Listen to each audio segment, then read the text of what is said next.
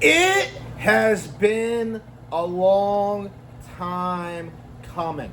I have seen one too many videos of some rando who can barely speak properly trying to tell us all that The Last of Us is the greatest story ever told in gaming. I have seen so many people over the past 13 years try and tell you that The Last of Us is a masterpiece, that it's some amazing thing, that it was some unprecedented success, that it was far beyond any other game that has ever come out. And without fail, it very quickly becomes obvious that anybody who says or believes this doesn't have the slightest clue of what they're talking about.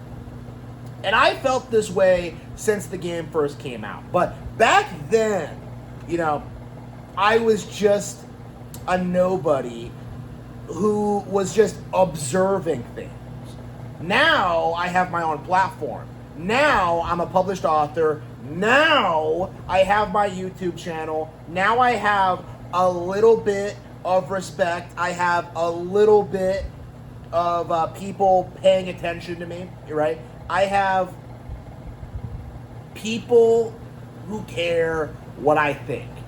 And as a result of that, it's time to finally deep dive into The Last of Us and explain to you all why this game is a complete disaster.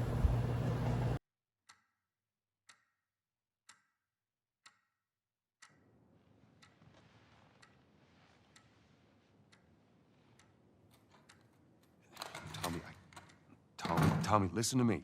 He is the contractor. He's the contractor, okay? I can't lose this job. I understand. Let's talk about this in the morning, okay? We'll talk about it in the morning. All right, good night. Hey. Scoot. Monday at work, huh? What are you still doing up? It's late.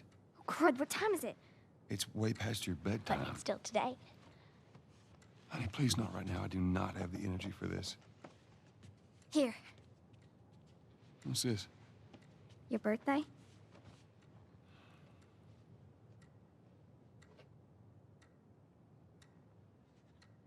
You kept complaining about your broken watch. So I figured, You like it? Honey, it's What? nice, but I think it's stuck. It's not. What? No. Oh, ha ha.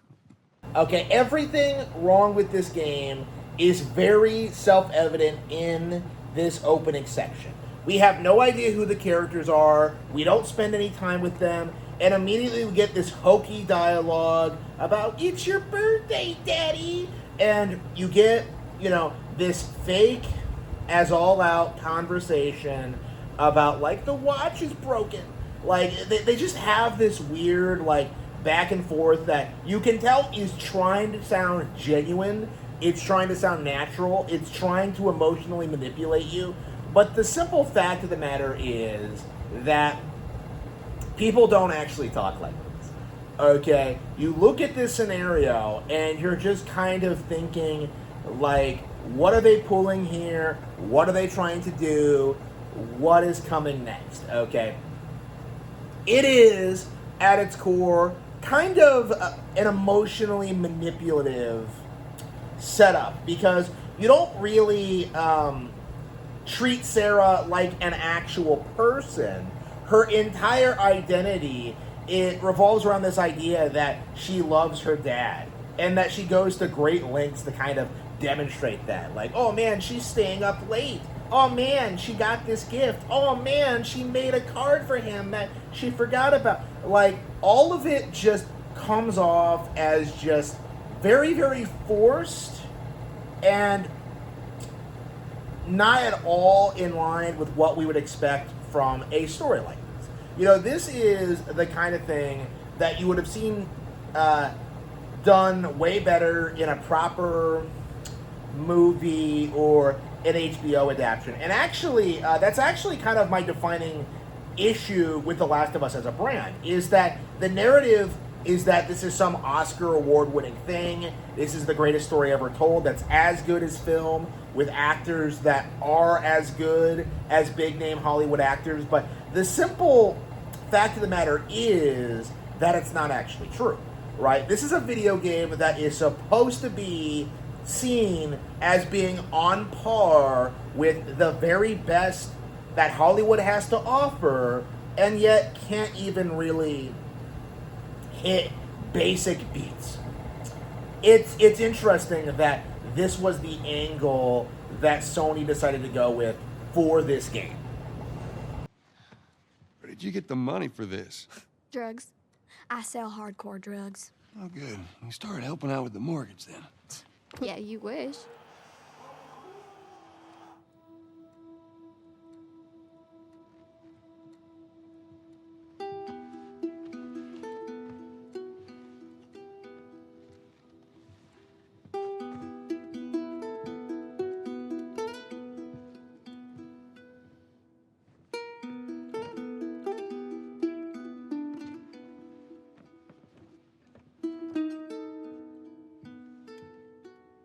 Good night, baby girl.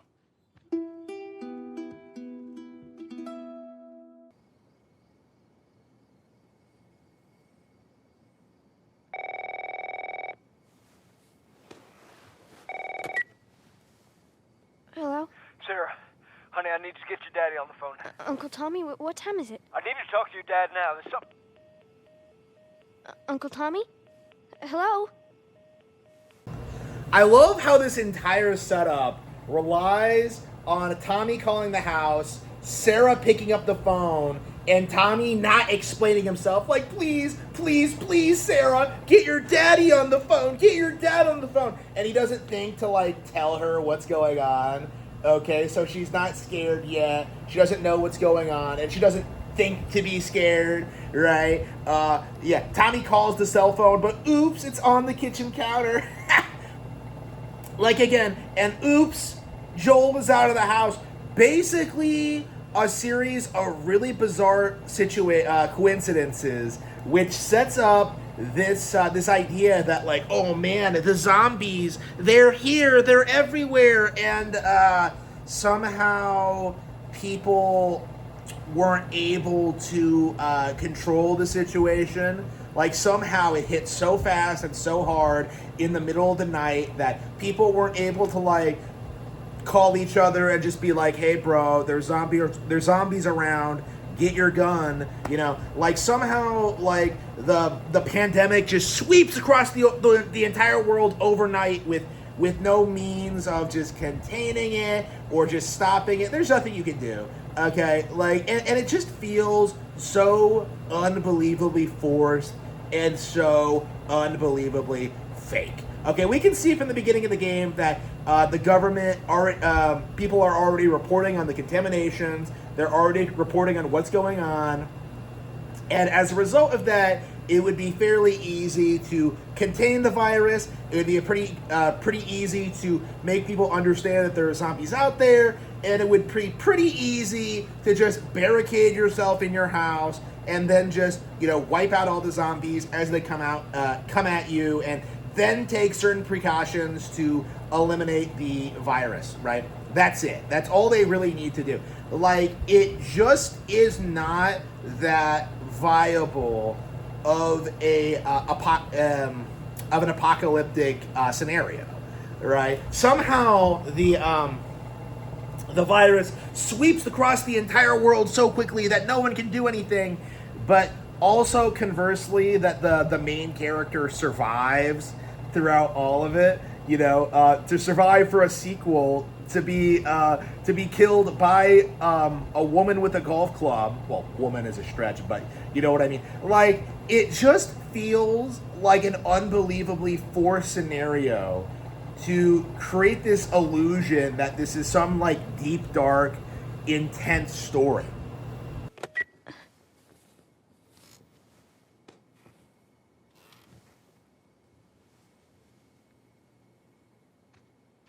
What was that all about?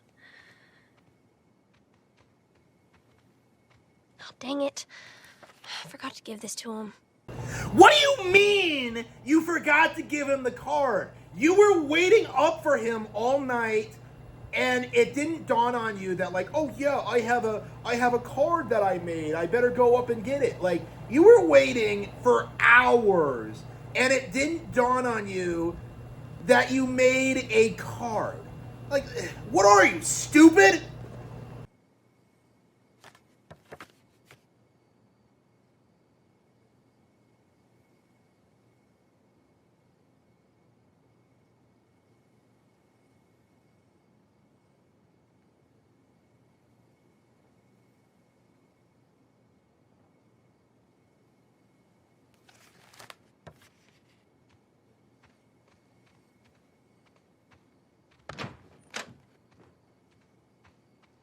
Dad?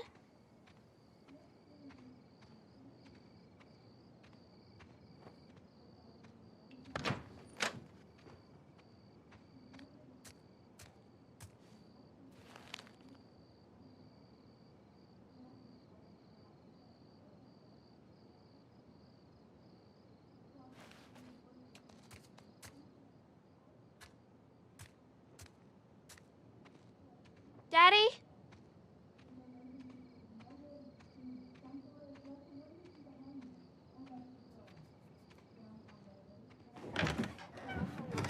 You in here? To be somehow connected to the nationwide Where the heck pandemic. are you? We've received reports that victims afflicted with the infection show That's signs nearby. of increased aggression and Increased aggression. The zombies were attacking people, and the brilliant minds in The Last of Us were not able to come to terms with the fact that this was a zombie outbreak. They had these people in hospice, they were, looking at these people, they were seeing the disease develop, and they weren't able to figure out how to stop it. Like, really? That's what you're going with, bro? That, like, oh man, it's just such a deadly disease, bro. There's nothing we can do. Like, it doesn't make any sense. Like, none. You're telling me that they had all the time in the world to figure out that zombies were a thing, and they didn't, they couldn't deal with it. They just let it happen. It was just a complete clusterfuck. And it's not like these guys show, like, subtle signs of, being a zombie, okay? As you're going to see in a couple of minutes. But, it would just be so simple to deal with these problems, okay? Like, there is fundamentally no conflict in these games, because all you have to do is deal with the zombies and establish, like, how the virus spreads and eradicate it. That's it. It's not really that big of a threat. there seems to be some commotion coming from Get the hell out of here, bro! What was that?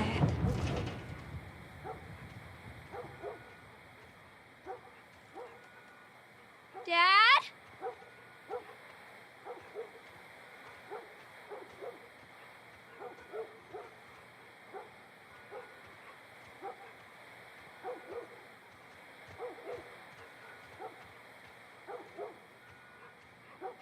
Dad?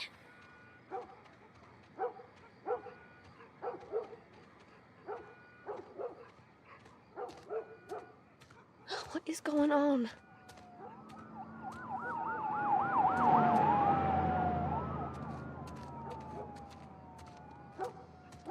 There's his phone.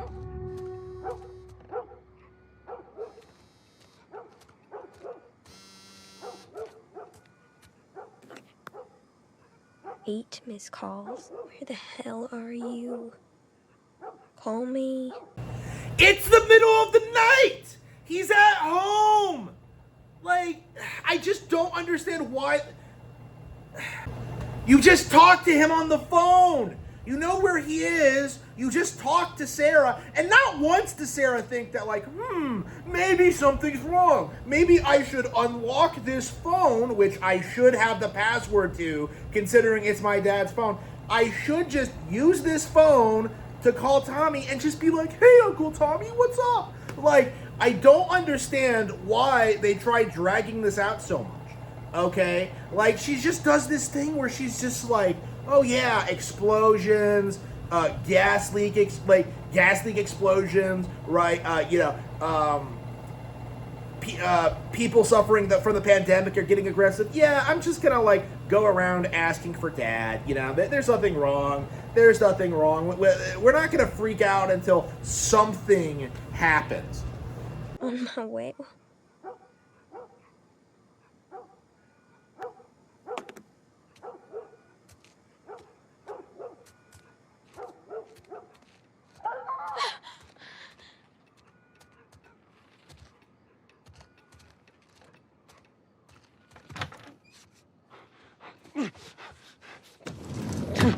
There you are. Sarah, are you okay? Yeah? Does anyone come in here? No, who would come in here? Don't go near the doors. Just stand back there. Dad, you're kind of freaking me out. What's going on? It's the Coopers. Something ain't right with them. I think they're sick. What kind of sick? Jeez. Yeah, I think they're sick right before a zombie runs into the glass door. Yeah, that's what I call a sickness. Is people just violently just spurging out and attacking me. Like, oh man, bro, are you sick?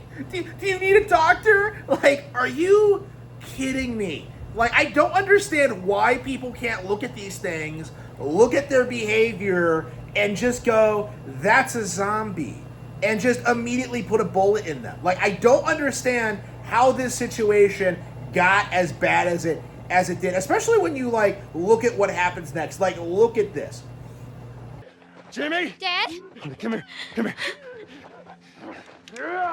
Jimmy, stay back! Jimmy, I am warning you!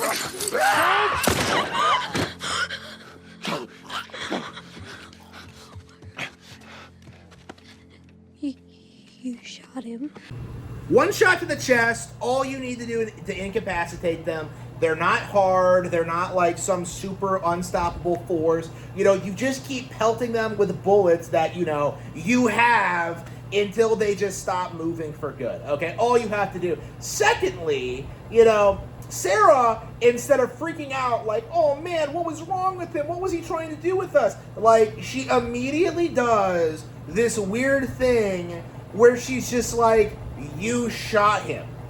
Now, this is kind of important because it kind of reflects kind of the liberal worldview in that, like, you're not supposed to defend yourself even if you're being attacked. So if a zombie is coming after you, you kind of have to do this thing where you're just like, well, I can't defend myself because zombies have rights too. Like, that's just kind of the impression here. That instead of freaking out that they're getting attacked by zombies, she instead decides to hyperfixate on the idea that her dad had to shoot someone. And that makes him a bad person. Like, that's the implication. Okay, that's like the what you're supposed to take away from this. That the little girl would be more put off by the fact that her dad shot a zombie than she would be that the zombie attacked them to begin with. Sarah, are you okay? Yeah? Does anyone come in here? No, who would come in here?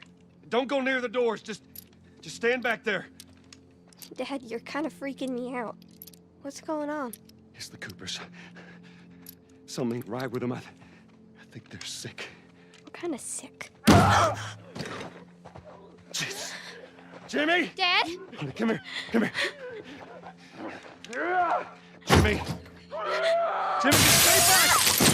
Jimmy, I am warning you!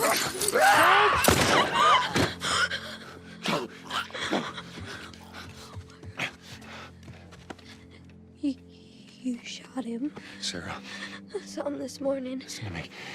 There is something bad going on. And we have got to get out of here. Do you understand me? Yeah. Tommy, come on.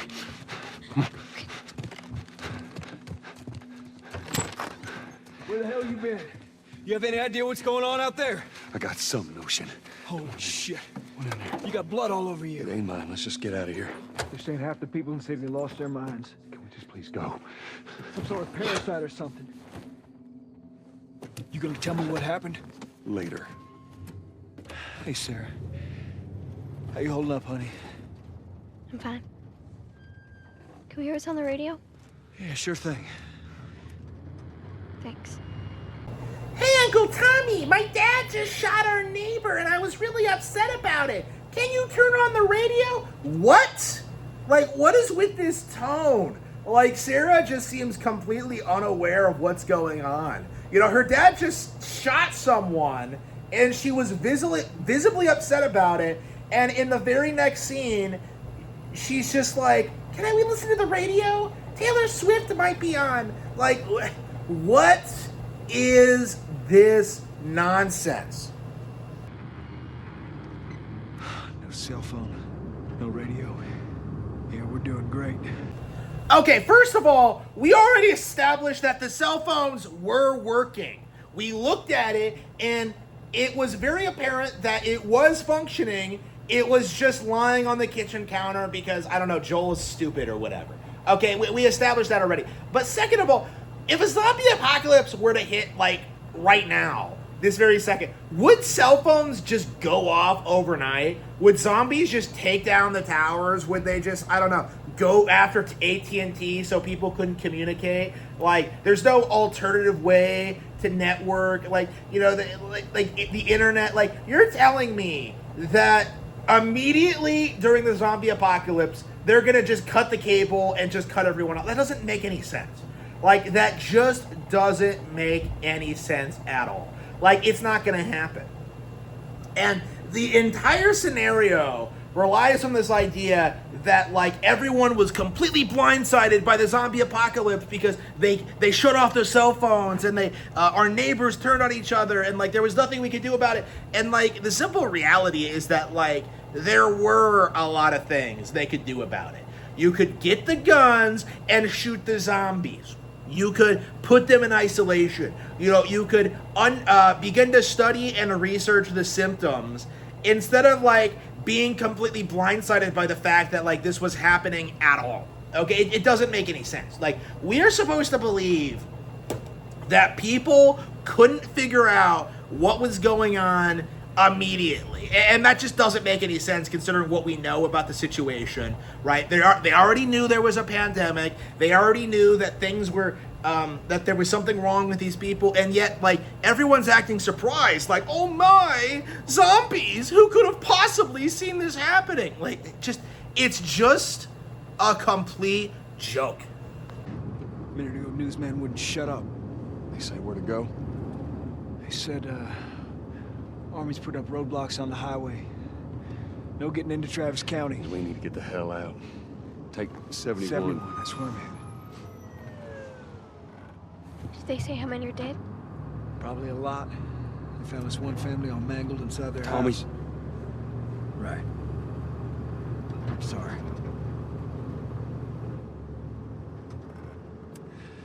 Jesus Christ, how did this happen? They got no clue. But we ain't the only town. First they're saying it's just the South. Now they're going on about the East Coast, the West Coast. Holy hell. That's Lewis's farm. I hope that sumbitch made it out. I'm sure he did. Were we sick? No, of course not. How do you know? They said it's just people in the city. We're good. Didn't Jimmy work in the city? That's right, he did. We're fine, trust me. All right. Let's see what they need. Who do you think you're doing? Keep driving. I got a kid, Joel. So do we. But we have room. Keep driving, Tommy. I love how the world hasn't even ended yet, and yet they're already refusing to help other people. Like, no, don't stop, keep driving, don't do anything for them. You know, which is, by the way, very similar to what happens at the ending. Is that, like, no, don't help other people. Like, I only care about you, Ellie, for my own selfish reasons. Again, it's like, it's very, very performative in a weird way because it's not really, heroic or reasonable or like something an actual person would do. It's like it's this needlessly bleak try hard mentality that like everyone is a fucking boomer and will like screw you over for no reason. Because what should be happening now is that like all the survivors should be getting together. They should be like, you know, putting down the zombies. They should be stopping the spread of the pandemic. They should be doing whatever it takes. They all should be working together, and which would happen realistically. But instead, like, no, let's. We've established that the plague's everywhere, but we can surely just drive away from it. Okay, it's just like, oh, but the army's shutting down the roads. Yeah, surely we can get past them. It's just like, it's just a goofy mindset, okay? Run from your problems and don't actually try and fix it. Don't help other people, just keep driving. Like, it doesn't make any sense even from like a logistical, like, from a character perspective, because nothing's really happened yet. You know, like the idea is that Joel is valuing Sarah's life more than the lives of other people. But like the simple fact of the matter is, as we're gonna see in a moment, like Sarah's fucked anyway. So like the all of this was for nothing. Like again, maybe if you weren't such a selfish douchebag, things would have turned out a lot better. You ain't seen what I seen. Someone else will come along.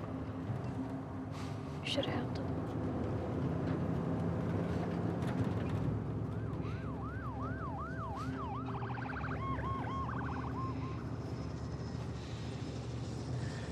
Oh, this is bad. Everyone and their mother had the same damn idea. We could just backtrack and... What the fuck, man? Let's go! Holy shit. Turn us around. Oh my god. Tommy! Tommy! Holy shit! What the fuck just happened? What the fuck just happened? Did you see that? Yes, I saw it. God damn. Turn here, turn here. No. Come on, people, move. Where'd all these people come from? Right? You look at, like, you know, the rows and rows of cars. Okay, fine, whatever. Everyone's trying to get out of town, whatever. But now, inexplicably, like, you have dozens of people in the street.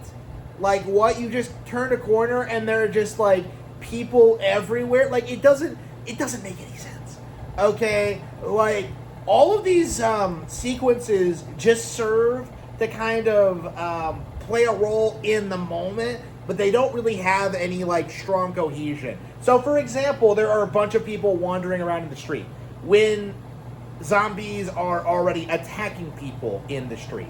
Like, it doesn't really make any sense. Like, again, people aren't going around armed. People aren't, like, you know, organizing. They're not fighting the zombies. They're not barricading themselves in. Nah, they're just wandering around.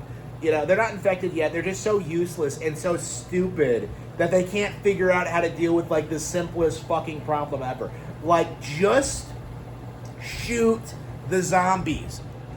What are they running from? Get us. I'm trying. Ah! Oh no. We can't stop here, Tommy. I can't fucking drive through them! Then Go! back up then! They're behind me, too! There! Hold on! Go!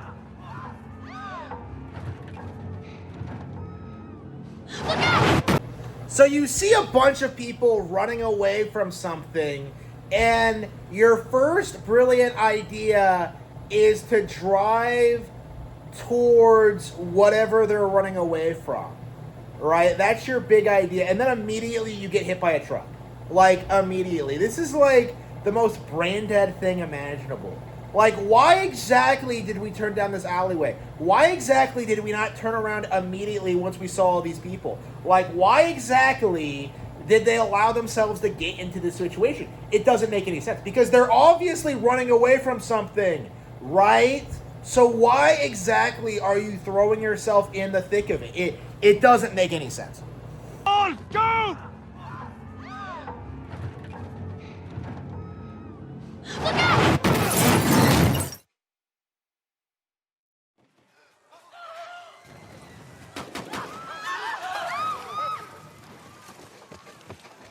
Daddy?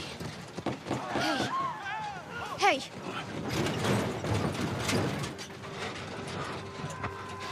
Get back. Get back. Okay.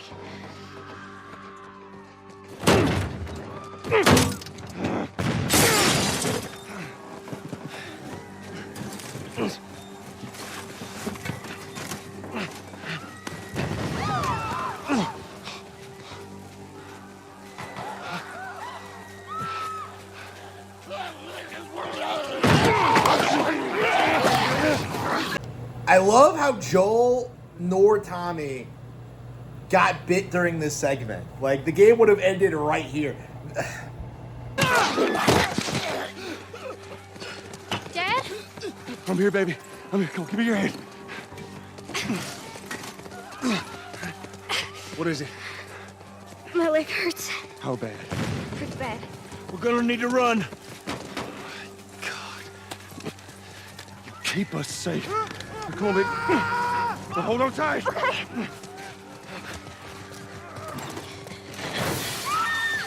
Daddy, I'm scared. Just keep your eyes closed, honey. Watch out!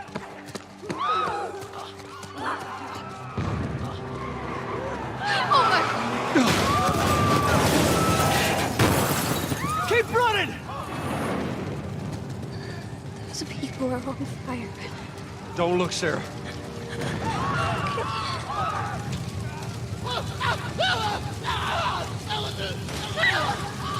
Over there! Why are they doing that? Keep looking at me, baby.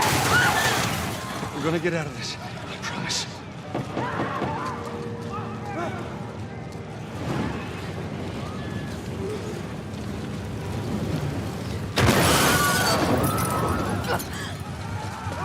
Get back! There's too many of them!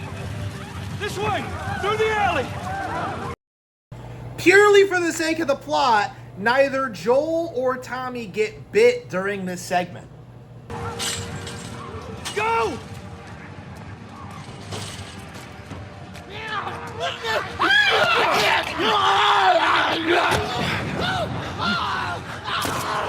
He's dead!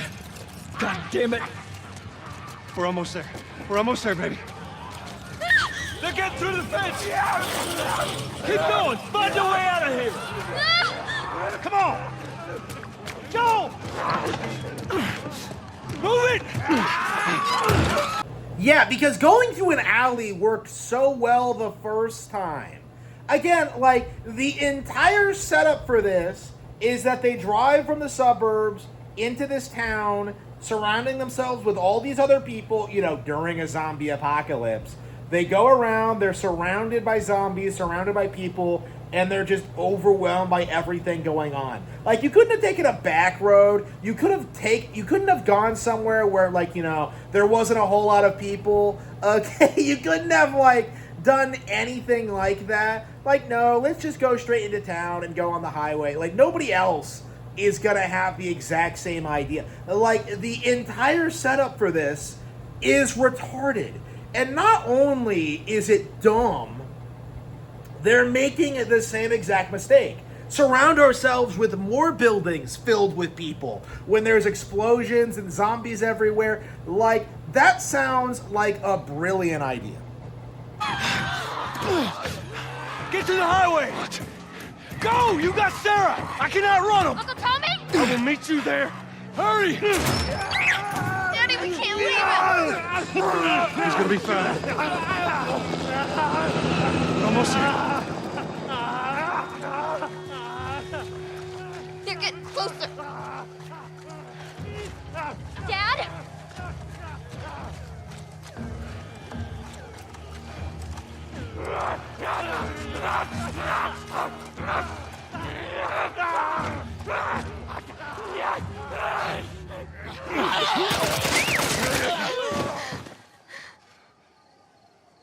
It's okay, baby. We're safe. We're safe. Hey, we need help. Stop! Please. It's my daughter. I think her leg is broken. Stop right there! Okay. We're not sick. Got a couple of civilians in the outer perimeter. Please advise. Daddy, what about Uncle Tommy? We're gonna get you to safety and go back for him, okay? Sir, there's a little girl. But... Yes, sir. Gotta love how the game keeps shifting between these wide open, empty hallways with nobody around to these huge crowd shots of like people pushing up against fences and like running in the street. Like there's no like real cohesion to it. There's no real sense of like scale, because every single time, like it feels like you're being railroaded. Okay, you're on this linear path watching this movie play out. And what ends up happening is that it creates the illusion that like you're in control, that things are like happening, but like it's all very like scripted and fake and performative as all out. Like you're telling me that everybody just happens to be on the other side of the fence. You're telling me that when one zombie tries to lunge at you and gets a hold of you, it's conveniently not able to bite you. Okay? You look at like what's going on, and it just feels like very, very scripted. And they keep doing this thing like, oh yeah, we're gonna get away from here, we're gonna do this, we're gonna escape. Like, escape where? Like what's your plan exactly? It just feels like there's supposed to be a plan, and yet like there really, truly, obviously isn't one. Somebody, we've just been through hell. Okay, we just need... Shit.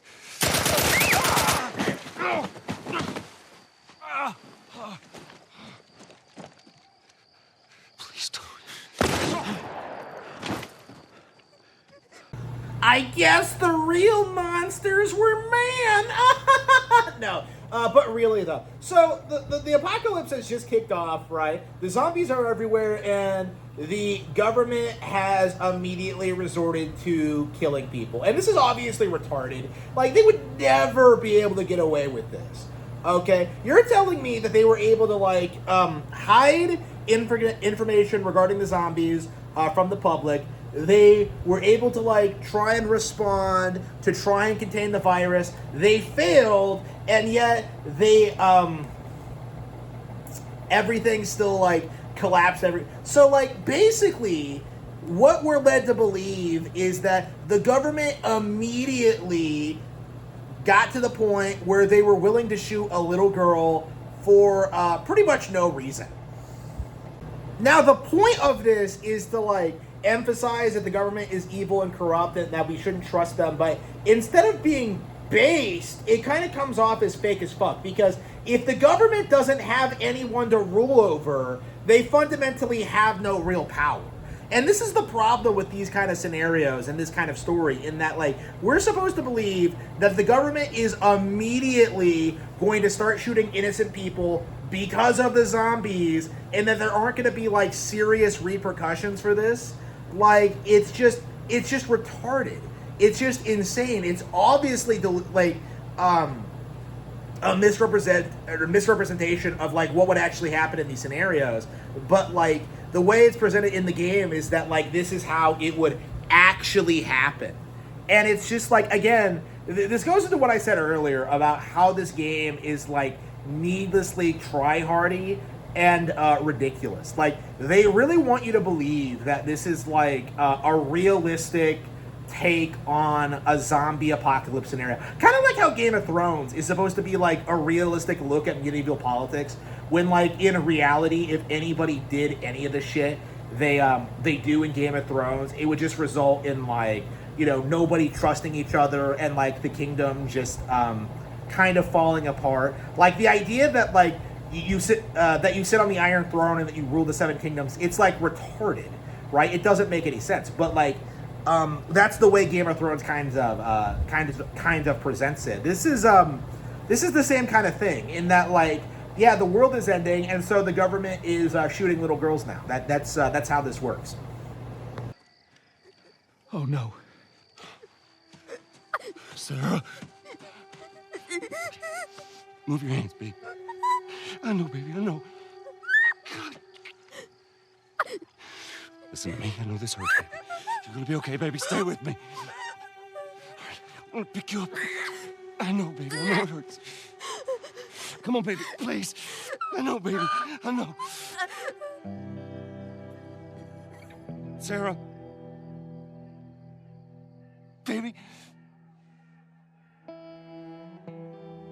Don't do this to me, baby.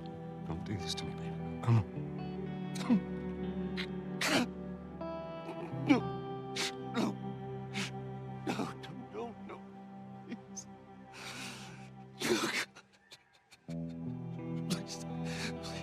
Please don't.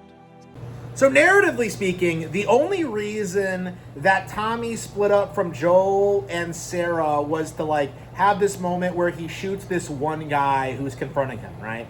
Like that's why they did it this way. So like Tommy could get the jump on him. But are we really meant to believe that this one guy is out like patrolling the perimeter by himself, like surrounded by zombies, surrounded by civilians who are probably armed, by the way, like who have orders to like shoot and kill people for really no reason, that are showing no signs of symptoms?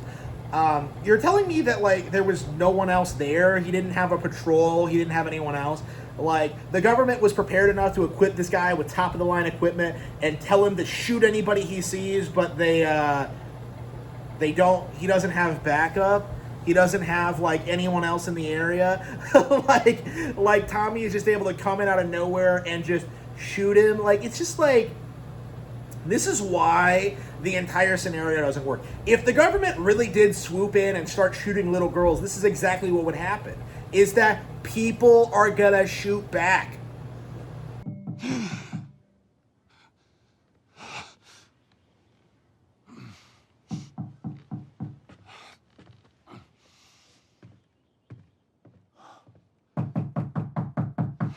I'm coming.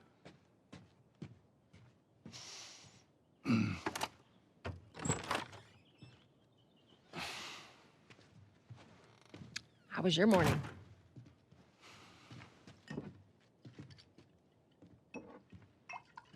Want one? No, I don't.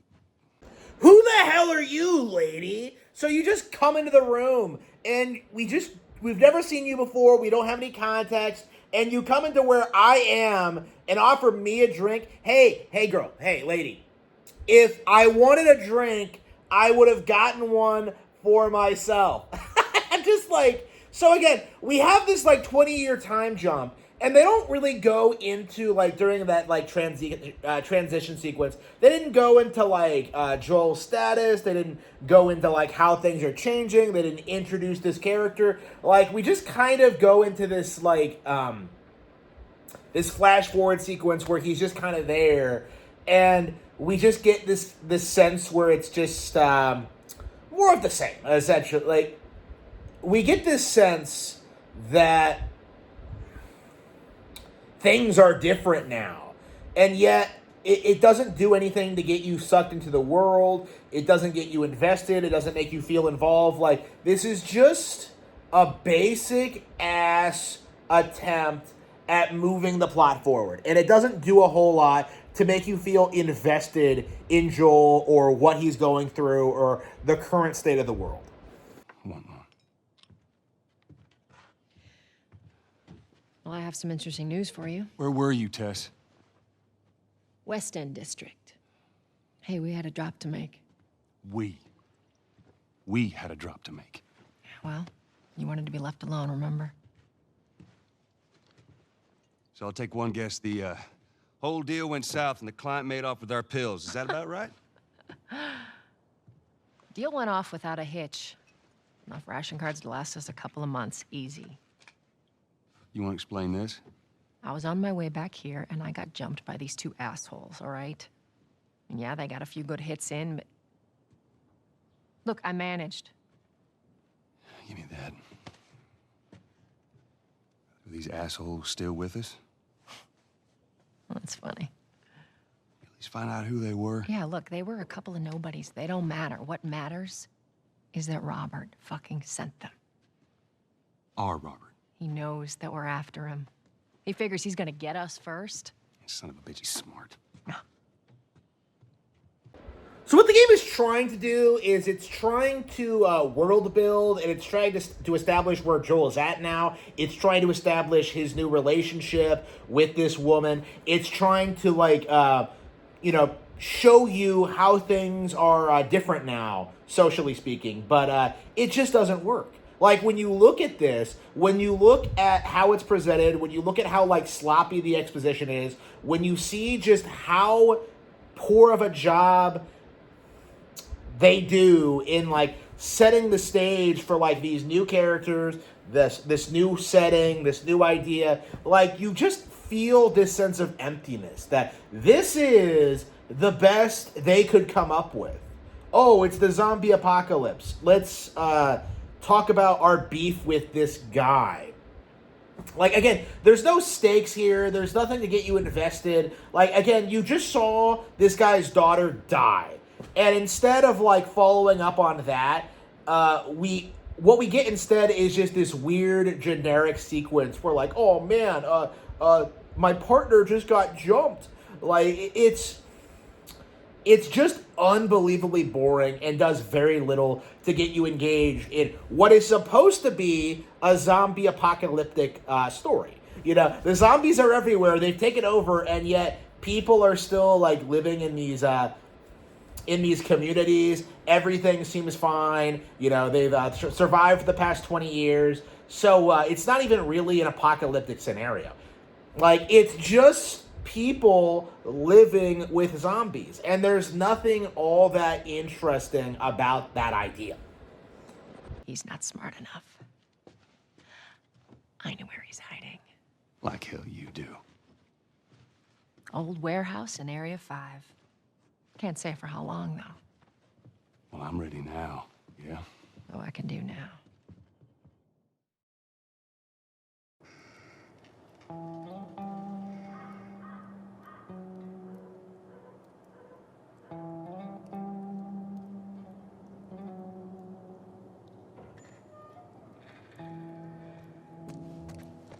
The checkpoint's still open. Only got a few hours left until curfew. Well, we better hurry up then. Are you serious? I got served the damn papers this morning. I've been selected for outside work duty. That's such crap. Soldiers are supposed to handle the outside. I'll make sure to tell them that.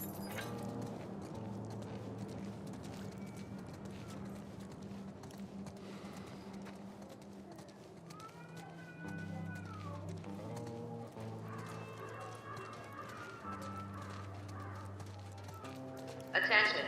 Citizens are required to carry a current ID at all times. Compliance with all city personnel is mandatory. Look at that. Ration line hasn't opened yet. Must be running low again. Hey.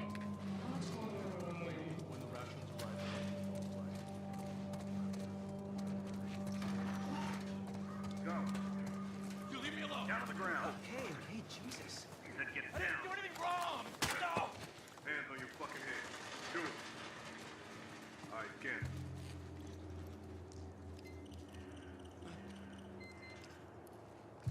Clean.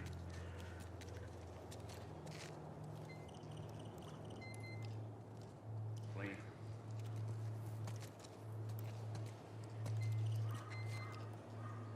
You don't like one. No. I'm not infected. It's wrong. This scan's wrong. Do it. Please. Eyes forward. All right. Sit down. Seems like more people are getting infected. That just means more people are sneaking in.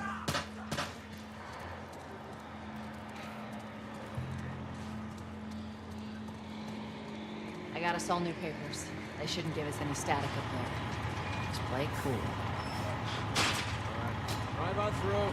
So this is your video game masterpiece, where you walk down a hallway and watch NPCs that you can't interact with, can't do anything with, can't speak to, just play out their scripted events, to do their little world building, and to try and tell a story, essentially. And not only is it boring to play, it's also not all that well written or engaging, right? Are you supposed to feel sorry for these people? Are you supposed to care that they're getting infected? Because as I've said earlier, it's fairly easy to not get infected in the world of The Last of Us, okay? Like, I just can't take this seriously. This entire concept that, like, oh man, the world is ending, zombies everywhere, like, all you have to do is just Stop the zombie spread. That's it. Like, I don't understand what's so difficult about this. Like, I don't understand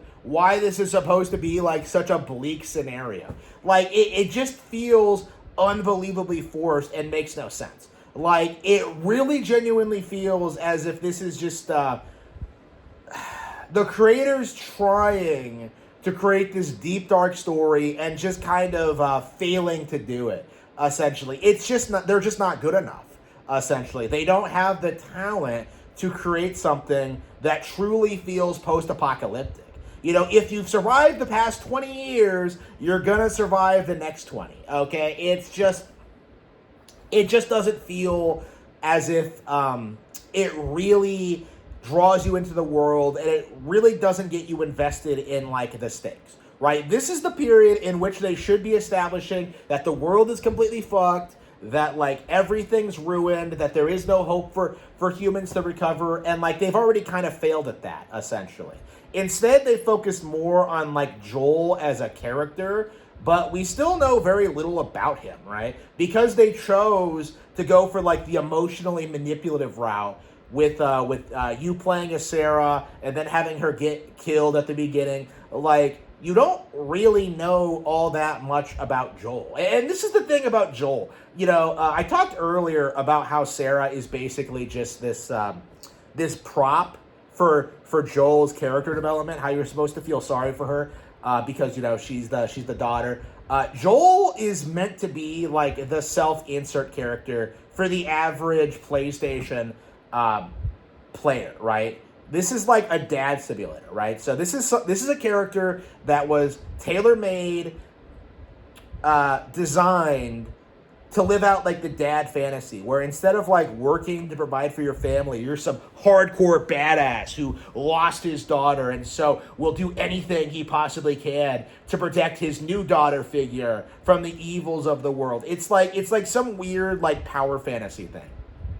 Okay, and it really comes off as creepy and weird. Like I talked a little bit about this with Pragmata and how they went about that. Pragmata might actually be worse than this though. But like it was very self-evident to me, even when this came out, that like a lot of like the really hardcore Last of Us fanboys were indeed perving on Ellie. Okay, the idea of protecting Ellie, like the idea of like fetishizing the idea of like killing people for this girl. It's a really disgusting thing. It's a disgusting thing that the audience has a tendency of doing, and I don't in any way like really see the way this game is presented as like being wholesome or being something that like has any basis in reality, because I think I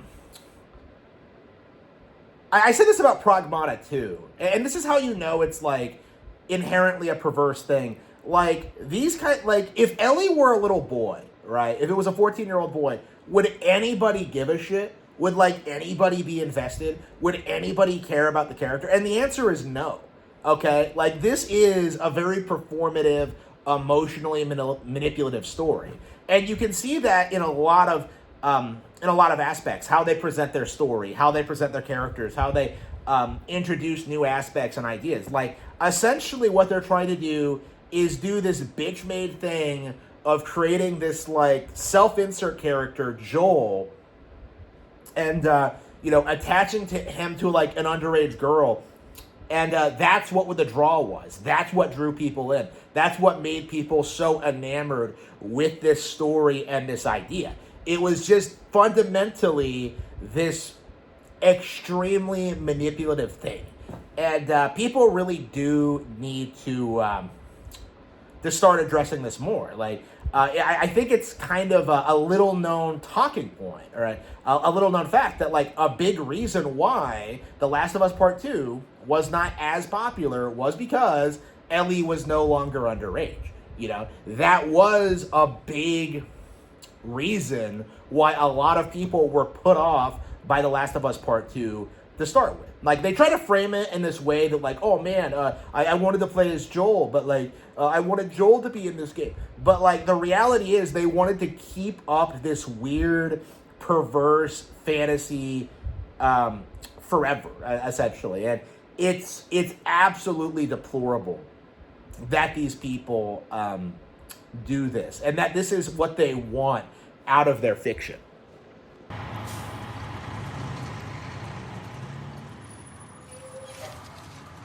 You see your IDs? There you go. What's your business here? Got the day off. Visiting a friend. All right, move on through. Thanks. Get out of here, Joe! Close it up! Fireflies! They're running! Come on, let's get out of here. Go, let's go, come on. Damn. Must clear the surrounding area immediately. Looks like the coast is clear. Attention. Checkpoint 5 is now closed until further notice. All civilians must clear the surrounding area immediately. So much for the easy route. Patch yourself up, all right?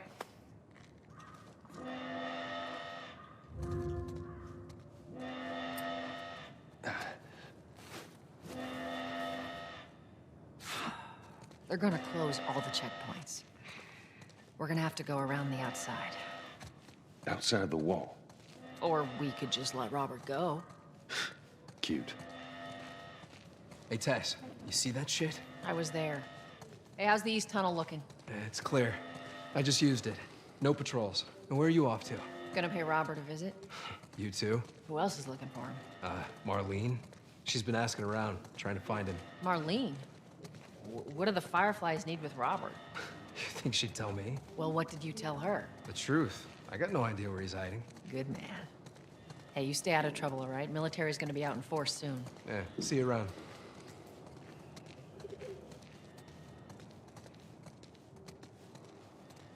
Marlene looking for Robert? What do you make of that? I don't like it. We better find him before the Fireflies do.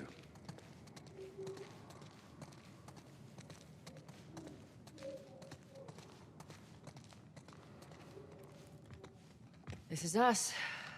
Hey, guys. How's it going? Shit's stirring up out there. How we looking over here? It's been quiet. No signs of military or infected. That's what I like to hear.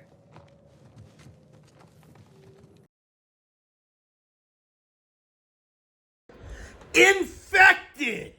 That's what they're calling the zombies. The infected. Which I think is the most basic way that any zombie property tries to set itself apart. Like, we can't call them zombies. That's such a generic, basic thing. Like, we gotta come up with, like, I don't know, we gotta call them the infected, or the mob, or, like, the flesh eaters, or, like, it's like they always come up with something. And I'm just like, bro, they're zombies. I don't understand what's so difficult about this. And that's the weird thing about this, okay? Like, The Last of Us, in a really weird way, is kind of ashamed of being a zombie story. And that's, like, the weird thing about this. If you really think about it, like, logistically, it's not really a zombie story. Like, the zombies don't have anything to do with the actual plot. Like, the zombies just kind of exist, but in actuality, typically the plot is driven by, like, the military or the Fireflies or, like, any of these other factions. You know, like, the zombies just kind of exist, and they're, like, used as a justification for, like, why there is no order and that there's no, there's this sense of lawlessness. But, like, in and of themselves, they really don't matter at all. And it's really bizarre. Like, when you look at, like, a far better zombie property, Resident Evil, which, by the way, actually does call them zombies. Like, when you look at Resident Evil, like, the zombies actually serve a purpose, right? They're actually, like, they actually have lore attached to them. They actually have, like, you know, they actually do things. They're actually a threat. They're actually, like, you know, actively involved in the plot, right? You know, they're your primary opposition as you go through, like, the mansion or whatever. Like, when you look at The Last of Us, like, what ends up happening? You know? Like, the zombies exist, but again, in this 20-year later sequence, right, when the game proper begins, you're dealing with the military. You're dealing with the Fireflies. You're dealing with society. You're not dealing with the fucking zombies. And in fact, like, the game has this, like, wants to give you the impression that, like, there's nothing you can possibly do about the zombies, so just kind of forget about them. And it's just such a weird way of looking at things. Like, you really think that society as a whole, like, wouldn't be actively working to, like, rid us all of the zombie plague? They really want you to believe that the zombies are such a threat and that they can't be cured, that, like, there's nothing we can possibly do to stop them, and that's just very observably not true. Okay, if they're not even a threat in the day-to-day lives of these people, why exactly should we ever care about anything they have to say? Joel, give me a hand with this.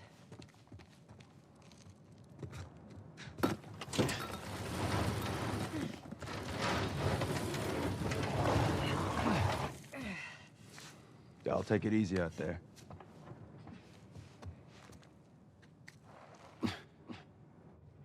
Let there be light. Oh, God, this place reeks. I need to watch what they throw away down here. Let's grab our gear.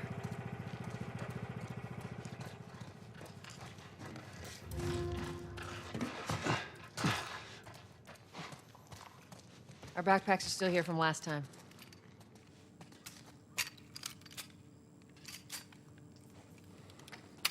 Not a lot of ammo.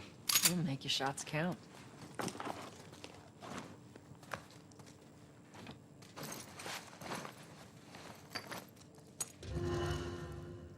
All right, Texas. Boost me up.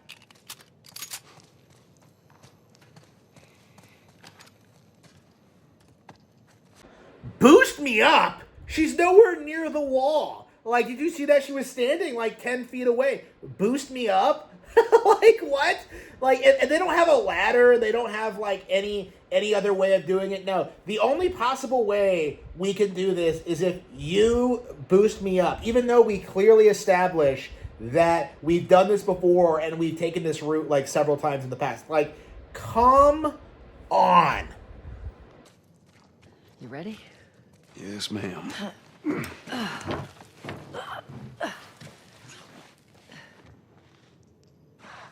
Come on.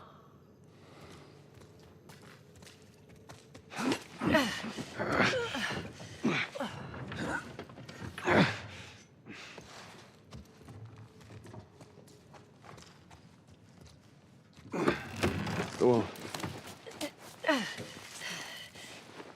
Got it.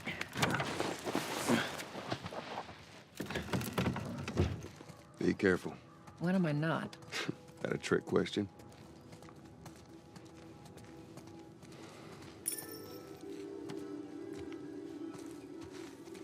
Ain't been out here in a while. It's like we're on a date. Well, I am the romantic type. You got your ways.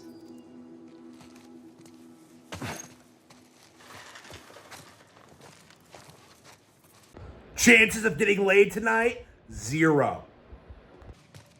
Pick up that ammo. I'm sure we'll need it.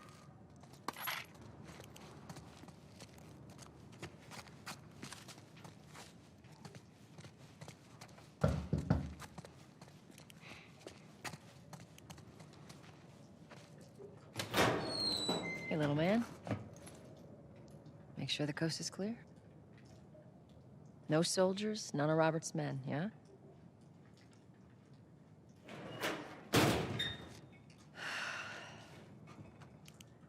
You know he's expecting us. Well, that'll make it more interesting.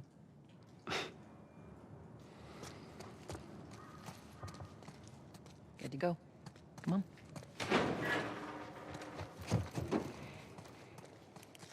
Hey, Tess. Hey, Lynn, how you doing today? I heard you Not got right some now, work. Terrence. No, it's good. Look, I Not got the car. now. You hear me? Okay. Can do that. Oh, look at that.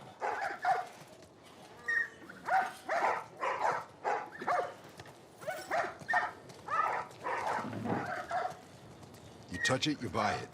Tess.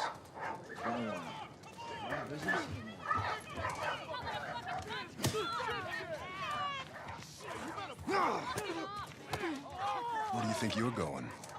Malik, sit back down. Oh, sorry, Tess. Didn't realize you two were together. Go ahead.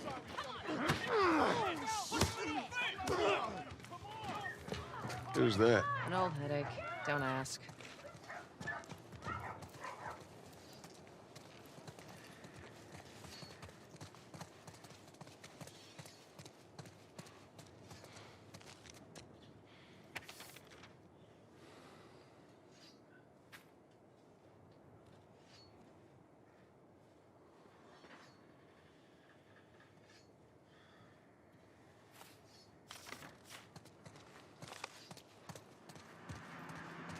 Guy's been hoarding all sorts of shit in the factory. Whoa, hold on.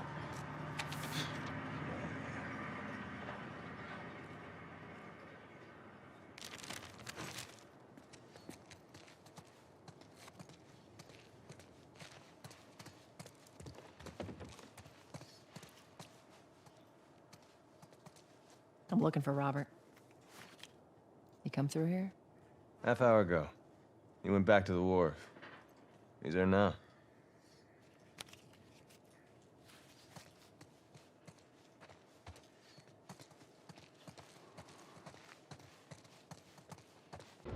Okay, just so we're clear, I will be skipping large chunks of the gameplay if they don't service the overall plot. Like, I've gone into the gameplay a little bit already, but it's basically just some generic stealth TPS, okay? Where you sneak up behind zombies and choke them out somehow. It looks ridiculous. Like, you would think that you wouldn't want to get anywhere near these things, and yet, like, it happens all the time. It's just really silly looking and makes no sense. But the game itself is just unbelievably boring and not really what people remember when they talk about The Last of Us.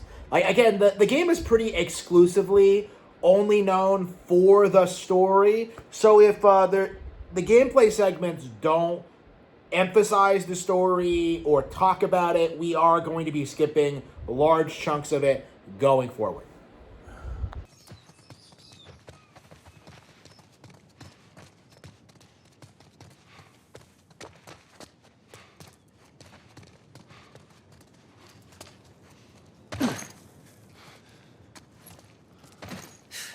More of Robert's guys. Shit, I see him. How do you know they're coming?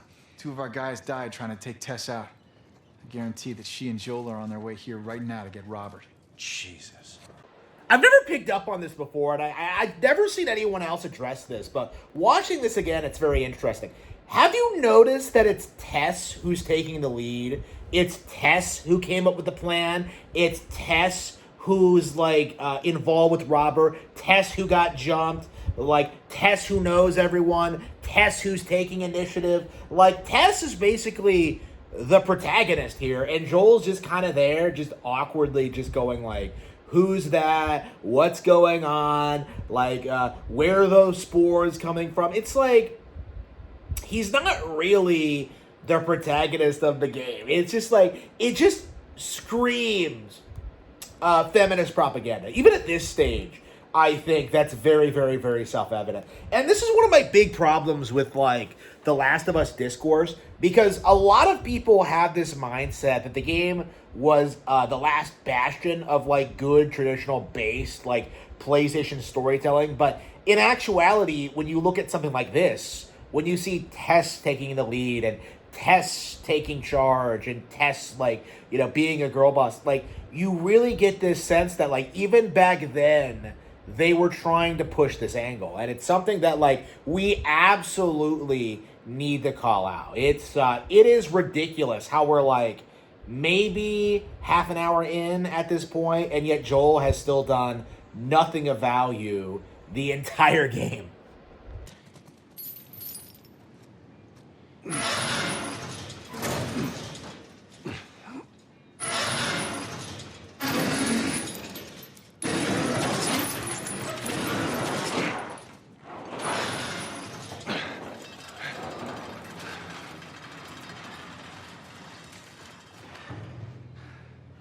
There's our boy.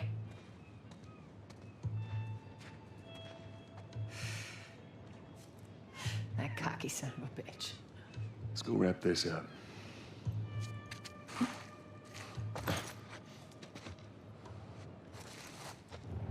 be smart about this. There's a lot of them. Yeah, well, we lost our contacts in the north, contacts in the south. Shit, I don't know who left out there to sell us stuff. This is why we're taking shitty protection. Fuck him out there. They're back to be good for you. If he is, then what? Look, buddy, don't. 2 of our guys died taking out Tess. So they jumped her on the way back from a job. She killed 2 of them, and then she went to go get Joel so they could, like, go kill Robert. Like I said, the game goes to extraordinary lengths to make Tess look like some hardcore badass who doesn't take crap from anybody, but, like, realistically, she would have gotten, like, positively wrecked. Okay? You're dealing with guys who have numbers, who are better armed, who have more resources. She couldn't even get Joel out of bed to go to the job with her, okay? Because he was just too sad about his dead daughter. Like, again, this is the narrative that the game wants to push. This is its ideology, is that it wants to push people like Tess as these, like, hardcore, hyper-competent people, girl bosses, but, like, realistically, that's not how this goes. And it's something that we do need to call out more often. Like, no, it's not possible for a woman to just be, like, you know, hardcore and badass enough to do this stuff. Like, it's just not going to happen. Okay? And it is high time that we start addressing it. Like, yes, Sarah Connor does suck. Okay? Like, these classic girl boss characters, they do suck. Like, we do have to address that this Hollywood cliche has no basis in reality, and it is actively making these kinds of productions worse. This game should be about Joel and Ellie. And here we are spending this entire segment hyper-fixating on Tess, specifically. A character that fundamentally does not matter and that nobody cares about. Get the fuck back! We just want to talk, Robert. We got fucking nothing to talk about! Put your gun down. Go fuck yourself! I love how all the guards in this game are conveniently standing around, their backs to you, while everyone else is some distance away looking the other way while you come up and choke them. Like, again, this happens over and over and over again.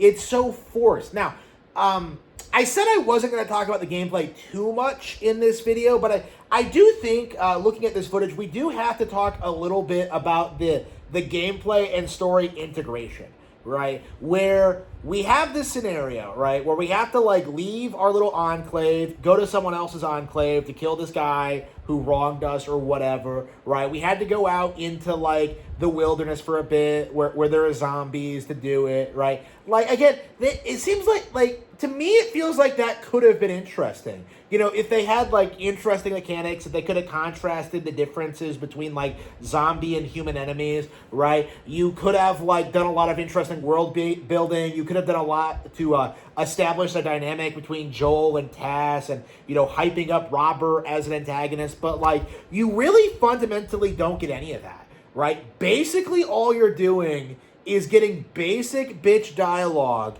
with Joel and Tess, who are basically just generic male and female leads going through this generic post-apocalyptic hellscape to fight some guy that did something wrong. Okay, that's all there is to it.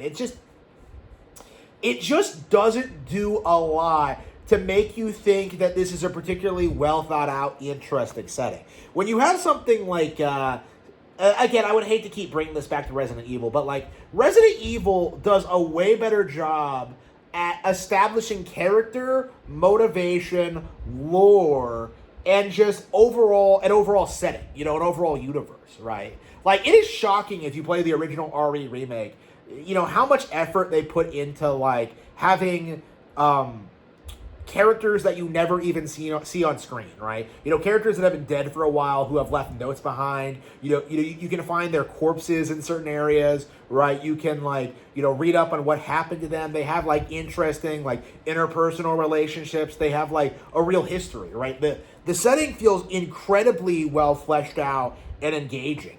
And then you look at this, and it's just some generic, oh yeah, let's go beat up this guy because he beat us up, right? And it just doesn't make a whole lot of sense. It doesn't really resonate with you the way it should. And I think this is the core problem with The Last of Us, is that it's a video game that's trying to be a movie and yet doesn't really succeed at either. Because the gameplay is boring, generic, and uninspired, and the movie side of it is just a generic zombie movie. There's nothing that really sets The Last of Us apart from its endless contemporaries in the actual zombie film genre. Nobody would play this game and come away thinking it's better than the George Romero classics or 28 Days Later or any of these films that people love to this day, right? Again, it's a pretty well celebrated genre. And not only that, it's a genre that's been adapted better in the video game format before this. There's nothing about The Last of Us that really sticks out from a storytelling perspective or a gameplay one. It's just not that good of a game. Running! Robert! Joel, this way!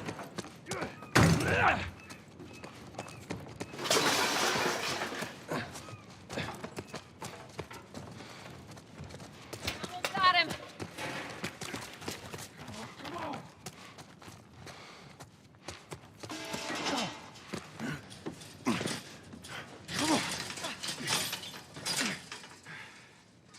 Well, hello, Robert. Did that fucker just throw his gun? What did he think that was gonna accomplish? This is just as good, right?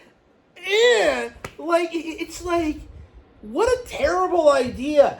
First of all, if he was running out of ammo, he could just go get more, okay, eventually. Throwing the gun away doesn't really do you any good at all. And then, there's the fact that, Joel and Tess might have ammo on them, and that they could use the gun, to kill him.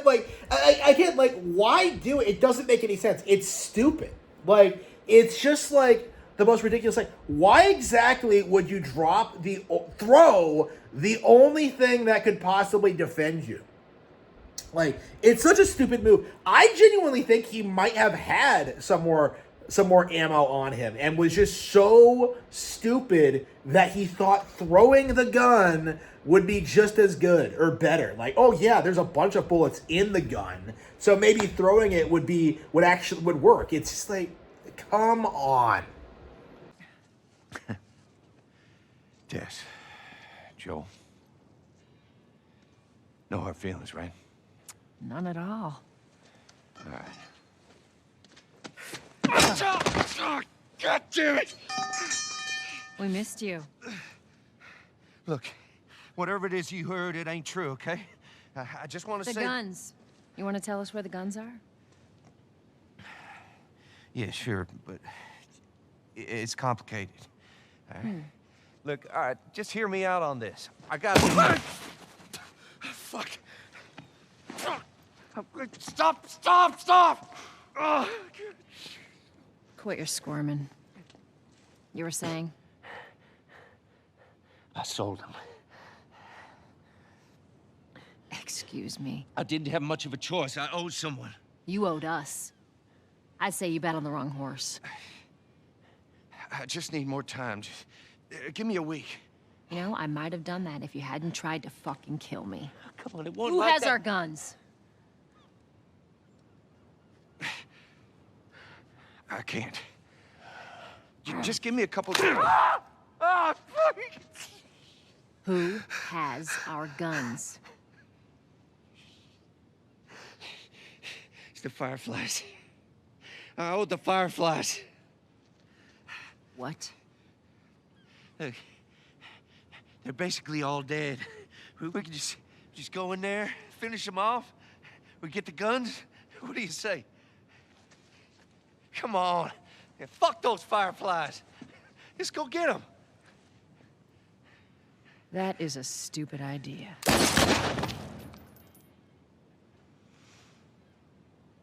Well, now what? We go get our merchandise back. How? I don't know. We explain it to them. Look, let's go find a firefly. Okay, so let me get this straight. This is this guy's territory, okay? He has a couple of dozen or so people wandering around protecting his territory, right? He has armed guards. He has, like, all this product. You know, he's a gang leader, basically. He has all these resources. He controls the territory outright. He doesn't have an escape route. Like, he doesn't know his own territory enough to, like, avoid running into a locked gate. Because if you think about it, like, they left the room, they were chasing him, and he immediately goes to this gate. So he doesn't have a key. He doesn't have any way to, like, get past it. Like, he couldn't have taken another route. Like, we're supposed to believe that he would take one turn and then instantly get completely felted by a gate. Like, it's like, come on, like, this is his territory. He should know better what to do in these kind of situations. Like, he just folded like a complete bitch because Tess is such an alpha female boss bitch that she just put him in his place without even really trying. Like, this is my territory now. Like, it's just, what were they thinking? I don't know. We explain it to them. Look, let's go find a firefly. You won't have to look very far. Explain it to them? You're gonna explain that someone illicitly sold your property to a terrorist organization, and you think that they're gonna come out and they're gonna be like, oh yeah, we were gonna use these weapons to commit acts of domestic terrorism, but we don't condone theft, so here you go. By the way, do you want some cookies? Like, it's not going to happen. The best thing you could do under these circumstances is just cut your losses and move on. Like, I don't know. Maybe you could report it to the authorities. I don't know, but like, you're not getting those weapons back. Okay, like, it's just not gonna happen. And this is my mindset, like, looking at this game and, like, you know, just seeing all this play out is just like, so much of this is forced, okay? They did so little to build up Robert as an antagonist. They did so little with him. They did so little to set up, like, the Fireflies and the government and, like, the current state of the world. Like, you just look at this and you just come away feeling that it's just not engaging in the slightest. Like, I'm not curious to see how this plays out. I'm not invested in the weapons. I'm not invested in, like, the theft. I'm not invested in, like, the circumstances surrounding this. Like, all of it is very, very contrived. All of it, I think, is to set up the eventual meeting between Joel and Ellie and setting up the rest of the game's plot. Like, there are so many better ways that all this could have played out. And the simple fact of the matter is, what they did was boring, generic, and uninspired. And really has very little to do with what happened in the opening sequences. Like, this was a terrible opening act for a video game. There you go. Queen Firefly. Why are you here? Business. You're looking so hot. She was standing right behind them? What? How contrived can you get? Like, it's like the game realized how ridiculous the idea of seeking out a terrorist organization to get their weapons back actually was. So they just had to create this contrived scenario where they know the leader of the Fireflies, and she's right there. You know, right when they're talking about her. Like, again, contrived, unbelievably basic. None of this makes any sense whatsoever. Oh yeah, instead of explaining why she's there, she instead does this thing like, oh yeah, you don't look so good. Bitch, cut to the chase and explain what you're doing there. Do not beat around the bush. I don't understand why they have to drag this out longer than it needs to be. Where's Robert?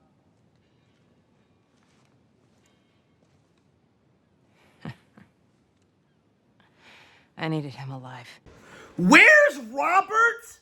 Like, are you serious? You didn't hear the gunshot? You didn't hear the conversation? Like, but you're there right when they start talking about you. So you ask, where's Robert? See the body. And it's like, how did you not see the body? How did you not know what was going on? Like, why exactly did you come out of nowhere, out of the shadows, if you weren't aware of what was going on? Like, it just doesn't make any sense. Like, it is such a stretch to assume that this bitch, like, was in the area right when they were talking about her, asks where, like, it's just like, there's just way too many, like, contrived circumstances here, right? Where it all just comes together to create a scenario that's just unplausible. Like, nothing about this makes any sense. The guns he gave you, they weren't his to sell. I want them back. Doesn't work like that, Tess. The hell it doesn't. I paid for those guns. You want them back? You're gonna have to earn them. How many cards are we talking about? I don't give a damn about ration cards. I need something smuggled out of the city. You do that, I'll give you your guns back, and then some. How do we know you got them? Well, I hear the military's been wiping you guys out. You're right about that. I'll show you the weapons. Yes, sir. I gotta move. What's it gonna be? I want to see those guns. Follow me. We gotta get out of here. Now. You want this deal? We gotta move. I know a way around this. Come on.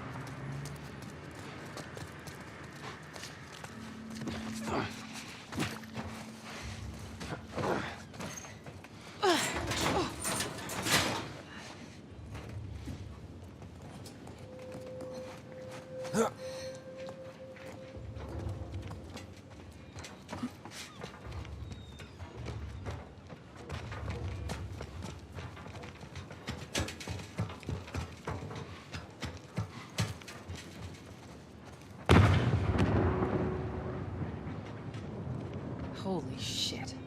Is that your people? What's left of them? Why do you think I'm turning to you guys? This way. So why now? We've been quiet. Been planning on leaving the city, but they need a scapegoat. They've been trying to rile us up. A scapegoat? Fucking really? You're committing acts of domestic terrorism. Like, why are we, like, even giving you the time of day? Like, I don't understand why we couldn't just turn this bitch over to the authorities and get our stuff back. Okay? Like, that's all we would have to do. Like, Tess is just, like, looks at her, and I'm just like, why doesn't she just put a bullet in her now? Hand her over to the military and, like, explain what happened. Like, there's no reason for the plot to happen, essentially.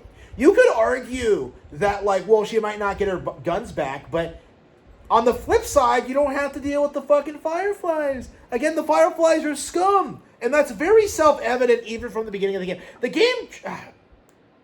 game is really interesting in that it tries to do this thing where it tries to, like, present the Fireflies as being morally gray, you know, because, like, ooh, it's such a dark, bleak world. But, like, in reality, they're scum. And they always were scum, and it's very self-evident that they're scum.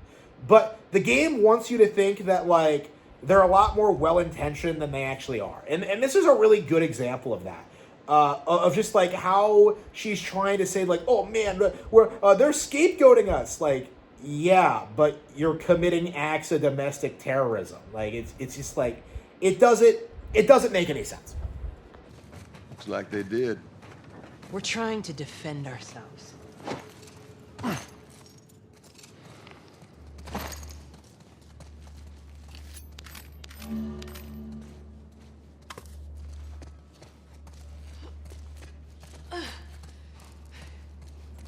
Joel, give me a hand with this.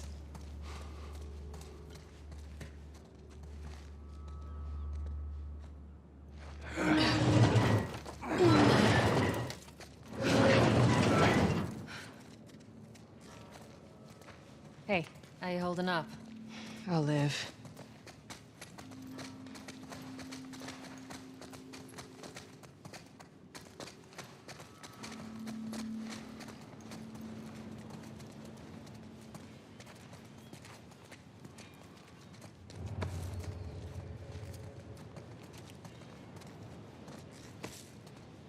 Hold up. Soldiers. That's the way out. The door under the bridge. I ain't a big fan of these odds. We can sneak by them, even though I know that's not your style. Sneaking by them isn't his style? That's all he does in these games. That's what he was doing when he was going after Robert, was sneaking up on people and snapping their necks. You are gonna try and tell me that sneaking isn't Joel's style. Like, this is straight up a stealth game. Like, what are you well, I mean, a stealth game as in, like, a casual AAA, like, variant of the stealth genre, but, like, it's still superficially a stealth game where you're sneaking up on people, pressing a button, and then choking them out. Okay? Like, what do you mean stealth is not his style? Joel, give me a hand with this. She can't even open a door? Whoa. Come on now. Get on up. The fuck away from her! Hey! Let her go. You're recruiting kind of young, aren't you? She's not one of mine. Oh, shit. What happened? Don't worry, this is fixable. I got his help. But I can't come with you. Well, then I'm staying. Ellie, we won't get another shot at this. We're smuggling her? There's a crew of Fireflies that'll meet you at the Capitol building. That's not exactly close. You're capable. You hand her off, come back, the weapons are yours. Double what Robert sold me. Speaking of which, where are they? Back in our camp. Double what Robert sold me. So we're supposed to believe this bitch who runs a terrorist organization is just gonna willingly give up weapons that she desperately needs to fight the remnants of the US government. Like, it's just not realistic. Like, again, it's just a giant cope. Like, she's obviously bullshitting, but my view on this is that, like, why is Tess going along with it? Like, it doesn't make any sense. So she'll give us extra guns if we leave, smuggle this little girl to the Capitol building, which is quite a ways away from here, and then come back? Like, why would we do that? Like, it just seems like this huge, unnecessary risk that doesn't really... That's not really enough of a... It's not going to give us enough of a profit, essentially. Like, you are asking us to do insane work for basically to get a bunch of guns that we already had. Like, I just don't buy into it. Like, it doesn't make any sense. We're not smuggling shit until I see them. You'll follow me. You can verify the weapons. I can get patched up. But she's not crossing to that part of town. I want Joel to watch over her. Whoa, I don't Well, think that's shit, the I'm not best going idea. with him. How do you know them? I was close with his brother, Tommy. Said if I was ever in a jam, I could rely on him. Was that before or after he left your little militia group? He left you, too. He was a good man. I could just take her to the North Tunnel and wait for me there. Jesus Christ. Just cargo, Joel. No more talking. So this is our big, wholesome video game where you have your 14-year-old girl who swears way too much.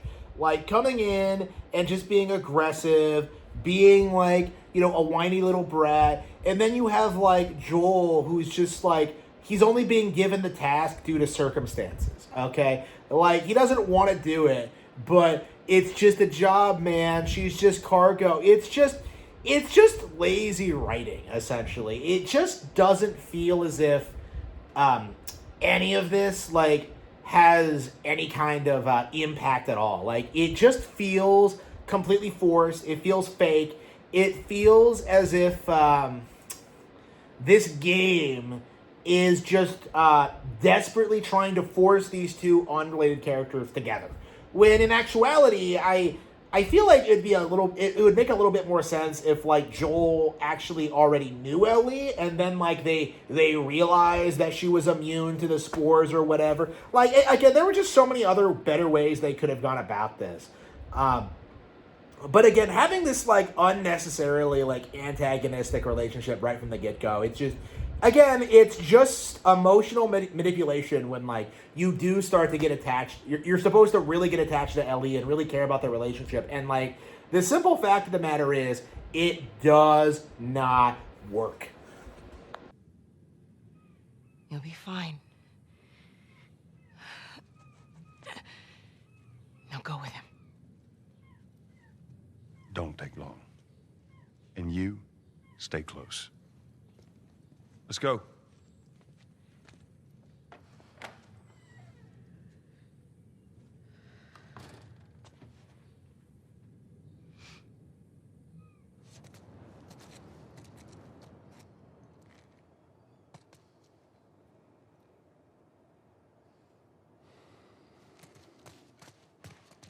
Whoa. I heard all the shooting, but what happened? Fireflies. Same thing's gonna happen to us if we don't get off the street. You're the pro. I'm just following you.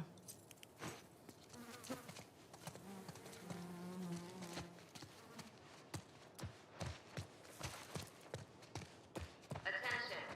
Harboring or aiding one criminal is punishable by death. Do not place yourself at risk. Report any suspicious activity immediately.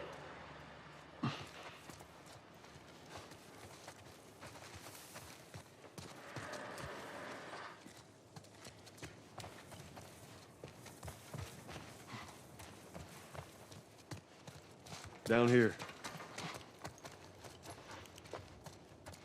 Attention. Harboring or aiding one criminal is punishable by death. Keep up. Do not place yourself at risk.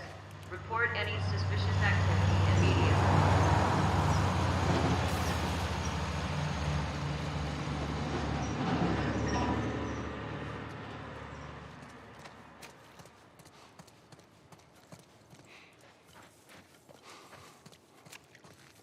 Where are we going?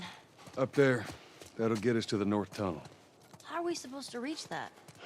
Just give me a minute.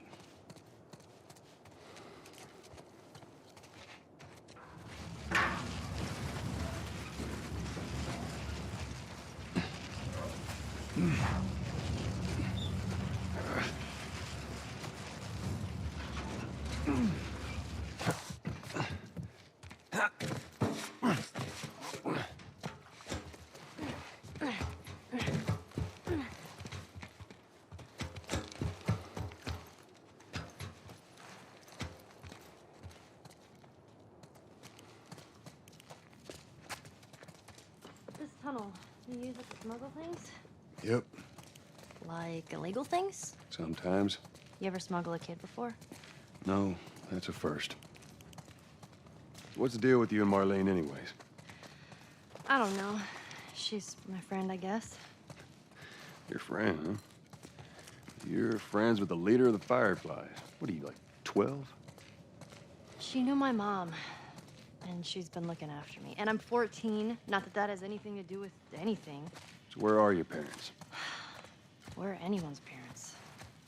They've been gone a long, long time. I want you to notice just how stilted and artificial the dialogue here actually is. Where, like, Joel asks her about her age, and she, like, talks about, you know, all the other things that he asked her, and then she corrects him on her age. You know, that's not how, like, an actual kid would respond. You know, they're always very eager to, like, tell you how old they are. But, like, Ellie is just, you listen to her talk, And it feels very, very, very fake, very artificial, very plastic, very hollow. Like, it's like they're trying to create this dynamic of people who don't know each other very well, like just making conversation. But like, when you compare it to like literally any other conversation in these games, it just feels way more transparent and fake because everyone always like is on edge. Everyone's like, you know, treating each other the same way. Like, to me, when you compare this to that, it just feels as if it's really desperately trying to get across this idea that like they're at odds with each other at this point, but that's going to change gradually over time. So instead of just staying in school, you decide to run off and join the Fireflies, is that it? Look, I'm not supposed to tell you why you're smuggling me, if that's what you're getting at. You wanna know the best thing about my job? I don't gotta know why. To be honest with you, I give two shits what you're up to. Well, great. Good. Yeah, nice way to speak to a kid, asshole. Like, again, it just... Again, this kind of goes into what I was, like, saying earlier. You know, like, just how fake and artificial... Like, realistically, when someone like Joel treat any child like this, and the answer is no. Like, it's not something that happens ever, okay? Like, maybe you would be a little bit standoffish, but, like straight up, like, shitting on her like that is just, like, it's just being obnoxious to a child. It's like, what's the point of it? What purpose does it serve? It's just, to me, it's an attempt at trying to make Joel look edgy and make him look hardcore and to make it, like, mean more when he, like, starts getting attached to her. Again, as I said before, it's emotionally manipulative and not a real, genuine take on how these things would typically go.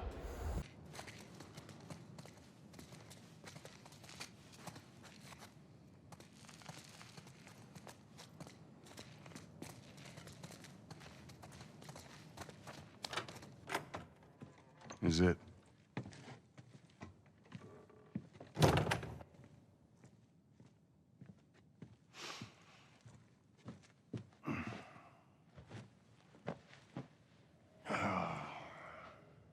What are you doing? Killing time. Well, what am I supposed to do? I am sure you will figure that out. Bro, if you're smuggling a child out of the city, she's gonna have to know what's going on. You're gonna have to give her a plan. You're gonna have to, like, you know, actually support her in this. Like, it's like, again, this goes into what I was saying earlier, but, like, he's being an asshole to her for no reason. Like, it doesn't really make any sense. He doesn't treat anyone else like this. So don't try and tell me it's because of, like, some deeply held PTSD when it comes to little girls or whatever. Like, it's just transparently fake. Again, it's very, very manipulative.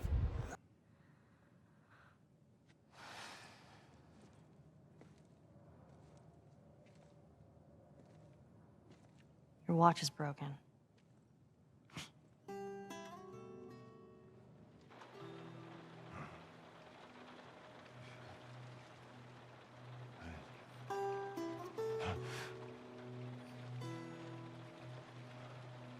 You mumble in your sleep.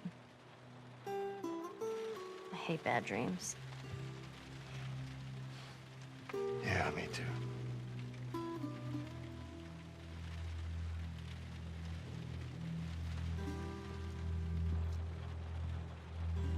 You know, I've never been this close to the outside. Look how dark it is. Can't be any worse out there. Can it? What on earth do the Fireflies want with you? Hey, sorry it took so long. Soldiers fucking everywhere. How's Marlene? She'll make it. I saw the merchandise. It's a lot. Wanna do this? Yeah. Let's go.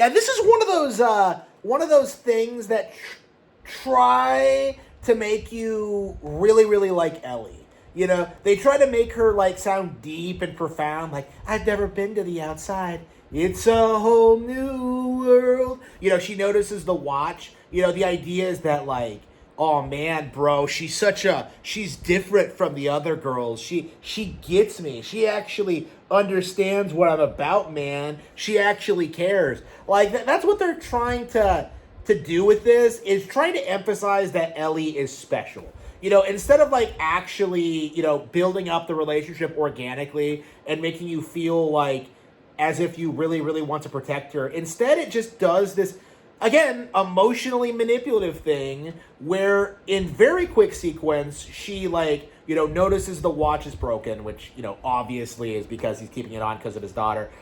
You know, she has this like conversation with him, and it's like, it's trying to make you feel things. It's trying to come off as deep and profound and complex. Like the world out there, it's better than this, isn't it? Like, it is just trying to emotionally manipulate you. It doesn't come off like an actual, organic, genuine conversation that two people who just met would have. You know, just compare this to like, you know, their initial conversations early on. Like, it feels as if it's very, very, very forced, and it doesn't really flow all that well, and it just feels incredibly fake.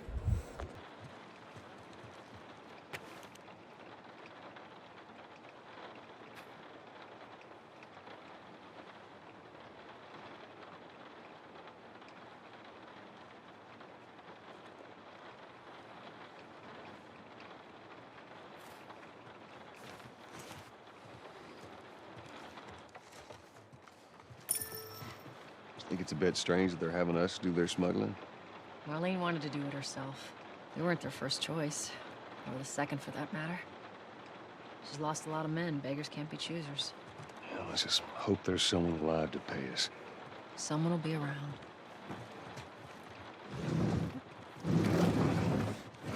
I love how this entire game's plot hinges on this idea that we are working for a almost eradicated terrorist cell that is not going to be able to compensate us for our labor.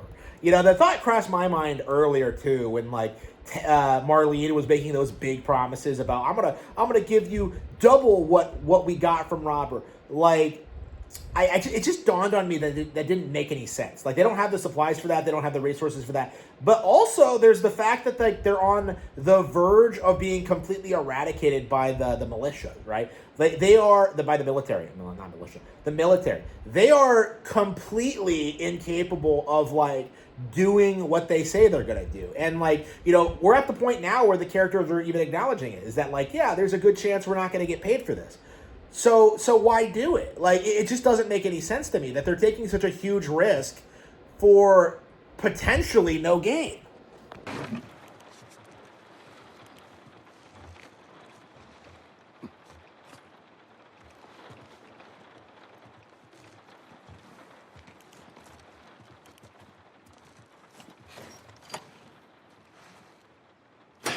Damn thing.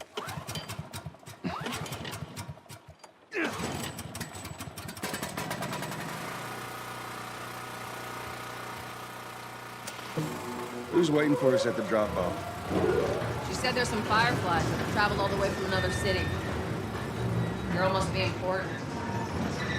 What is the deal with you? You some bigwig's daughter or something? Something like that. How long is this all gonna take? If everything goes as planned, we should get you to them in a few hours. Ellie, once we get out there, I need you to follow our lead and stay close. Yeah, of course.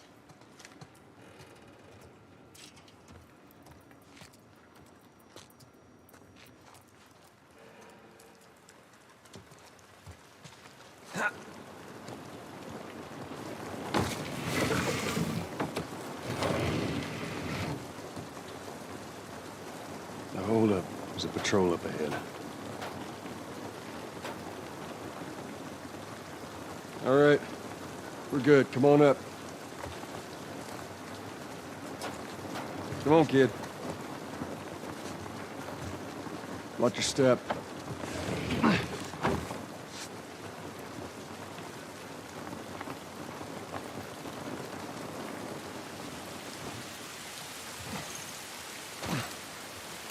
This rain ain't gonna do us any good. Holy shit. I'm actually outside.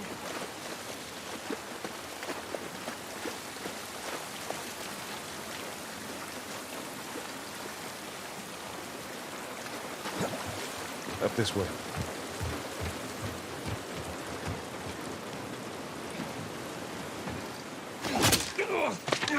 Don't do anything stupid. Move. So on top of everything else, Joel is the worst smuggler imaginable. He had no idea that there were people out there. He never even considered it, and he just gets jumped, blindsided by some rando. Unbelievable. Around, on your knees. You scan him, I'll call it in. Put your hands on your head. This is Ramirez at Sector 12, requesting pickup for 3 stragglers. Understood. Look the other way. We can make this worth your while. Shut up. Tired of shit. What's the ETA? Couple minutes.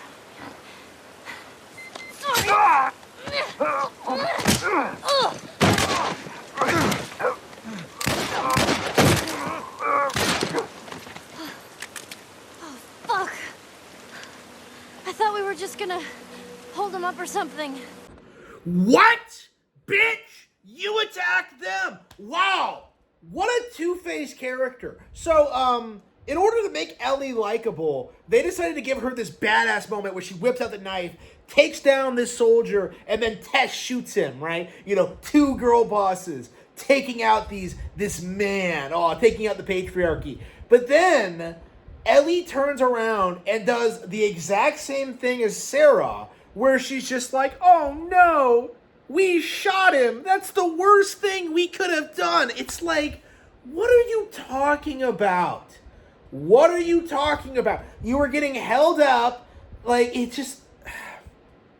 Again, the whole idea of The Last of Us, like the whole central theme, and this is more evident in part 2, but like I think it's also true for the original. The idea that violence is bad permeates like the entire thing.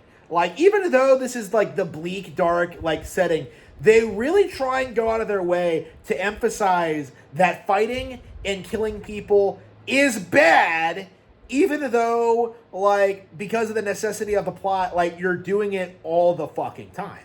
Like, The Last of Us Part 2 is really bad about this, because you spend, like, the game as Ellie's killing, like, hundreds of people, and then, so you could just get to Abby and kill her, but then in the end, you just let her go, because, like, we have to end the cycle of violence. Like, it makes no sense. It's tryhardish. It's pandering to this, like, weird leftist mindset where you can't stand up for yourself, you can't fight against authority, you can't do certain things, like, don't defend yourself ever.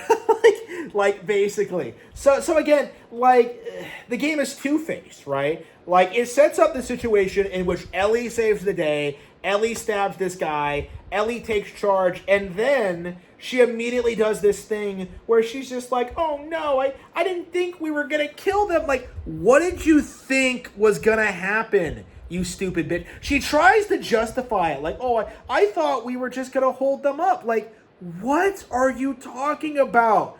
They already called for reinforcements. Like, what are you saying?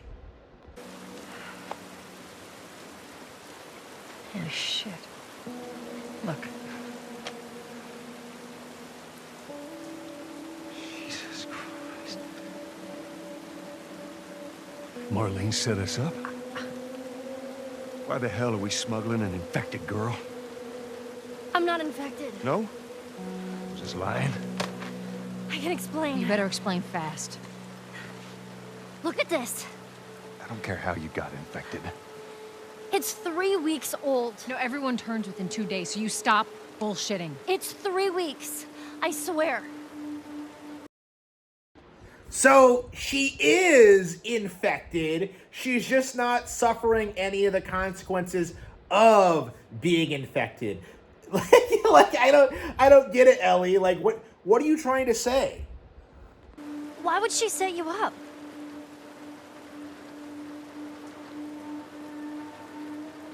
I ain't buying it.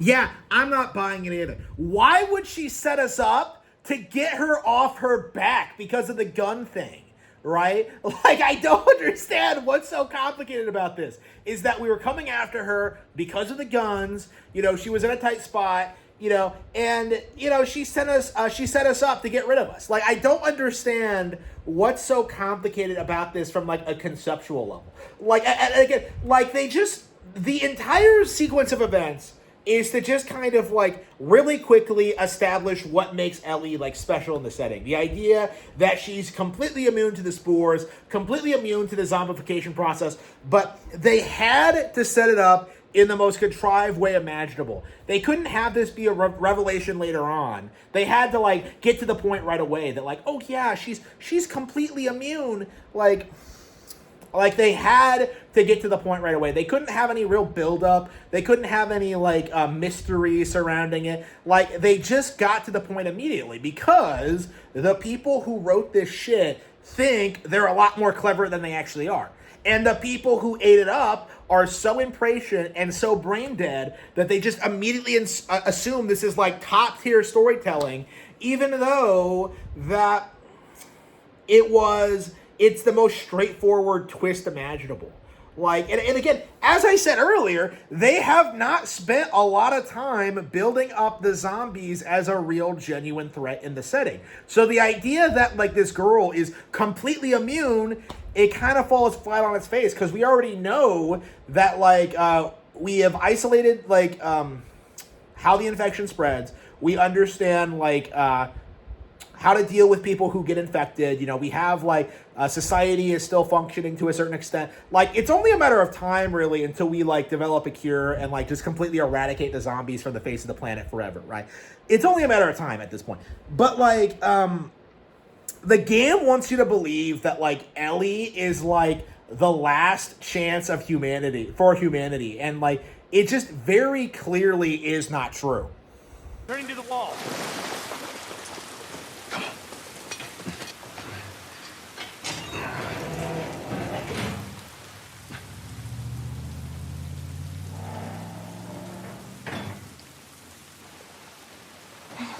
There you go. Look, what was the plan? Let's say that we deliver you to the Fireflies. What then? Marlene, she said that they have their own little quarantine zone with doctors there still trying to find a cure. Yeah, we've heard that before, huh, Tess? And that... Wait a minute. Are you implying that nobody is even trying to find a cure?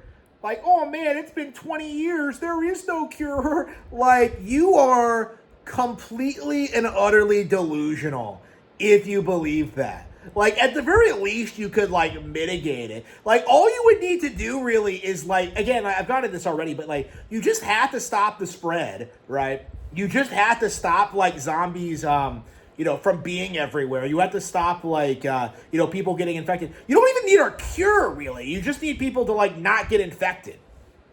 At its core. Like, it's not that big of an issue. So you're telling me that nobody's trying to find a cure, and that's, like, the radical, like, philosophy of the Fireflies, is that they are the only group still trying to find a cure, because, like, everybody else has apparently given up on it. Like, it's just, like, things that would never happen, okay? You are gonna see people trying to find a cure until they drop dead, okay? Like, this is just one of the weirdest aspects of the plot that just, I don't see a lot of people talking about. You're really supposed to believe that people have completely given up on, like, ever finding any kind of cure or treatment or, like, any way to deal with this problem. Like, no, we're just gonna chill and do nothing. We're just gonna live this way forever. Like, fuck that. Whatever happened to me is the key to finding a vaccine. Oh, Jesus. It's what she said. Oh, I'm sure she did. Fuck you, man. I didn't ask for this. Me neither. Tess, what the hell are we doing here? What if it's true? I can't... What if, Joel? I mean, we've come this far. Let's just finish it. Do I need to remind you what is out there? I get it.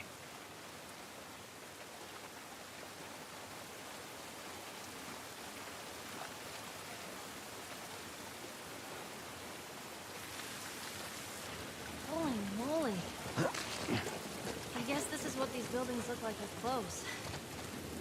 They're so damn tall. So what happened here? They bombed the hell out of the surrounding areas to the quarantine zones, hoping to kill as much of the infected as possible. It worked.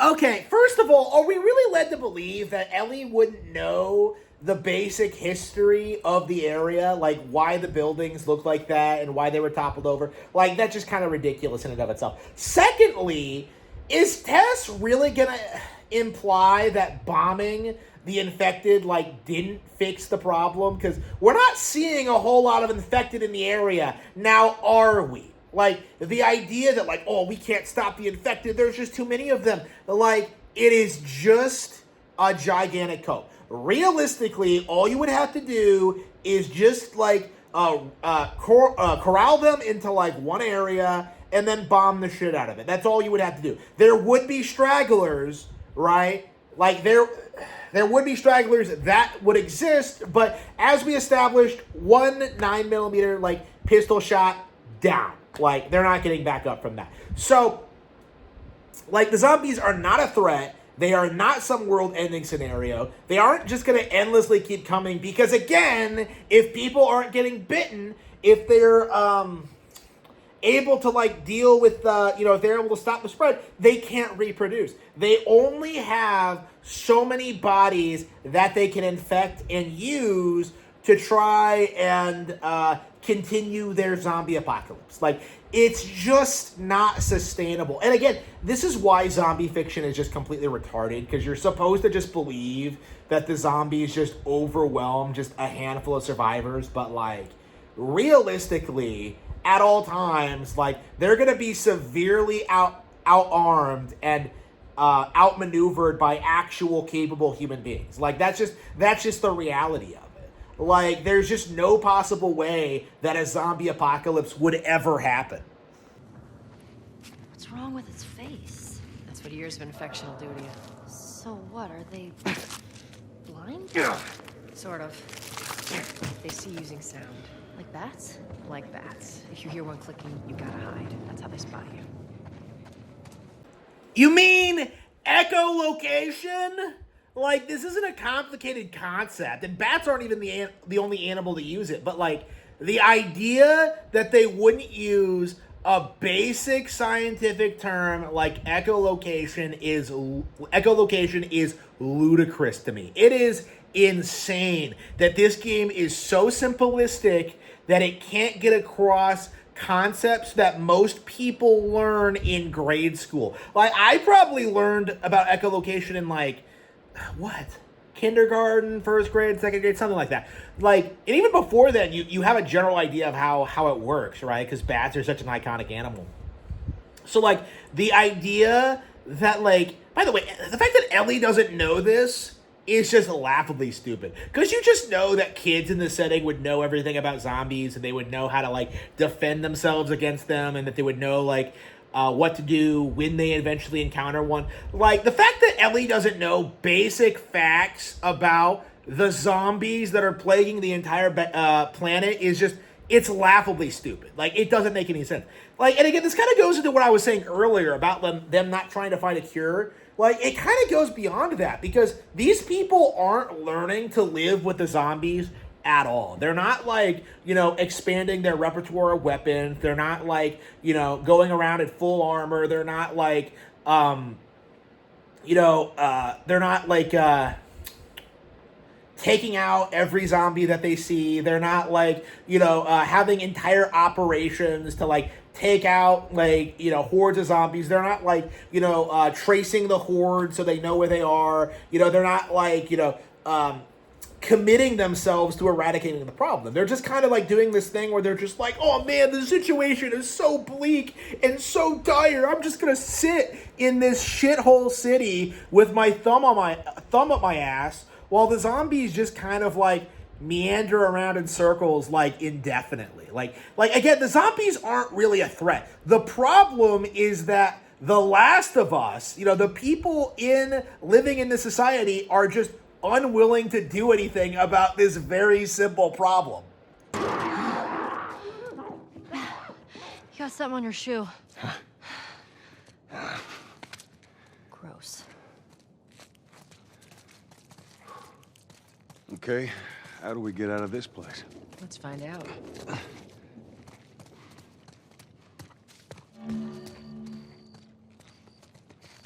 So Marlene thinks you're immune? Well, that's what she believes. Well, how were you bitten? I mean, you must have been somewhere you shouldn't to find an infected in the zone. Yeah. I'd sneak out. I was in this military boarding school. You'd sneak out? Explore the city. I was in the mall when I ran into infected. That place is completely off limits. How the hell did you get in there? I had ways. Anyways, one of those, what you guys call runners, bit me, and that was that. I see. There's quite a lot to unpack with this one. First of all, Ellie describing being in this military school. Now, notice how she doesn't give a name and how she's kind of vague. Like, the implication being that there's more than one school in the area. So, society is capable of running and maintaining multiple military schools to fight back the zombies and take back America from the plague. Okay? So, Ellie is a military brat, right? So, what this means is that society is capable of training young people to go fight the zombies and take back what belongs to us, right? Rightfully belongs to us, okay? So again, this kind of goes into what I've been saying the entire time, how The Last of Us wants to pretend as if it's this deep, dark, bleak setting, but in actuality, if they're maintaining and running multiple military schools, clearly they have the resources to train the next generation to fight the zombies. So secondly, though, Ellie is an irresponsible little shit. Okay, sneaking out of the zone to go into the city where there's a bunch of zombies to get bitten, right? This makes her look like a complete fucking retard. Okay, you're telling me you would put your life on the line, you would risk everything because you wanted to go to the mall. Like, this is your compelling female lead. This is like the girl you want to protect. A girl who willingly threw herself in front of zombies so she could go to the mall. Okay. Thirdly, Ellie makes it pretty clear that she doesn't know the first thing about zombies. So even though she was going to the military school and learning to fight zombies, like, she doesn't know the first thing about them. Like, she doesn't even know basic terms like clickers or runners. Like, she doesn't know anything about the zombies that, like, she's going near, okay? Like, she puts herself willingly in danger for no reason, and in spite of that, she does no research, she has no ability to defend herself, like, she just wanders out of the zone just because, like, just for funsies. Okay, I don't know, maybe some guy took her out there or something. But, like, the simple fact of the matter is, like, Ellie is completely worthless, okay? Like, she ain't shit. Like, all of this, when thought about in conjunction, makes her seem as if she is completely retarded. No. No, no, no. What happens now? So they start talking about the possibility of all the Fireflies being dead just before they arrive and find all of them dead. Again, this is just cynical storytelling, okay? It doesn't feel natural or organic. It feels really forced. It feels as if they're really, really desperate to push this line that, like, ooh, this is a really bleak, deep, dark setting. There's nothing they can possibly do to find another group of Fireflies to get this girl delivered and to figure this out. There's the entire concept, okay, that the Fireflies would be overwhelmed by zombies, you know, they are a well-armed militia group who deal with zombies all the time, that they would set up a base and, like, be immediately overrun is just, like, incredibly stupid, okay? It's just unbelievably forced to, like, create this forced drama of, like, them not being entirely sure what to do with Ellie. It's just a complete joke. What are you doing, Tess? Oh, God. Maybe they had a map or something to tell us where they were going. How far are we gonna take As far as it needs to go. Where was this lab of theirs? Oh, she never said. She only mentioned that it was someplace out west. What are we doing here? This is not us. What do you know about us? About me? I know that you are smarter than this. Really? Guess what? We're shitty people, Joel. It's been that way for a long time. No. What is this schizophrenic dialogue? We went from talking about the Fireflies being wiped out and not knowing what to do to Ellie to jumping to relationship drama. There was no real logical progression. We just went from complaining about the Fireflies to this, whatever this is trying to be. Like, I don't even know what they're trying to do, because this is so contrived and so forced, it just feels completely hollow and fake. We are survivors. This is our chance. It is over, Tess! Now, we tried. Let's just go home. I'm not going anywhere. This is my last stop. What? Our luck had to run out sooner or later. You going on? No, don't touch me. Holy shit. She's infected. What? So she gave no signs of being infected. She didn't tell anybody. She just hid it from everyone. Oh, she's just infected now. Like, again, nobody noticed. Like, Joel didn't address her, check up on her. Like, she just decided to keep it from us. Why? Like, it's like, again, we are led to believe that she got infected at some point after leaving the city, and she successfully hid it from us with no regard for the people around her or what was going on. We're supposed to just buy into this idea that she was able to hide this from Joel, who probably sees this kind of thing all the time, let's be real. Like, we are supposed to believe that she got infected and then was not exposed immediately. Like, she is that douchebag who gets bitten by zombies, gets infected, and then doesn't tell anyone about it.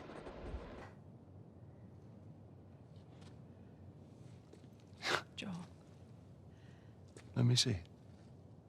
I didn't mean for this. Show it to me. Oh, Christ. Oops, right? Give me your arm. This was 3 weeks. I was bitten an hour ago, and it's already worse. This is fucking real, Joel. You've got to get this girl to Tommy's. He used to run with this crew. He'll know where to go. No. That was your crusade. I am not doing that. Yes, you are. Look. There's enough here that you have to feel some sort of obligation to me, so you get her to Tommy's.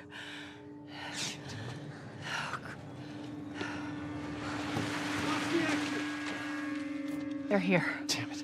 I can buy you some time, but you have to run. You want us to just leave you here? Yes. There is no way that... I will not turn into one of those things. Come on. Make this easy for me. I can find... No, just go! Just fucking go. Ellie, I'm sorry. I didn't mean for this. get a move on.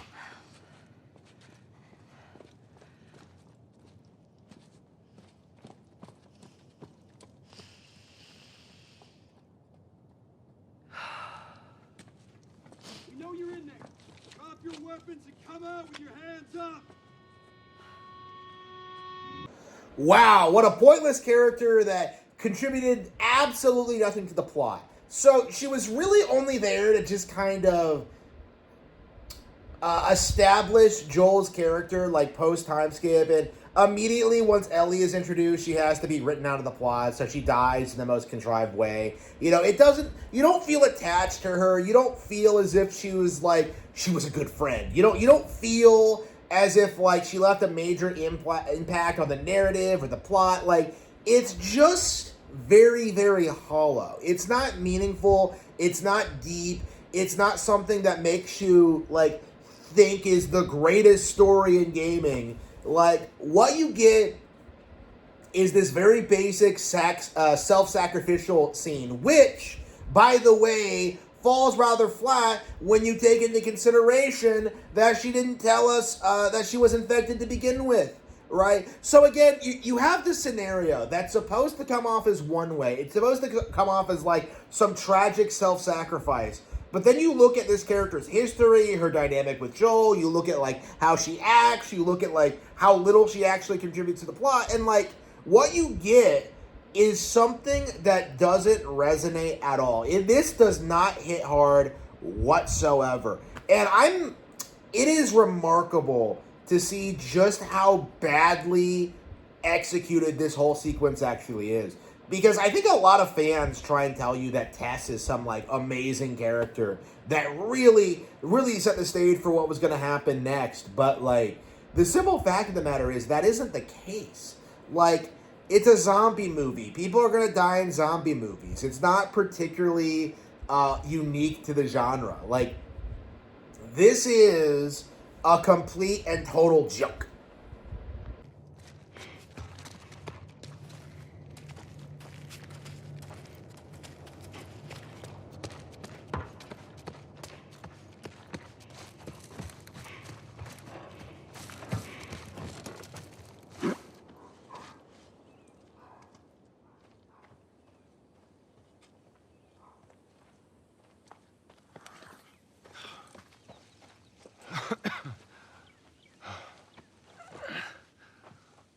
Hey, look, about Tess. I don't even know what Here's how this thing's gonna play out. You don't bring up Tess. Ever. Matter of fact, we just keep our histories to ourselves. Secondly, don't tell anybody about your condition. They think you're crazy, they'll try to kill you. And lastly, you do what I say when I say it. We clear? Sure. Repeat it. What you say goes. Good. Now there's a town a few miles north of here. There's a fella there that owes me some favors. Good chance he could get us a car. Okay. Let's get a move on. A town in a world full of zombies. Like, are you serious? Like, is this post-apocalyptic or not? Because everything seems like perfectly fine. Yeah, there are destroyed buildings everywhere, but you have a stable government, you have a well-equipped military, you have, like, a resistance group that's able to exist outside the law, right? The zombies aren't particularly threatening, there aren't that many of them, they aren't that hard to kill, like, you can choke them out, apparently. Like, this game doesn't seem as if it takes place in a post-apocalyptic hellscape. It just feels as if like it's just some generic lawless wasteland.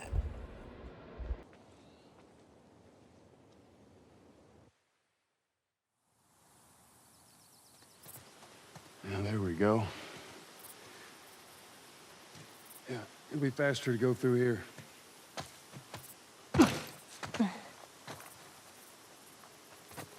Man, What? nothing. It's just... I've never seen anything like this, that's all. You mean the woods? Yeah. Never walked in the woods. It's kind of cool. Why don't you just take me back to Marlene? If she was up to the task, why'd she drop you off on us? Well, maybe she's better now. Kid, I don't mean to upset you, but your friend's chances of survival weren't too high to begin with. She's a lot tougher than you think. It don't matter. Because I doubt I can get either one of us back into the city in one piece. Trust me. I wish there was some other option. Hey, buddy.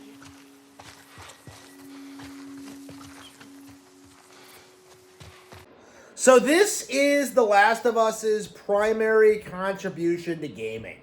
The walking and talking segments, where there's nothing going on, there's no puzzles to be solved, there's no gameplay to be had. You have two characters, and you're walking in a linear way, straight forward in a straight line, and then they just talk about, like, nothing. Like, I couldn't take you back to the city if I wanted to. Like, this is lazy, bottom-of-the-barrel game design. It is pure padding. It doesn't add anything to the experience.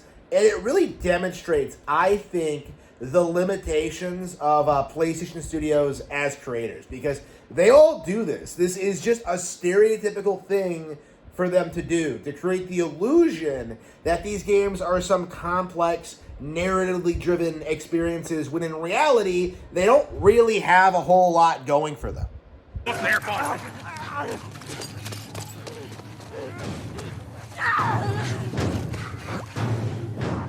Oh, shit.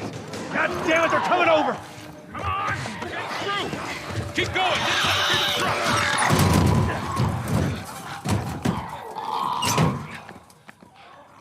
Man, that was close.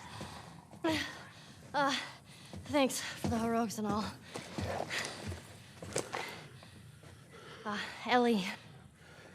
Hey, what are you... Joel? Bill! What are you doing? Bill! Let me go. Turn around and get on your knees. Just calm down a second. Turn around All right. and get on your knees. Don't test me. Just Take it easy. any bites. Oh. Anything sprouting? Oh, God damn it, I'm clean! If I see so much as a twitch. Ow! Stop! Son of a bitch! You done? Am I done? You come into my house, you set off all my traps, you damn near break my shooting arm. Who the fuck is this punk and what's she doing here? I am none of your goddamn business, and we're here because you owe Joel some favors. And you can start by taking these off. I owe Joel some favors. Is this some kind of joke? I'll cut to the chase. I need a car. Well, it is a joke. Joel needs a car. Well, if I had one that works, which I sure as hell don't, what makes you think I'd just give it to you? Huh? Yeah, sure, Joel, go ahead. Take my car. Take all my food, too, while you're at it. By the looks of it, you could lose some of that food. You listen to me, you little shit. No, fuck you! You handcuffed me. I need you to shut up. All right? I talked a little bit before about how weird it is that Joel treats pretty much everyone else the exact same way, but then acts like overly antagonistic towards Ellie in order to create the illusion that he's getting more attached to her over time, right? You know, it's just a hackneyed way of like of developing like a relationship between these two characters. But what's equally interesting is that Ellie does the exact same thing, but her version of doing it is that like she's like endearing and cute to Joel, but to everyone else, she's very extremely aggressive. Like, even at this stage, it's very obvious that they were going with the stereotypical lesbian role because, like, she's so aggressive and rude to, like, every man she comes across. Because she doesn't speak like this to Tess, right?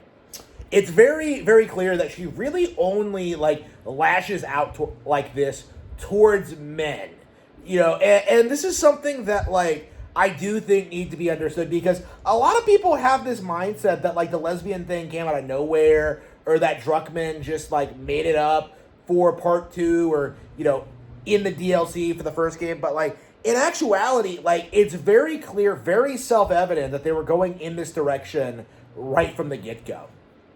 And there are signs, you know, in the base game that people just conveniently overlooked in order to push this weird agenda that, like, Druckmann ruined The Last of Us Part 2, when in actuality, The Last of Us Part 2 was always a very natural follow-up to what they were building up to in this game. You know, people complain about the ending for The Last of Us Part 2, the idea that Ellie would kill hundreds of people to get to Abby and then just let her go at the end. Like, the entire first game is like that. Like, again, this game has this implication that, like, violence bad, but you have to commit, like, grievous acts of violence to get anything done, right? Again, it's like this weird two-faced narrative that just falls flat on its face and makes no sense whatsoever. Seriously, you gotta take that kid back to where you found her. I can't just take her back. Then send her packing, let her find her own way. Look, let me tell you a story. Once upon a time, I had somebody that I cared about. A partner.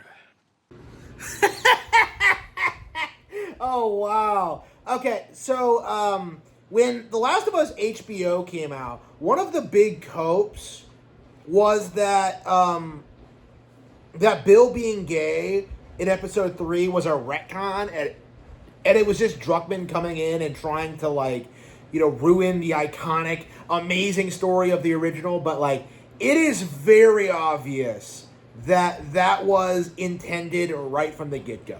Like, just look at what he does when he says the word partner and how, like, awkward he gets. Like, it was a homosexual relationship. Like, and it's just, like, it's so blatant that, like, I honestly don't understand, like, why people didn't pick up on it immediately. And it really does come down to the fact that I think most Last of Us fans are low IQ mongoloids who don't have any sense of media literacy. This was always woke, it was always subversive, it was always shit, but people just, like, looked the other way when it came to things like this that were staring them in the face. Inside the house now. So that worked out well. Okay, I'll go check out this side of the house. Bill? Somebody had the same idea. They stole my shit. Well, then what the hell is plan B? You ought to be thankful you're still drawing breath. That was plan A, B, C, all the way to fucking Z. And furthermore, tell Tess that she could take this job. Don't you bring Tess she into can this. shove it This right has up her nothing to do with... Jesus. What, you know this guy or something? Frank. Who the hell's Frank? He was my partner. Ha! Gay!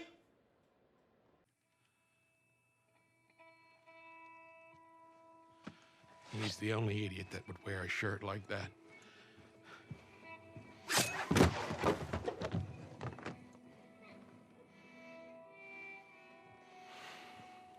He's got bites. Here. And I reckon he didn't want to turn, so he... Yeah, I guess not.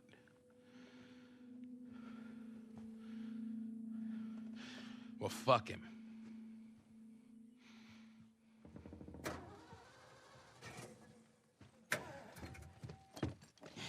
Look what I found. It's got some juice in it. That's my battery. That fucking asshole. Get out. Get out. Okay. Jeez.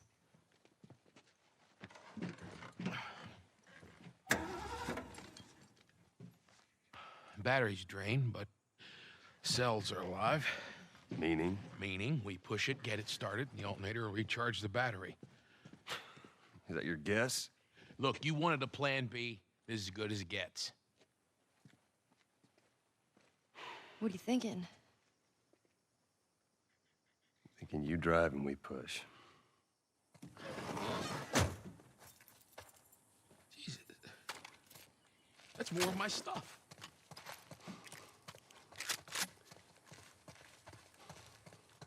So what, you just gonna steal my shit and run off? Is that it, Frank? We should probably search the house. Sure there's more supplies. It's a good idea. Let me know when you're ready to finish this thing. I'll give you a holler.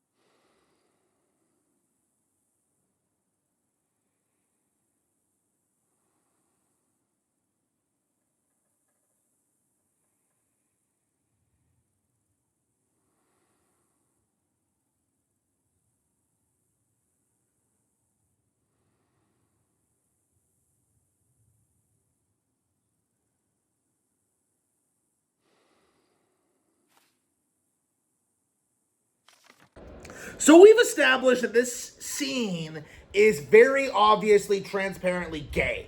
It is homosexual, it is LGBTQ+, it is very, very, very woke. And it always has been very, very woke. They have not changed it in, like, with a patch or with a re-release or whatever. It's always been like this. So, when you look at this sequence, when you take it all, like, within the context of the entire story, it is complete and total padding, because it has nothing to do with the zombies.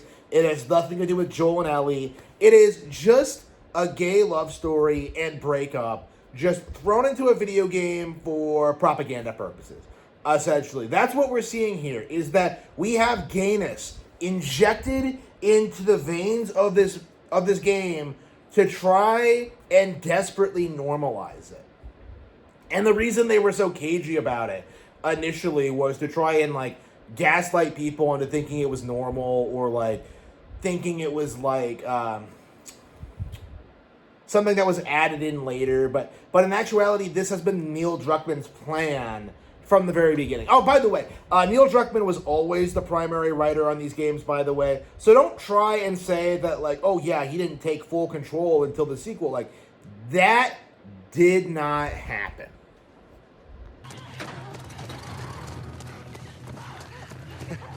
You hear that sound, Bill?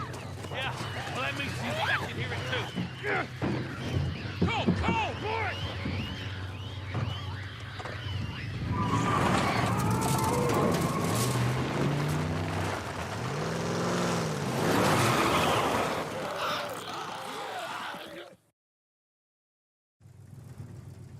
All right, this'll do. Stop! Just keep her running, all right? That girl nearly got us killed. You gotta admit, she did hold her own back there. You ain't gonna make it.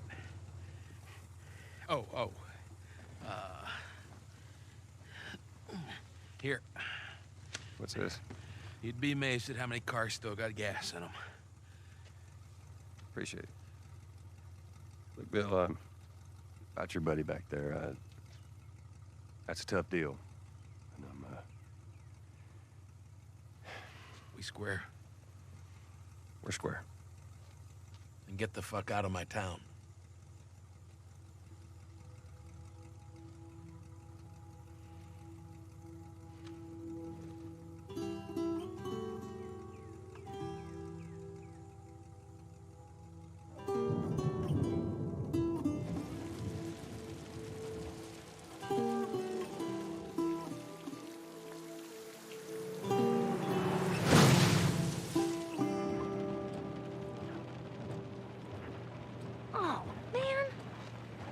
Hey, what happened to sleeping? Okay, I know it doesn't look like it, but this here is not a bad read. Only one problem. Right there. To be continued. I hate cliffhangers. Where did you get that? Back at Bill's. I mean, all this stuff was just lying there. What else did you get? Well...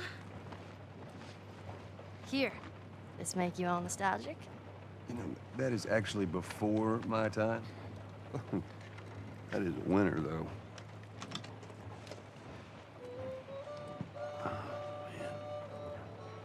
Well, better than nothing.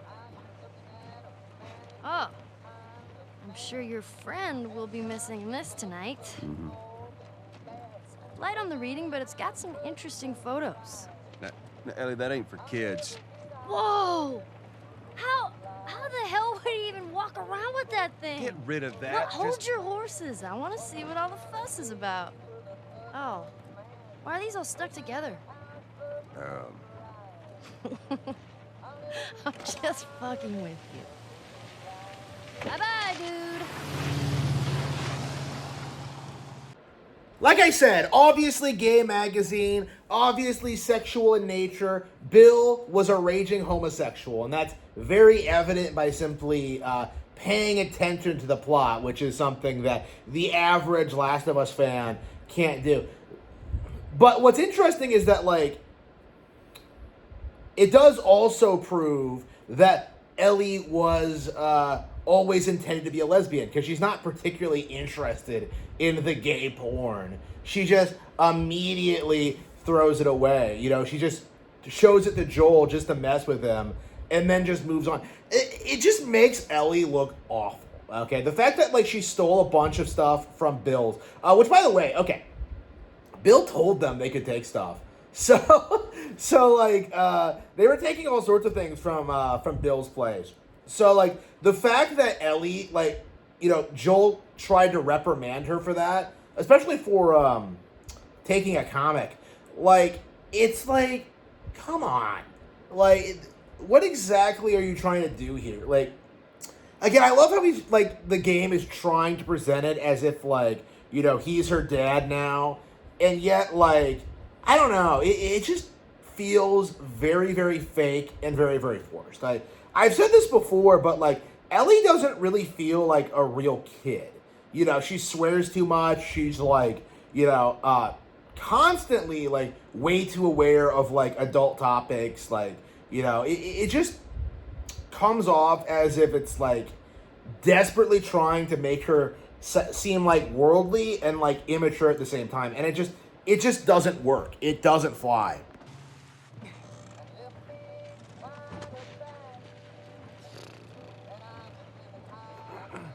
You know what? This isn't that bad.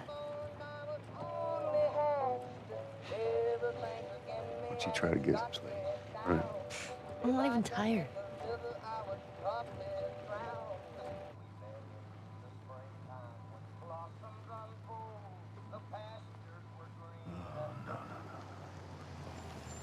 Oh, perfect.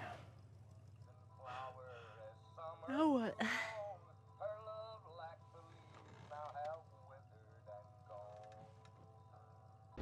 Considering we saw, like, zombies breaking into people's cars and dragging them out in the beginning of the game, there's probably cars all over the road, all over the country. The fact that this is the first time that they encountered this is, like, laughably unrealistic. Like, you're telling me that there weren't, like, you know, entire, like, roads just completely shut down? Like, this is the first time they've come across this. Like, it just feels unbelievably forced and unbelievably fake and unbelievably, like, you know, like, the military isn't, like, cleaning out the roads. They don't have, like, you know, established routes for travel. They don't have, like, you know, they don't transport supplies. There's no, like, again, this kind of goes into, like, what I've been saying, in that the game, it just wants to pretend as if the world is a lot more bleak than it really is. But realistically, you know, the zombies are a small enough threat where, you know, with enough gear, with enough people, with enough weapons, with enough, like,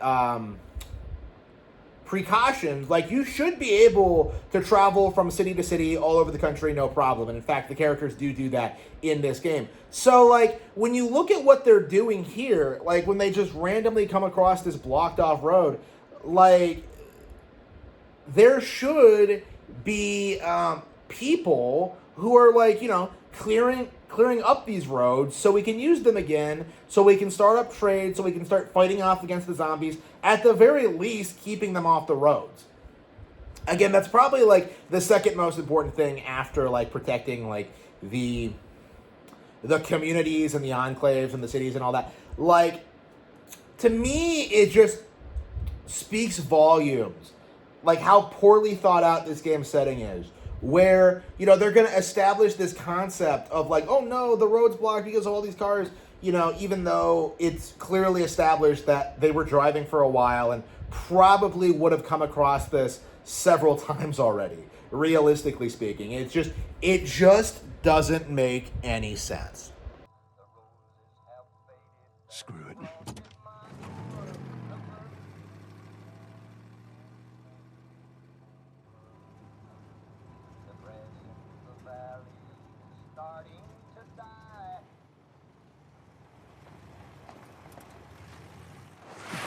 Easy. Holy shit. Are we gonna help him? Put your seatbelt on, Ellie. Well, what about the guy? He ain't even hurt.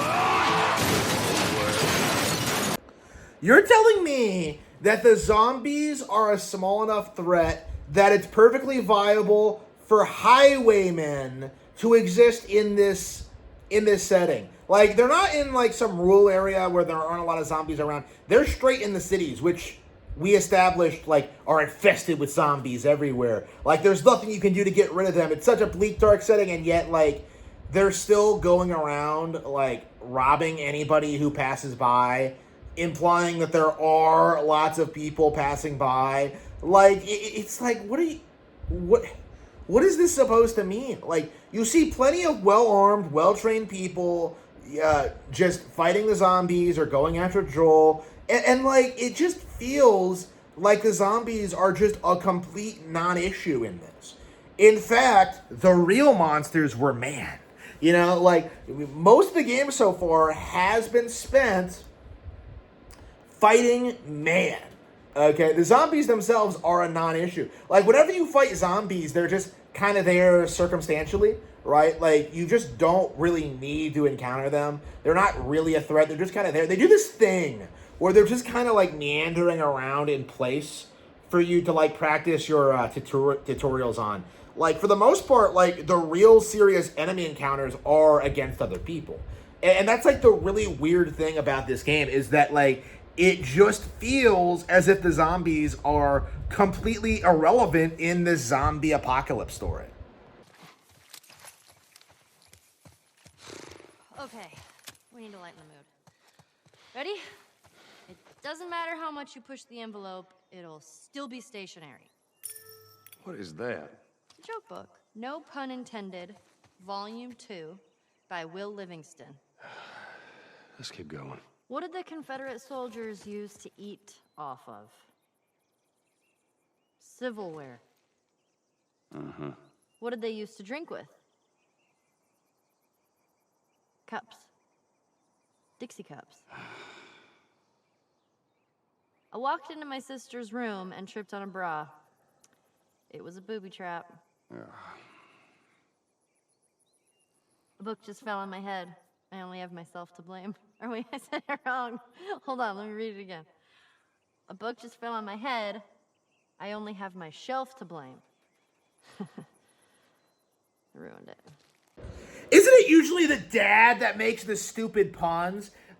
And on top of everything else, the attempts at making Ellie likable, not working.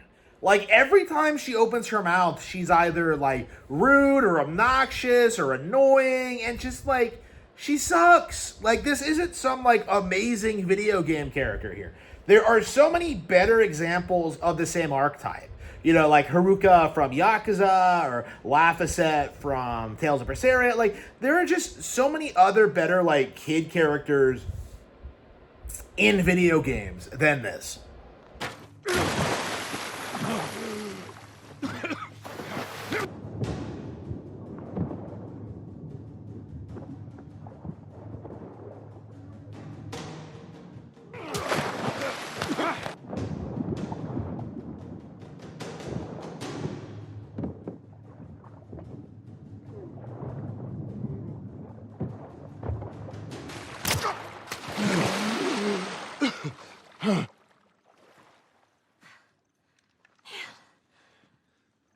I shot the hell out of that guy, huh? Yeah, you sure did. I feel sick. And you just hang back like I told you to. Well, you're glad I didn't, right? I'm glad I didn't get my head blown off by a goddamn kid. You know what? No. How about, hey, Ellie, I know it wasn't easy, but it was either him or me. Thanks for saving my ass. You got anything like that for me, Joel? We gotta get going. Lead the way. The game is so committed to the bit of Joel, like, treating Ellie like complete shit, really for no reason, right? This has been going on for way too long already. But here we are, a couple of hours in, Ellie saves his life, and instead of doing, like, the normal thing and just being, like, you know, growing more attached to her, which he's already been doing throughout, instead he decides to be a tsundere about it. Like, oh, just like, what are you talking about?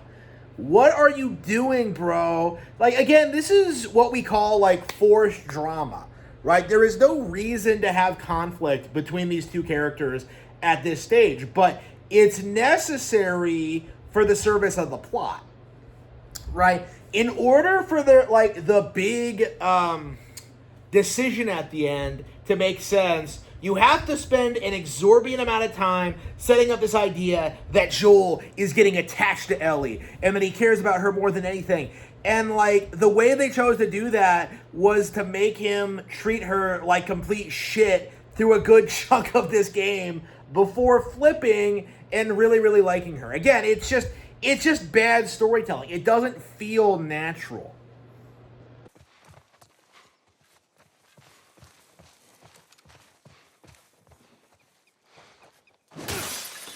Hey, there's a mirror.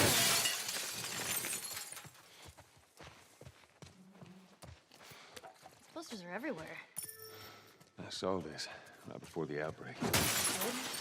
You totally gutted by the end? Nobody gets gutted. It's a dumb teen movie. I'm glad you to see it. I don't know. Let's just stay focused, all right? Whoa! So Sarah was canonically a Twilight fan. Wow. Maybe it was a good thing that she died, to save Joel's sanity from having to see these dumb werewolf romance movies. Like, what is this?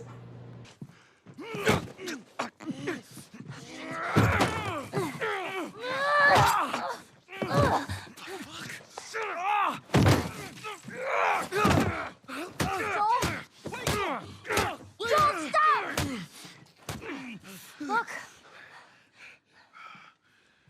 Leave him alone. Easy, son. Just take it easy. It's all right. They're not the bad guys. Lower the gun.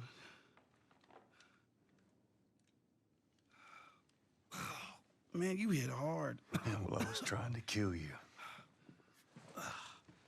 Yeah, I thought you were one of them, too. Then I saw you. If you haven't noticed, they don't keep kids around. Survival of the fittest. You're bleeding. It's just nothing. I'm Henry. This is Sam. I think I caught your name was Joel. Ellie. How many are with you? They're all dead. Hey, we don't know that. There were a bunch of us. Someone had the brilliant idea of entering the city, look for supplies. Those fuckers, they ambushed us, scattered us. Now it's all about getting out of this shithole. We can help each other. Ellie. Safety in numbers and all that. She's right. We could help each other. We got a hideout not too far from here. Be safer if we chat there. All right, take us there. Follow me. Sorry about the whole gun thing. Don't worry. I would have probably done the same thing. Where are you from? All the way from Hartford. Really? I heard some bad stuff going on down there. Yeah, the military abandoned the zone. All left. Place probably looks like this by now. We gotta be careful. We're right next to one of their lookout areas.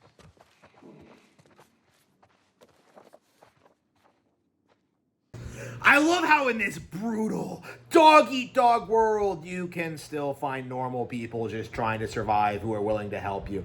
Again, it's like, it flies against everything that this game is pretending to be.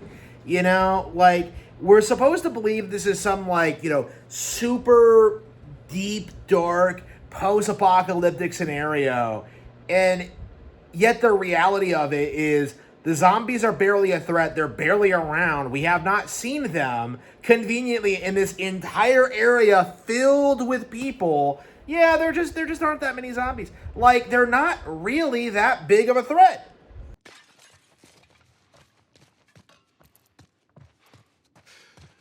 Here we are.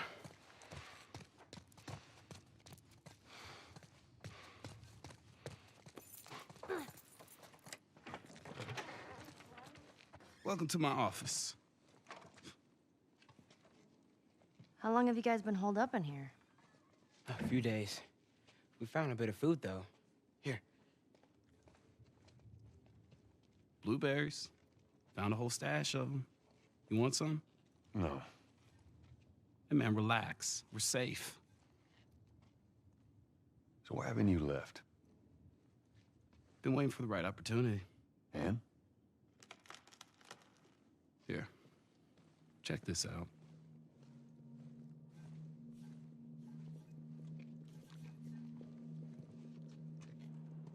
Look at these sons of bitches. Every day they congregate down there, guarding that damn bridge. Come nighttime, it's down to a skeleton crew. After sunset, that's our window. So you're telling me that they'll obsessively guard the bridge during the day, but during the night they leave it wide open? Like, what? That doesn't make any sense. The night times when you really should have a bigger guard and should be preparing your defenses more thoroughly, because you're more likely to be attacked during the night hours. Like what sense does that make? Wait. Hey, they're over here!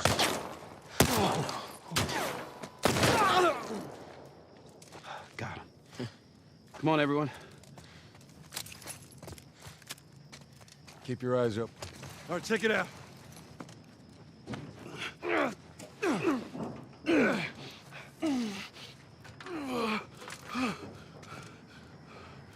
We're good. Sam, let's go. All right, kid, come on. There you go. Come on. Oh, shit! Hurry! Ellie! Okay,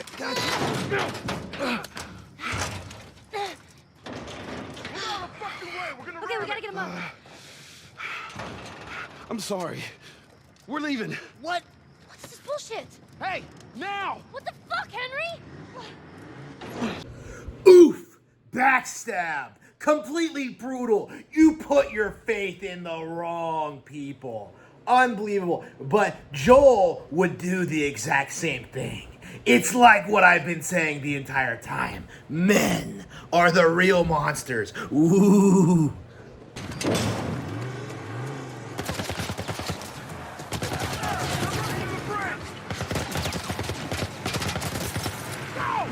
Go!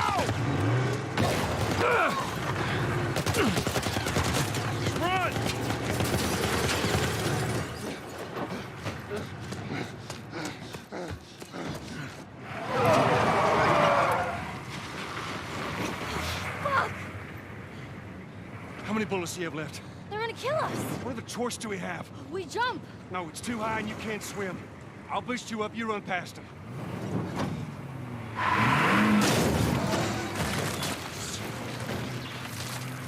You keep me afloat. Ellie! No time to argue. Ellie! Damn it! Ah!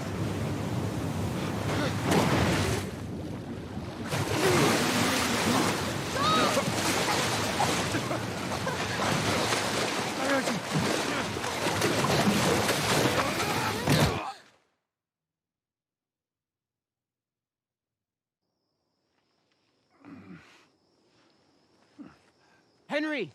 He's awake! Hey, you. We're alive. Okay. See? What'd I tell you, huh? He's good. Everything's fine.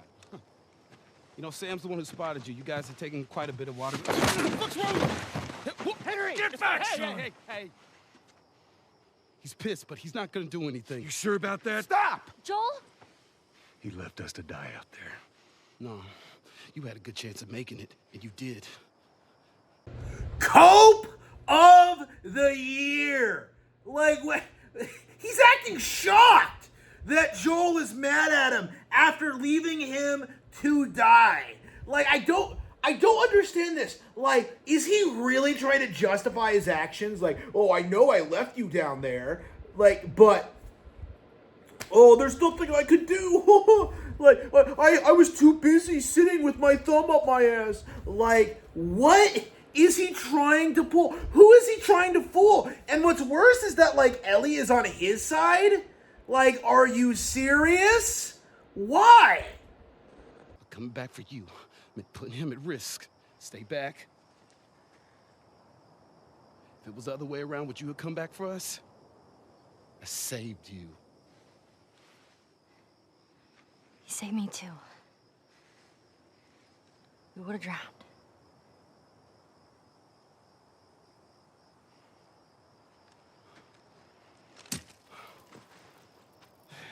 It's fine, I'm okay.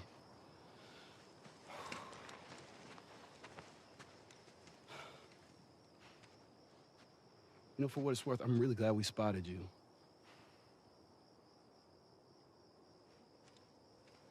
Now, that radio tower, it's on the other side of this cliff. Okay? Place is gonna be full of supplies. You're gonna be really happy you didn't kill me. Is he though? Like, you already fucked him over once. Like, it's gonna happen again. Full stop. And I gotta love the trend in this game, by the way, because Tess did the same thing. Like, oh, just you wait. They're gonna have a bunch of supplies. There's gonna be a bunch of fireflies, and we'll be safe. Like, bro, it's not gonna happen. They're just setting up for the worst possible scenario. Very brazenly. Very openly, too. Bro, it's a zombie-infested hellscape. There are no supplies. Like, I don't understand why these people are so confident that, like, oh, man, if we get to this place, there's going to be plenty of supplies. I heard about it from my buddy. Like, bro, like, that shit has been picked clean years ago. There's nothing left.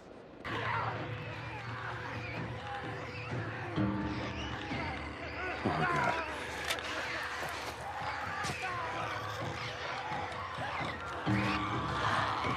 You're okay. Still here. Anybody hurt? No, we're good. I think it's time we quit this place. Come on. Let's go.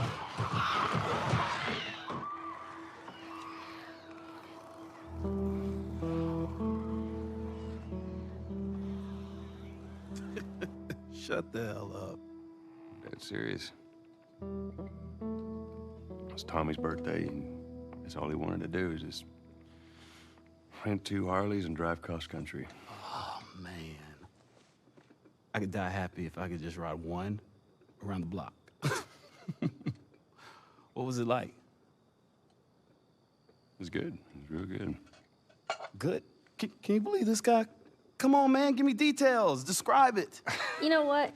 You two deserve a little privacy. No, Ellie. This isn't just any regular motorcycle, okay? You get on that bad boy, you feel that engine? Nothing like it. Oh, yeah? How would you know?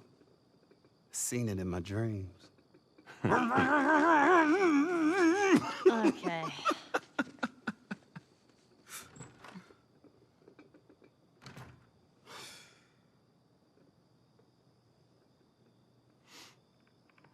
don't think anyone from my group is gonna show up.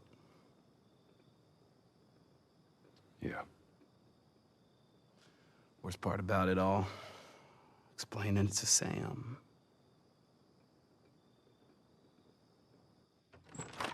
Well, it's safe to say those two have officially bonded. What are you doing? Taking stock of all the food we found today. I see. And how are we doing on canned peaches? Did Henry send you?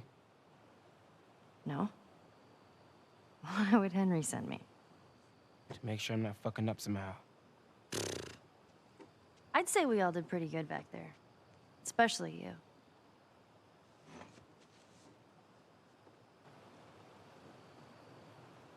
Is everything all right? Yeah, everything's fine. Okay. Well, have a good night. How is it that you're never scared? Who says that I'm not? What are you scared of? Let's see. Scorpions are pretty creepy. Being by myself. I'm scared of ending up alone. What about you? Those things out there. Yeah, like anybody would be. Imagine being asked in a zombie apocalypse, what are you scared of? And answering anything other than the fucking zombies. Like, the fact that she comes out and she's like, I'm scared of scorpions and being alone, it's just like,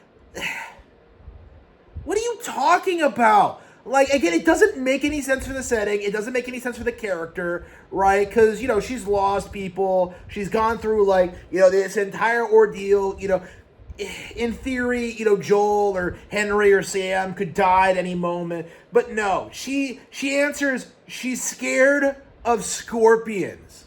Like, are you serious? Like, you've got to be kidding me. Like, who would possibly come up with such an asinine answer to such a simple question? What if the people are still inside? What if they're trapped in there without any control of their body? I'm scared of that happening to me. Okay. First of all, we're a team now. Okay, we're gonna help each other out. And second, they might still look like people, but that person is not in there anymore. Henry says that they've moved on, that they're with their families, like in heaven. Do you think that's true? I go back and forth. I mean, I'd like to believe it. But you don't. I guess not. Yeah. Me neither. Oh. All the serious talk. I almost forgot. There. If he doesn't know about it, he can't take it away. All right. I'm pooped. I'll see you tomorrow.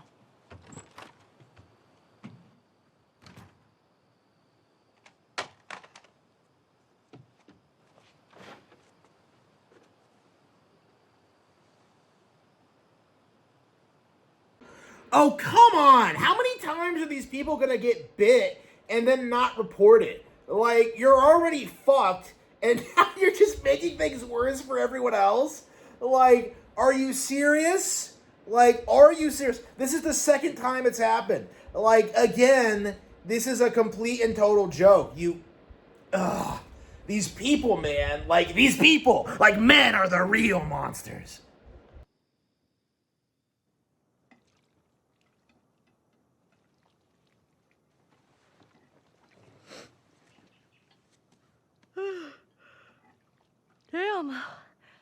smells good. Good morning. Where's Sam? I let him sleep in for once. Oh, Well, if you want him to join us, you can go wake his ass up. okay.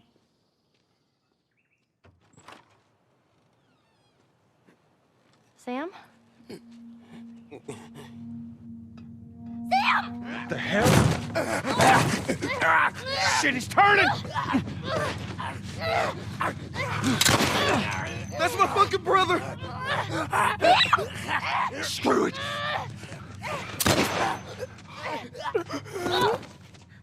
Shit!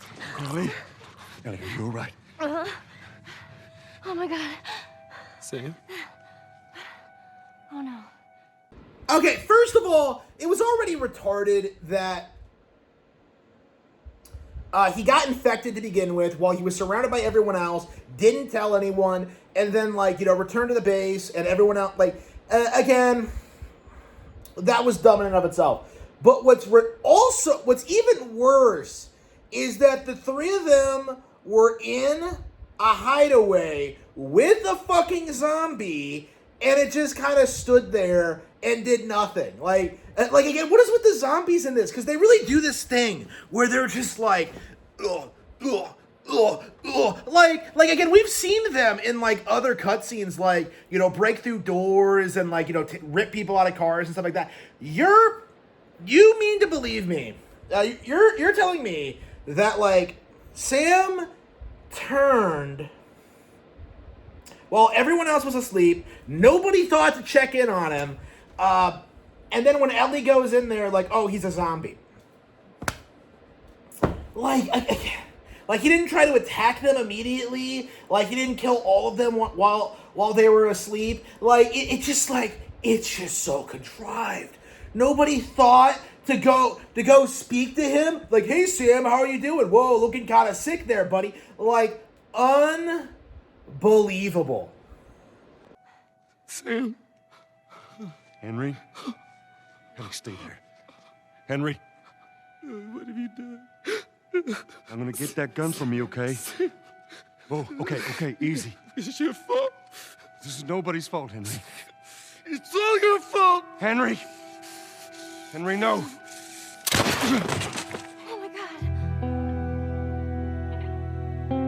Wow, Ellie, I guess we really are The Last of Us. Like, what was that? Again, we've spent some time with these characters. We were supposed to be invested. We were supposed to care about them. But in actuality, when they both die, it falls flat. Because these people were nothing more than a vehicle for drama. They were only created so they could be killed off. Just like Tess, just like Sarah, they are just a plot device so that Joel and Ellie can become closer.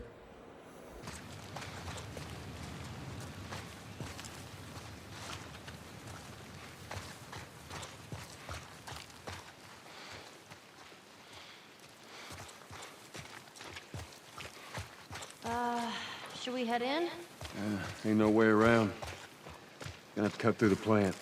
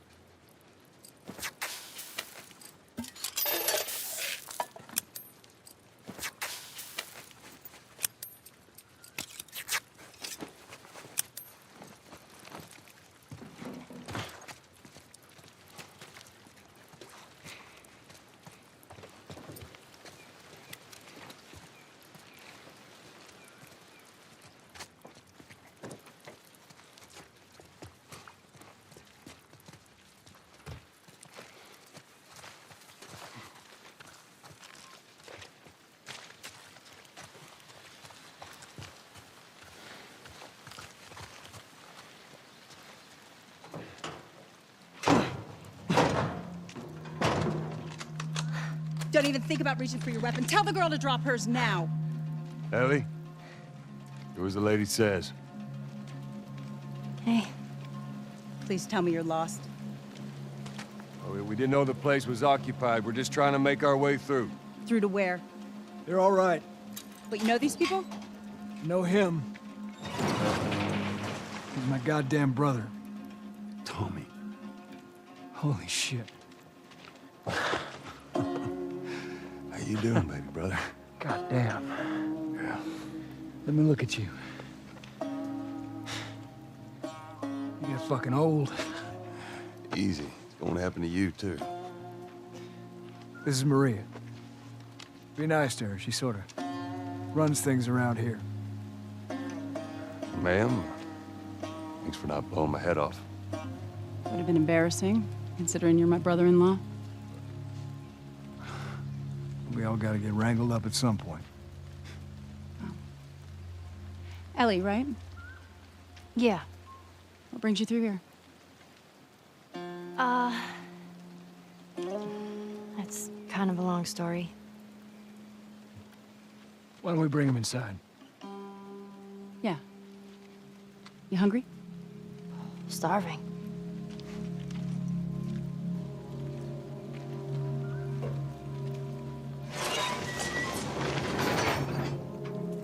False alarm! They're friendlies.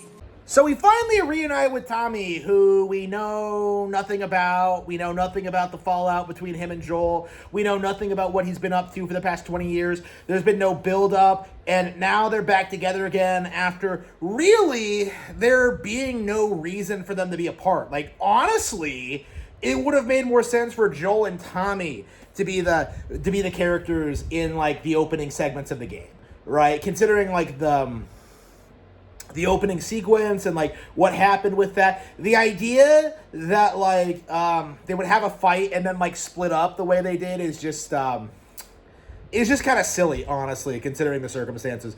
Like, and on top of all of that, like they just kind of reunite like nothing happened, and like there's just, it doesn't feel real. You know what I mean? Like it doesn't feel like an actual narrative arc. Like it doesn't feel like, you know, like an actual reunion. It just feels very contrived and very, very forced. So why'd you leave Boston? I've been on quite the adventure, little brother. I reckon it's got something to do with that girl. It's got everything to do with that little girl. Well, go on then. She's immune. Immune to what? Come on. I know, I've seen her breathe enough spores to take down a dozen men. And nothing. Now, I wouldn't have believed it neither, but I can show you. All right. I'll bite. Why bring her here? I was supposed to deliver to the Fireflies. The way I figure they're your boys. You finish the job, you collect the whole damn payment. Joe, you know he left the organization. Like, I don't understand, like, why he would even put it this way. He should just be like, hey, I'm supposed to deliver her to the Fireflies. They're planning on studying her to figure out how to make more people immune. Can you help me point me in the right direction, right? He doesn't have to sit there and be like, oh, they're your boys. Like, you ran with them back in the day. That's not, he doesn't need to do that. Like, it doesn't make any sense. And, like, it's just unnecessarily antagonistic. It's like he's simultaneously begging him for a favor while, like, shitting on him for, like, at one point siding with the Fireflies. Because, like, what you have to understand is that, like, the disagreement between them initially was whether or not the Fireflies were a cause worth supporting, right? And of course, like, Tommy left the organization because, you know, they're frauds. You know, that's very obvious by the end. But Joel is just like, oh, yeah, I think the Fireflies could do it. Why? Like, again, you have the girl. You don't need to, like, go to the Fireflies. You can, like, go to anyone else. You could take her to, like, I don't know, the military. You could take her, I don't know, find the remnants of, like, the World Health Organization. Like, you could do, like, anything. Like, again, until now, the idea that, like, immunity was possible, like, it was not a thing, essentially. Like, everyone's baffled by the very idea that someone could be immune to the spores. So, like, this, should be like an earth-shattering discovery. But for some reason, we've kept it a secret. We've refused to disclose it to anybody. And we're going through this process of seeking out a terrorist organization when realistically there should be dozens of scientists all over the country who are like actively working to like make this kind of breakthrough. This is the fundamental issue with the story, is that it wants you to believe that the US government would not actively be seeking out a cure. Like, it doesn't make any sense. If you think about it, like, critically, the idea that, like, some fringe, like, terrorist organization is the only group that could possibly make use of this girl and study her, and study this immunity, like, that's just a ridiculous concept. And yeah, the government in The Last of Us is corrupt, but they have a vested interest in making sure that Ellie is well taken care of. They're not gonna fuck her over like the Fireflies did. I haven't seen a Firefly in years. You know where they are. Now, I'm not asking for much, Tommy. I just want some simple gear, enough to set me on my way. What makes you think I'd do this for you? This isn't for me, Tommy. This is for your damn cause. My cause is my family now. You ain't talking about some walk in the park here. Jesus, boy. Have Maria get some of your born-again friends to do it. They got families, too. Tommy, I need this.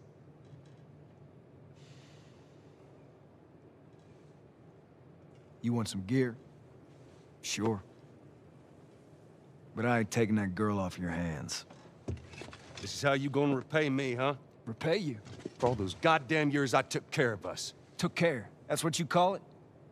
I got nothing but nightmares from those years. You survived because of me. It wasn't worth it.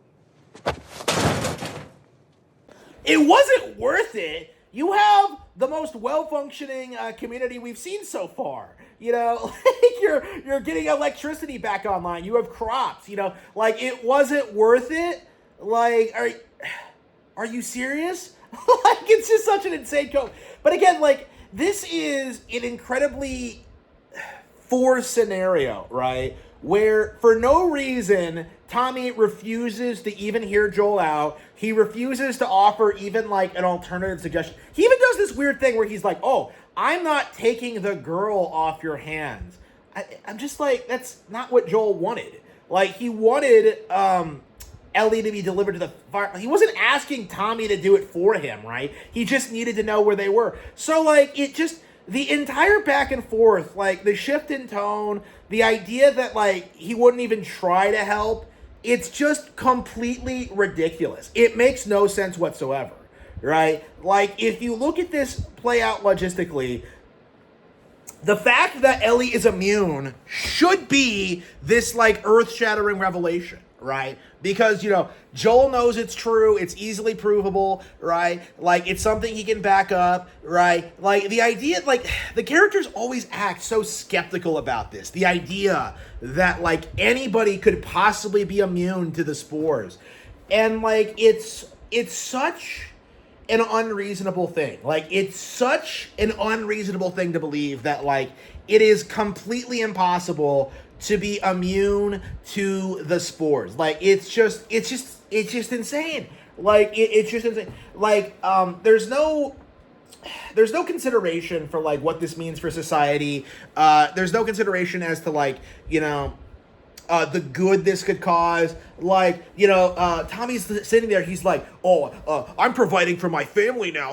As if, like, he doesn't have a vested interest in dealing with the infected and stopping, you know, people from becoming zombies and, like, you know, actually getting to the bottom of this, right? This is a big deal. Like, I don't understand why everybody just wants to sit with their thumb up their ass and just refuse to do anything. Like, why? Because, like, nothing's worked before? Like, are you insane?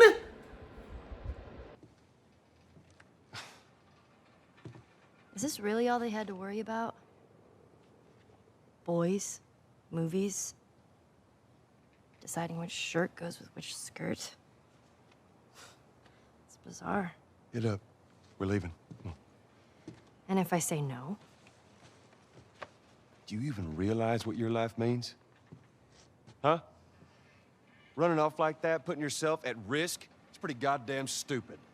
Well, I guess we're both disappointed with each other then. What do you want from me? Admit that you wanted to get rid of me the whole time. Tommy knows this area Oh, better fuck than... that. Well, I'm sorry. I trust him better than I trust myself. Stop with the bullshit. What are you so afraid of? That I'm gonna end up like Sam? I can't get infected. I can take care of myself. How many close calls have we had? Well, we seem to be doing all right so far. And now you'll be doing even better with Tommy. Not her, you know. What? Maria told me about Sarah. Ellie? And You are treading on some mighty thin ice here. I'm sorry about your daughter, Joel. But I have lost people too. You have no idea what loss is. Everyone I have cared for has either died or left me. Everyone fucking except for you.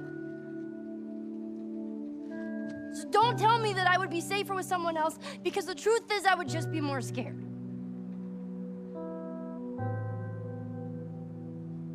You're right. You're not my daughter. And I sure as hell ain't your dad. And we are going our separate ways. Get it together. We're not alone. There are two walking in. There's more inside already.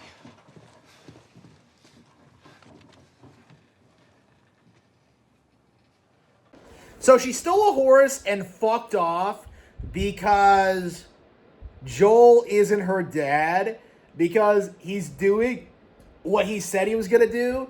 Like, again, this is such a weird, contrived circumstance, right? You don't, first of all, you don't get to see Ellie react to the whole, like, Sarah revelation thing. It doesn't put, like, Joel's behavior into context for her.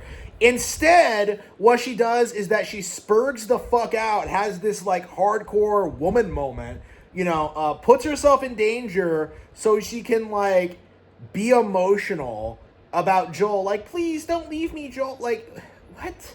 It's like, it's an attempt at trying to, like, have drama. There's no reason for this to happen in this house, okay? The only reason they had to move locations was to give it a little bit more gameplay, to have a little bit of a combat encounter, to create some tension in the plot. Like, this is a situation that would be easily resolved. Like, again, there is fundamentally no conflict, really. Because what is Ellie upset about? That Joel is going away? Like, she's... It's like, it's just... In theory, she's like already close to Tommy and Maria, you know, like there's no reason to assume that she's not going to like find new people. Okay, it's kind of a normal thing.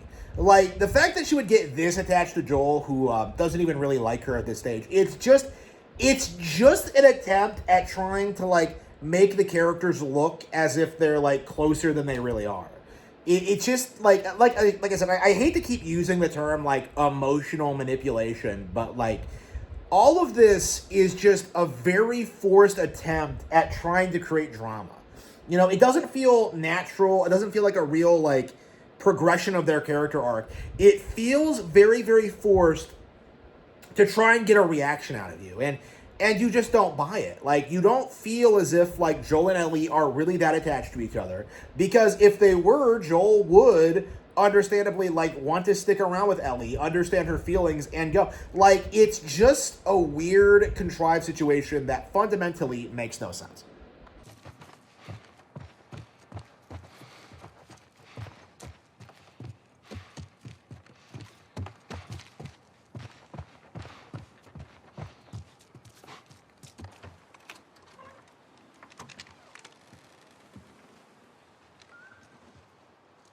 We're clear.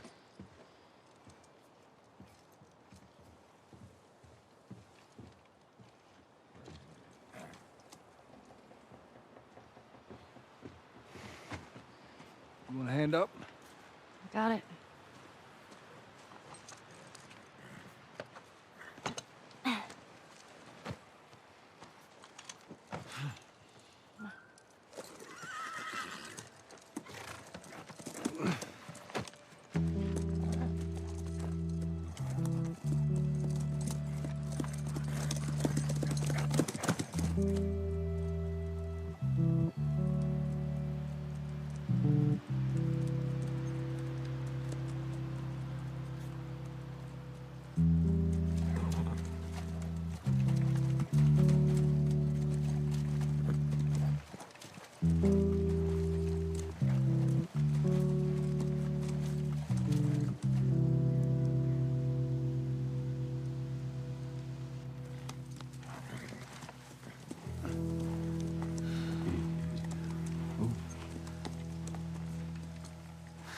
There she is. Kids will be watching movies tonight. Where is this lab of theirs? It's all the way out, University of Eastern Colorado. Go Bighorns. Ellie, get off your horse. Give it on back to Tommy. I'm gonna hang on to this fella, if that's all right with you. Go on, don't make me repeat myself. What are you doing? Your wife kind of scares me. I don't want her coming after me. Sorry for stealing your horse. Look, come back to town. Let's discuss it at least. You know me, my mind's all made up. University, Eastern Colorado. How do I find this lab? It's in the science building. Looks like a giant mirror. You can't miss it. You take care of that wife of yours. There's a place for you here, you know? You good? I'm good. Adios, little brother.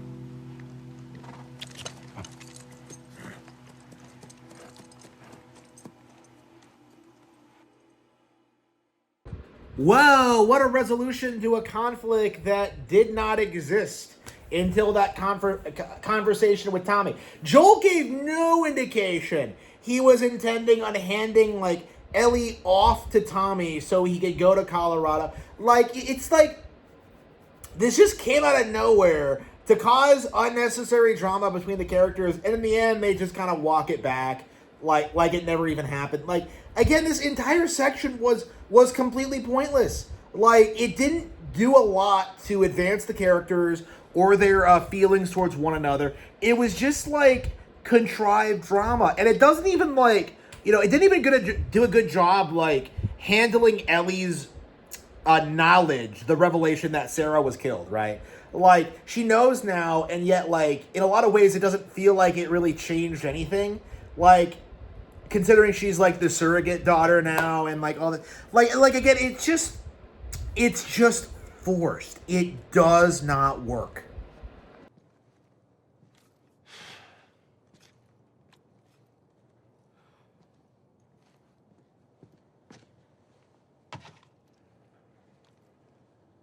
You're looking for the Fireflies. They've all left. Yeah, no shit. I'm dead. Or I will be soon. Got me some time to reflect. Been years that felt like we were... fucking thing was a giant waste of time. I'm not gonna do this anymore. Come on.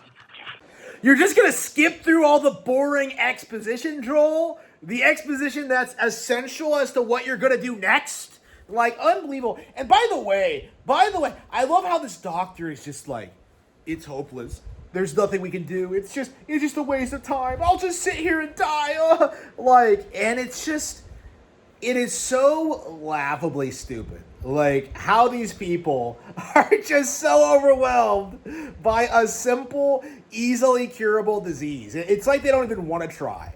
Again, they don't want to fix it. They don't want to work. They just like, yeah, I just want to do nothing all day. Oh, that's the average person in the Last of Us universe, is that they can't commit to a task. They can't decide on what they want to do next. They don't know how they're going to deal with this thing. It's just constant excuses after excuses after excuses. Like, and it's just a complete joke. It's not even like the zombies are really a particularly huge threat.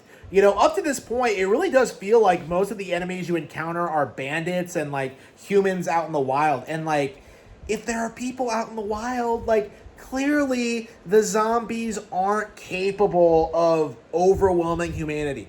Obviously. Like just logistically speaking, it has to be true. So, like, this mindset is that, like, oh, we can't, there's nothing we can do, we can't solve this thing. It's just obviously, clearly, blatantly not true. Fuck. Oh, shit! Come on. Just get the horse. All right.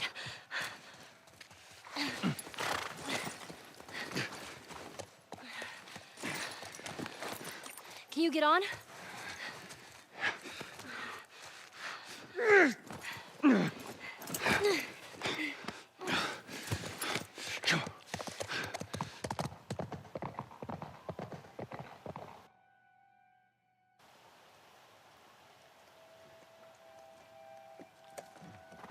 I think we're safe. Joel? Joel? Shit. Joel, here. Oh, get up, get up, get up. You gotta tell me what to do. Come on. You gotta get up. Joel?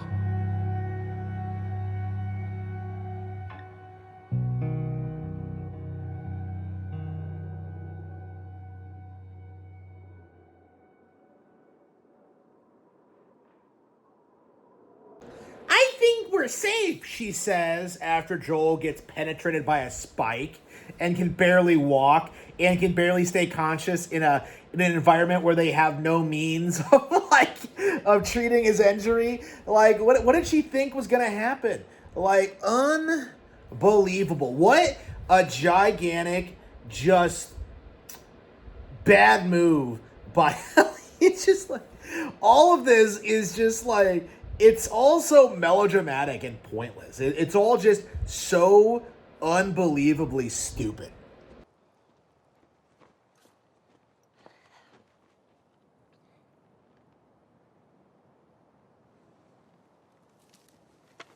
Who's there? Come out! Hello? We just want to talk. Any sudden moves and I put one right between your eyes. Ditto for buddy boy over there. What do you want? Name's David. This here's my friend James. We're from a larger group. Women, children.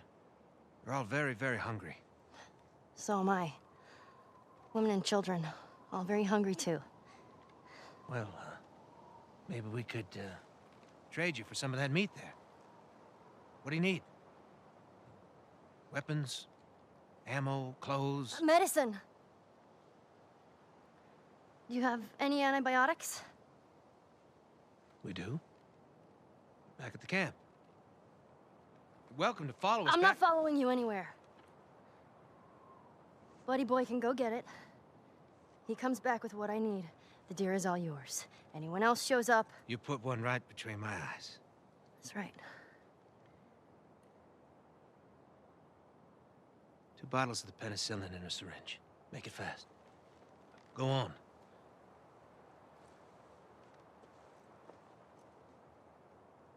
I'll take that rifle. Of course. Back up.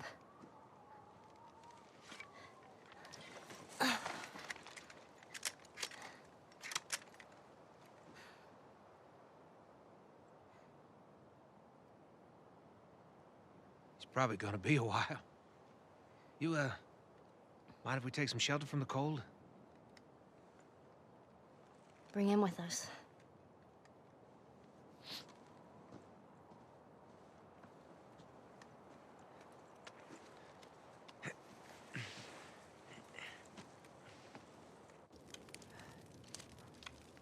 There. You know, you really shouldn't be out here all on your own. I don't like company. I see. What's your name? Why? Look, I understand it's not easy to trust a couple of strangers. Whoever's hurt, you clearly care about them. I'm sure it's gonna be just fine. We'll see. We're expected to believe that Ellie, in a zombie-infested wasteland, is able to find shelter, survive, keep a horse, take care of Joel, for months. You know, like, for months she's doing this. Like, again, this goes into what I've been saying for, like, the longest time, but, like, this doesn't feel like a zombie game. Like, they just aren't present enough. you look around and like you have entire roving bands of like stragglers. You have a functioning military. You have like, you know, the terrorist cell group, the Fireflies. You have like, you know, thriving communities even. Like the infected are just like a complete non-factor at this point. Like they're pretty much already wiped out. Like the only thing that like potentially is kind of a problem is the spores, but as we've seen, they are very easily avoidable. Like, you're not going to just get exposed to spores by just, I don't know, just wandering into them or whatever. Like, we understand how the disease spreads. We understand how to beat zombies. Like, they're not really a threat, is my mindset. But, like, at the same time, considering what the game wants us to think, that, like, Ellie's in real danger, like, we're supposed to just buy this time skip. We're supposed to just buy, like, what's happening here, that, like, she's able to take care of Joel and survive on her own. Like, it just doesn't fly. It is obviously very forced.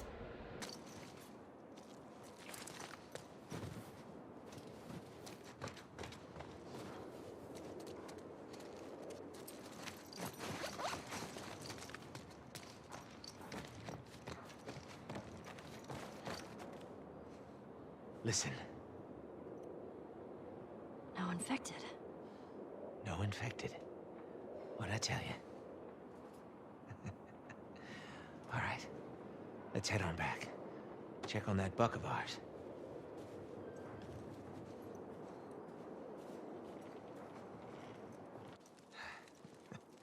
Well, you handled yourself pretty nice back there. Whew. I'd say we make a pretty good team. We got lucky. Lucky? No. No such thing as luck. Now, you see, I believe that everything happens for a reason. Sure. I do. And I can prove it to you. Now, this winter, that's been especially cruel. A few weeks back, I sent a group of men out to a nearby town to look for food. Only a few came back. They said that the others had been slaughtered by a crazy man. And get this, he's a crazy man traveling with a little girl. You see, everything happens for a reason. Don't get upset. It's not your fault. You're just a kid. James, lower the gun. No way, David. I'm not gonna let her go. Lower the gun. Whoa, the guy with the obviously evil voice is evil. Who could have possibly seen this coming? Yeah, so, this is the interesting thing about this game, and something that I think a lot of people don't talk about, is that it really does very strongly emphasize The Last of Us Part 2's themes of, like, ending the cycle of violence. And the idea of getting revenge is bad. And, like, I don't know, Druckmann seems to think this is, like, some deep, complex theme or something. And that's what this boils down to, right? Is that these guys, for some reason, decided to track down Joel and Ellie, to kill them for really no reason. Like, again, like, there's no reason to do this facade of, like, pretending to be nice and then, like, turning on her. And then, like, it's just, like, what purpose does that serve? Like, really, it's just meant to be, like, this shocking swerve. And yet, like, it doesn't really feel as if it really was all that well thought out at all. Like, I think this is a bit more obvious with The Last of Us Part 2, where you had, like, Abby killing Joel, right? For a lot of people, that felt, like, really, really contrived. Because, you know, it's years after the fact.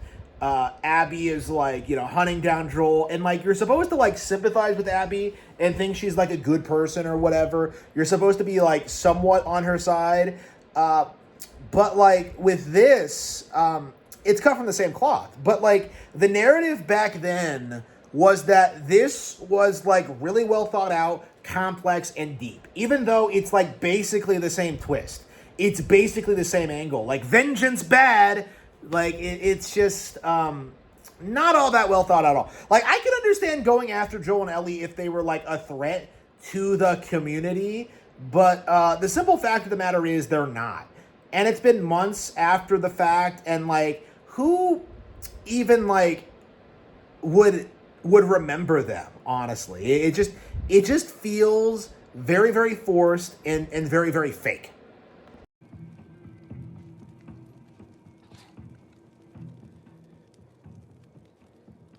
Now give her the medicine.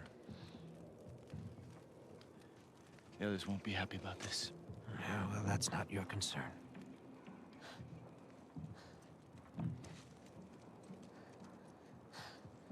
Move the fuck out of the way. You won't survive long out there. I can protect you. No, thanks.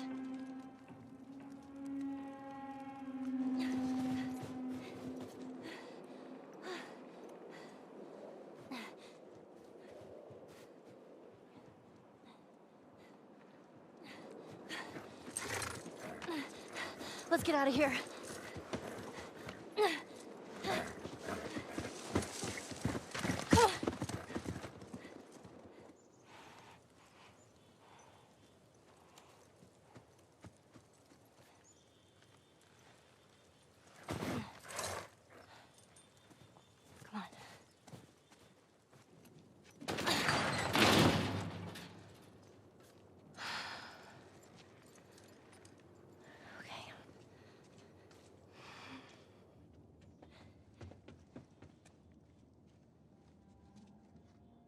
Joel?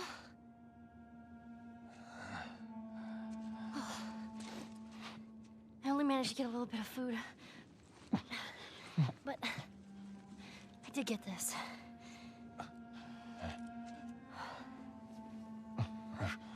Move your arm.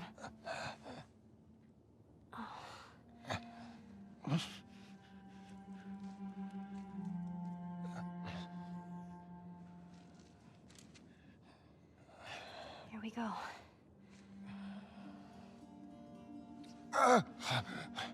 Sorry. Well done. That's it.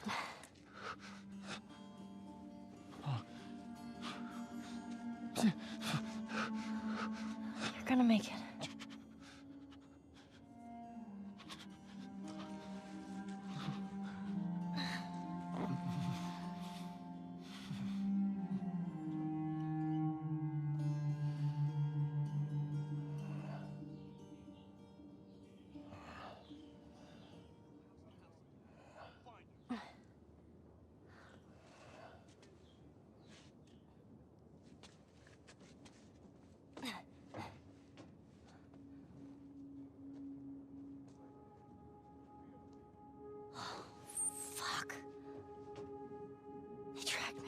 And she's surprised by this.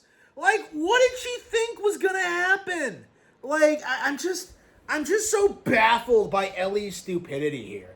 Like, I'm just like, she didn't think to cover her tracks. She really thought they would just let her go. Like, it's just like, why did he play his hand is my thing. Because, like, Ellie was retarded and, like, led them right back to where Joel was. But, like, you know, that's one of her. But why exactly did David come out and be like, yeah, we're looking for revenge against this man and this little girl?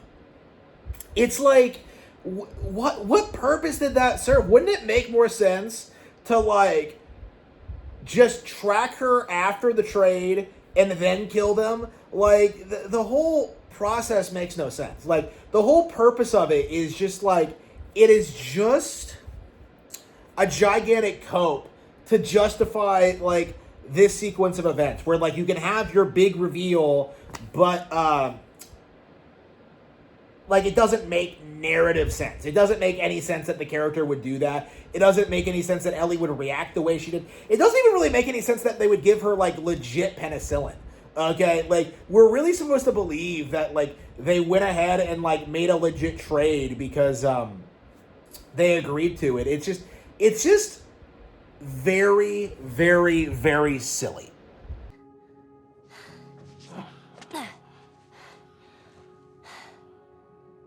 I'm gonna draw them away from here. I'll come back for you.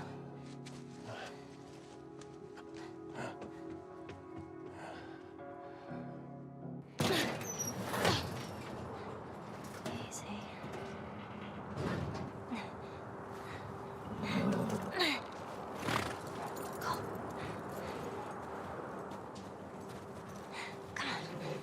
Are we even sure she's here? Man, more horse tracks down the fucking street. She's here. Hey, I got her!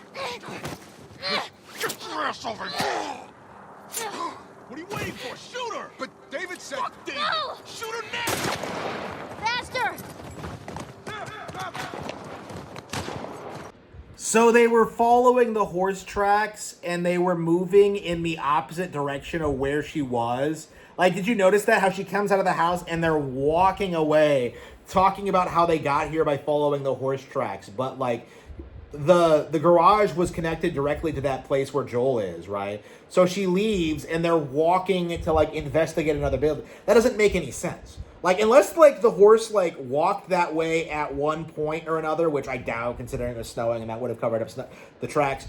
Like, this is just stupid. Like, it doesn't make any sense. Like, it wouldn't have been that hard to follow her back to exactly where she was.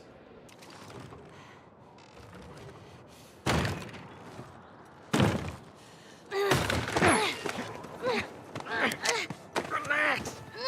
Keeping you alive here. There you go. There you go.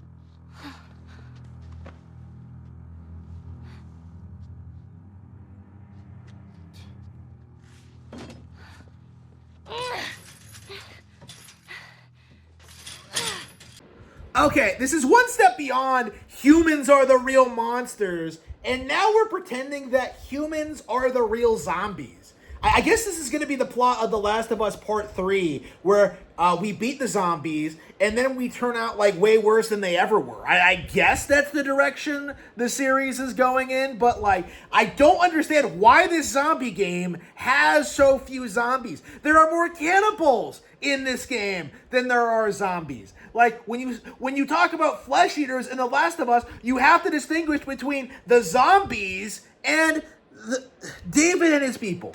Like, are you serious? Like, this is what they came up with? Oh, what would be the craziest thing for people to do during a zombie apocalypse? I don't know, like, eat human flesh? Like, come on.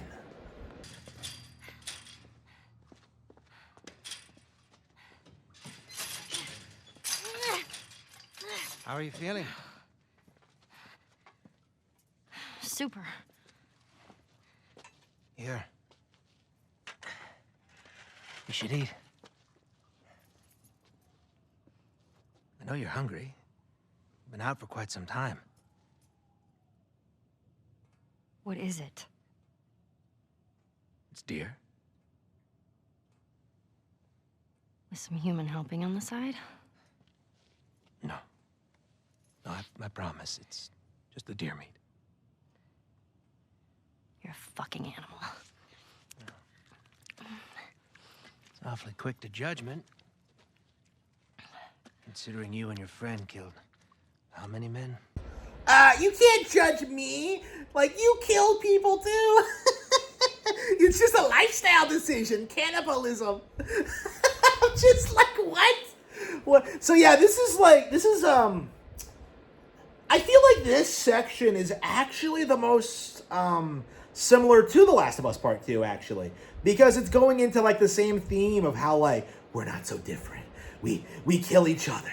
We're all secretly zombies, waiting to come out. Men are the real monsters. It's like, it's the same kind of hackneyed, like, trivial, like, trite nonsense that just made people hate The Last of Us Part 2. I feel like with this one, though, the difference is they don't try to make David, like, overly sympathetic like they did with Abby or whoever. Like, it's not like they made him a playable character and, like, showed him, like, regularly eating people or whatever. Like, what we're seeing is just, like, the same concept executed before people realized what was going on. Okay, The Last of Us is an extraordinarily woke game produced in a period just before Gamergate, just before the cultural backlash to leftism and, like, woke culture. And as a result of that, a lot of, like, really deeply held leftist beliefs, things like the idea that, like, violence doesn't solve anything, being gay is okay, feminism, girl boss, like, people hadn't, like, they weren't fed up with it at the time. Like, there was a huge culture shift between 2013 and 2020. And The Last of Us Part 2 got hit really hard, even though, thematically speaking, it's pretty much in line with the original release. It simply is, like, does a little bit more to kind of emphasize these themes of, like, the cycle of violence and how we're all monsters, man. And it's just unbelievably dumb. They didn't give us a choice. And you think we have a choice? Is that it? You kill to survive. And so do we. We have to take care of our own, by any means necessary. So now what? You gonna chop me up into tiny pieces? I'd rather not. Please tell me your name. You're so full of shit. On the contrary, I've been quite honest with you. Now I think it's your turn. It's the only way I'm going to be able to convince the others. Convince them of what? That you can come around. You have heart. You're loyal. And you're special. Oh.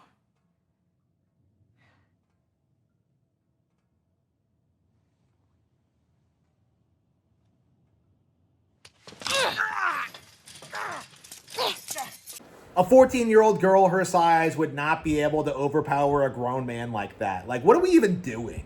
What are we even doing? This is like girl bossism taken to its logical extreme. It is downright absurd.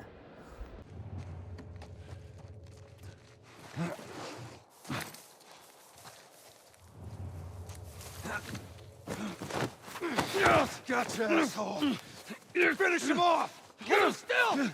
Oh, shit.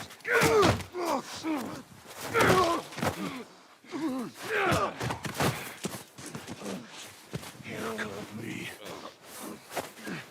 Let me go. I'll fuck you up.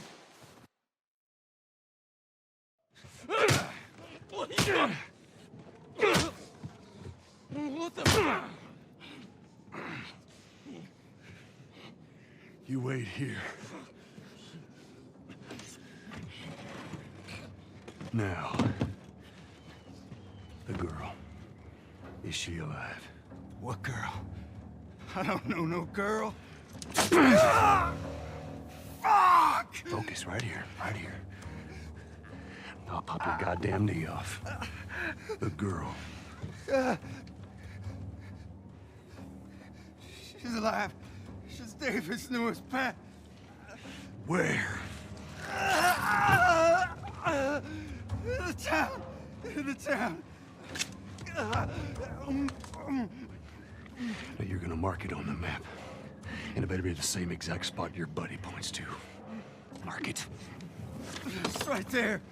You can verify it. Go ask him. Go on. I tell you, I ain't lying. I ain't.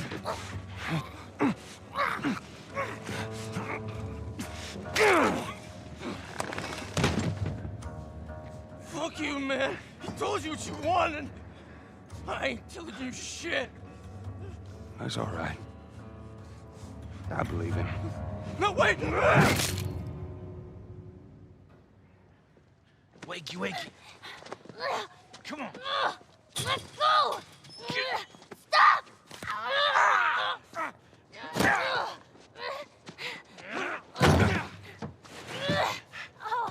I warned you.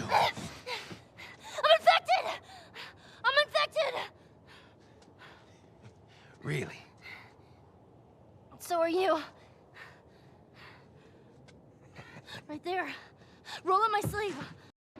You know what? That's actually a good point. Why exactly would anybody resort to cannibalism in a world where zombies exist and the infection is very real? Because, like, you would run the risk of, like, infecting yourself with the virus, right? Like, eating human meat surely would lead to, like, infection. And that seems to be the case considering how they react to this. But, like, it just raises all these questions about, like, how exactly cannibalism is a good idea. Like, it isn't. Like, the simple fact of the matter is, there's no real way to tell. There's no real way to, like, identify, like, whether someone's infected or not, unless they tell you, apparently, right? Like, it's just a contrived scenario, right? That, like, a cannibalistic society, a roving band of dudes will, like, wander, like, the winter wastes looking for, like, human flesh in a world where zombie infections exist, you know? Like, it's like, they're not at all concerned about getting infected through this. Like, it's just stupid. Look at it! I'll play along.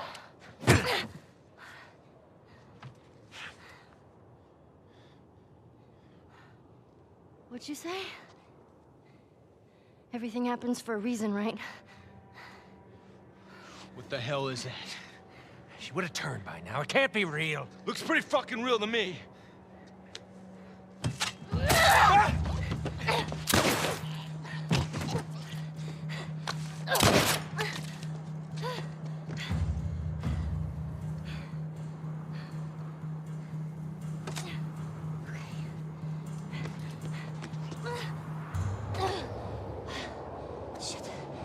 Yeah, realistically, no one would fall for this because, as David points out, the zombie conversion process is pretty quick. It happens in, like, less than a day, a couple of hours, something like that. We've seen it happen several times with, like, Sam and all that. So, like, the fact that it's healed up in and of itself proves that it's not infected because, like, she hasn't turned. So, like, again, the fact that, like, this guy would, like, jump to the conclusion, like, oh, she's infected, that doesn't make any sense. Like, again, this is the weird thing about this game that I've noticed and I've brought up several times again. Like, it feels as if the general population, for whatever reason, has no idea how zombies work. You know, there's a segment early on when you're like when you're in that, like, when you're like fighting with David, and, like, a bloater turns up, and then, like, Ellie refers to it as a bloater.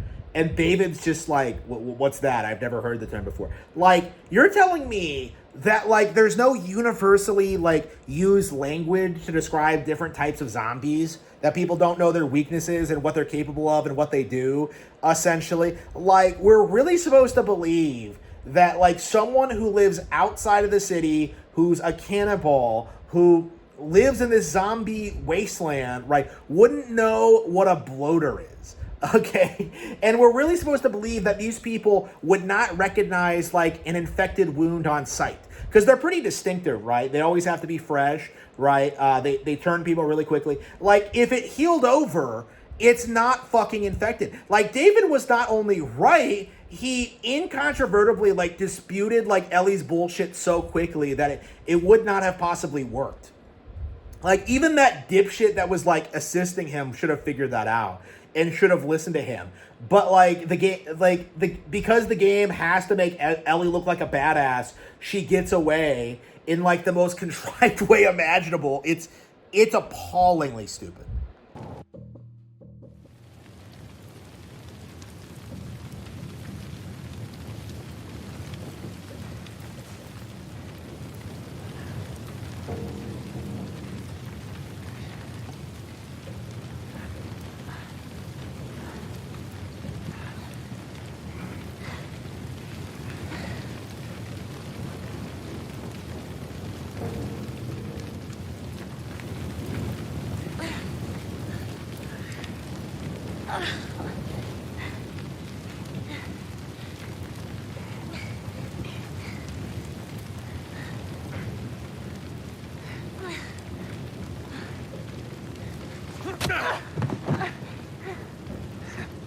I knew you had heart.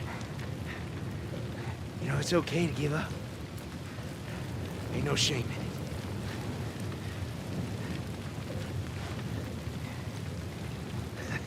it. I guess not. Just not your style, is it?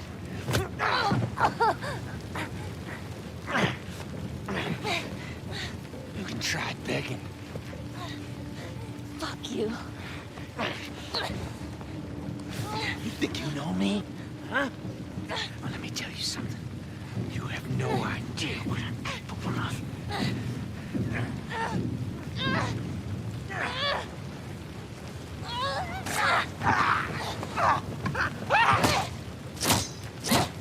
Wow, you sure are capable, Dave. Capable of getting beaten up by a little girl. So let's go over what happened here. Where David, after months of searching, finds Ellie, pretends to be nice to her, plays his hand way too soon, for some reason gives Joel penicillin to restore him to life, for some reason decides to, like, adopt Ellie and I guess convert her to cannibalism, I guess. And then, you know, because he did that, then he, like, allowed her to get away, and then he, like, got into, like, some anime fight with her in a burning down diner, and he did that, like, Western video game boss thing, where, like, he just kind of slowly walks around in circles and lets you sneak up on him and stab him in the back a couple of times, right? Like, he's not capable of jack shit, okay? And I find it interesting because I think a lot of people, when this game first came out, I think a lot of people said Winter was their favorite chapter. I think a lot of people felt that David was the best antagonist because he felt kind of more grounded, a little bit more real, a little bit more extreme, a little bit more intense, a little bit more scary. You know, the whole facade thing was kind of interesting. But I think that just speaks more volumes about how, like, incompetently the rest of the game was written. Because I do think the scenario in this section is quite a bit better than the rest of the game. I do like the wintry aspect. I do like the idea of Ellie getting attacked. I do like the idea of a bait and switch. I do like the idea of, like, taking care of Joel. The problem is that, like, it's built on this, like, incredibly poorly thought out setting and story. Right? You don't feel like Ellie really, like, overcame the odds and, like, beat David and saved Joel. Like, it just feels very forced and contrived. It just feels like all this happened in Ellie's favor because that's what the writers wanted to happen. Right? There are so many ways that, like, David could have fucked her over. Right? The entire plot hinges on this idea that, like, he's not going to kill her right away for whatever reason. Again, and it's stupid. Even his own people think it's ridiculous. And yet, like, that's what they went with. Like, again, like I said, it is very forced. Like, it was done this way in order to make the plot happen. In order to make Ellie look good. In order to, like, create some, like, tension. In order to, like, create this feeling that the world is dangerous and that anything could happen. And it just doesn't feel as if they put a whole lot into thought into this, especially when it comes to the gameplay portion, right? Like, this is a very badly made video game.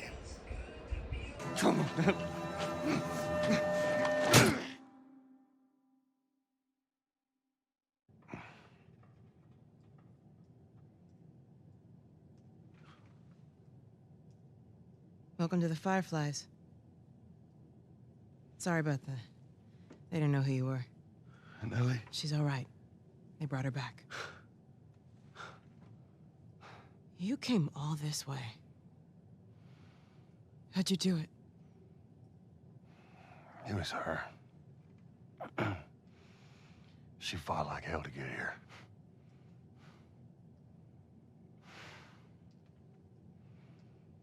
It was meant to be.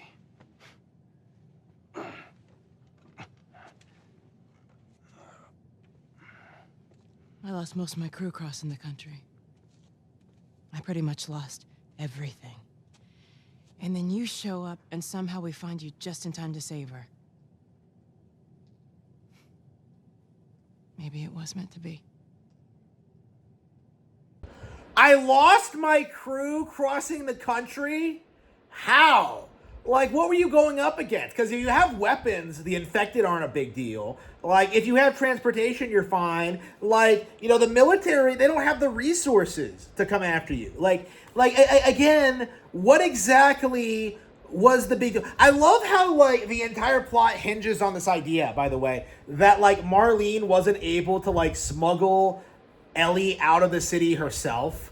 Even though that, like, when you get right down to it, all Joel and Tess had to do was, like, go through a sewer and, like, walk a couple of miles, like, to get out of, like, the military's range. Like, it's like, what is she talking about?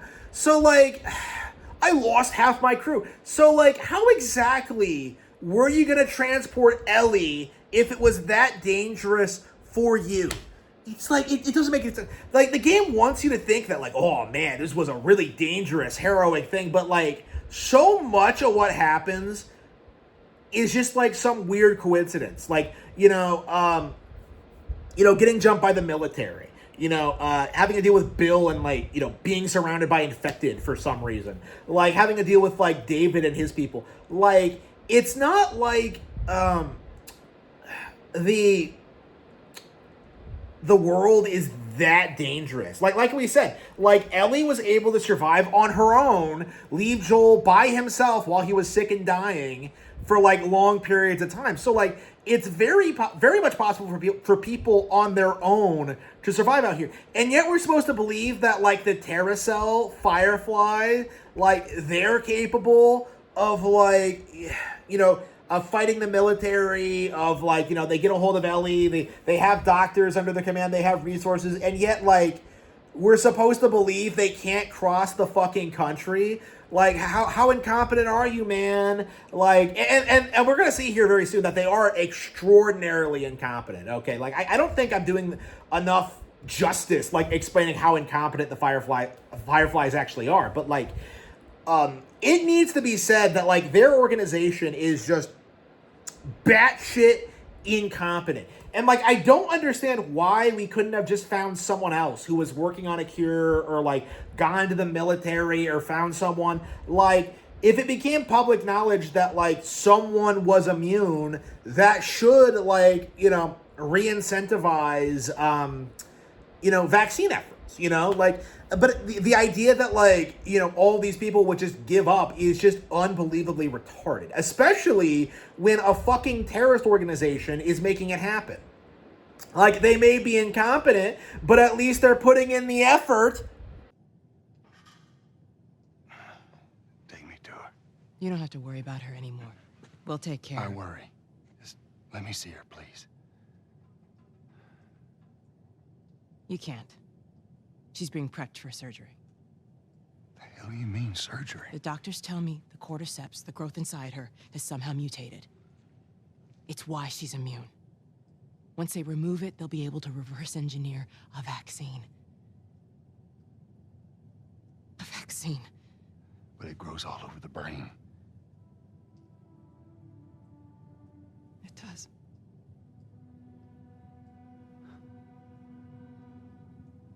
Find someone else. There is no one else.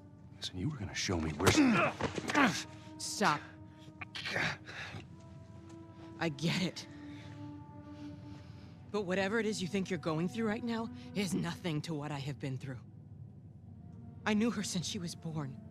I promised her mother I would look after her. Then why are you letting this happen? Because this isn't about me, or even her. There is no other choice here.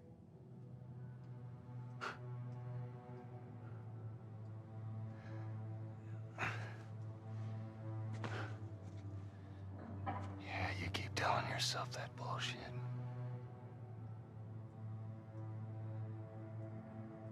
March him out of here. He tries anything, shoot him. So this is the big epic twist, worthy of M. Night Shyamalan himself. Well, actually, we're gonna kill her to create the vaccine. Like, obviously, this is just, as I've said several times before, like, emotionally manipulative. It's just kind of try-hardish. Like, the simple fact of the matter is there's no reason to assume that, like, this surgery is necessary, that there's not some other thing they could do. Like, to me, it just feels, like the entire story was building up to this one aspect. The idea that Joel and Ellie become close, Joel begins to see her as his daughter, and then, like, you know, Marlene reveals that, ooh, the Terracell is going to do something evil, ooh, like, you know, very transparent. You know, Joel even knows not to trust this bitch right from the get-go, right? So, like, he really should have seen something like this coming, but, like, this was, like, always what they were going to do. The entire story revolves around this one moment, and it completely falls flat because you don't believe this is an operation that could ever work. You don't really believe this is the only possible way. It just feels that Marlene and the people she's working with are complete and utter retards. Like, and again, this is what really diminishes the impact of the scene, because the game did not do a good enough job building up the infected as a threat. It did not build up the what being immune actually means. It did not do a good job, like, hyping up the Fireflies, because it's really odd how Marlene is, like, introduced right from the beginning but doesn't appear right until the end, right? You know, she's not really established as the final antagonist of the game, right? We're looking at this. We're looking at what's happening. We're looking at, like, how this scene plays out. And, like, this should be a heart-wrenching scene. But the simple reality is it does not work because you do not feel invested in the world. You do not feel invested in the characters. You don't really care about the relationship. The only thing this game tried to do throughout its entire narrative was develop this relationship between Joel and Ellie. And it completely fails at that. Nothing it did really made their connection feel real and genuine. As I've said, it felt very, very forced. It tried to make you care. It tried to make you feel invested. And in the end, it completely and totally failed. Don't waste this gift, Joel.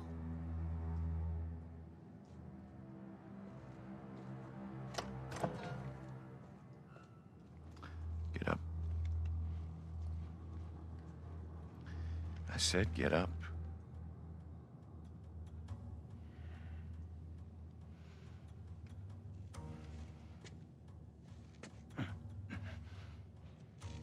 Go on. Move.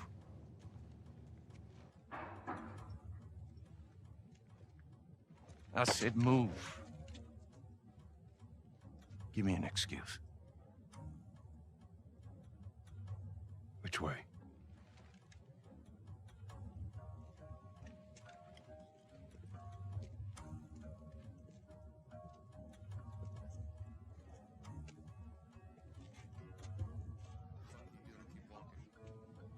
I said keep walking. Where's the operating room? I ain't got time for this. Where? Top floor, the far end.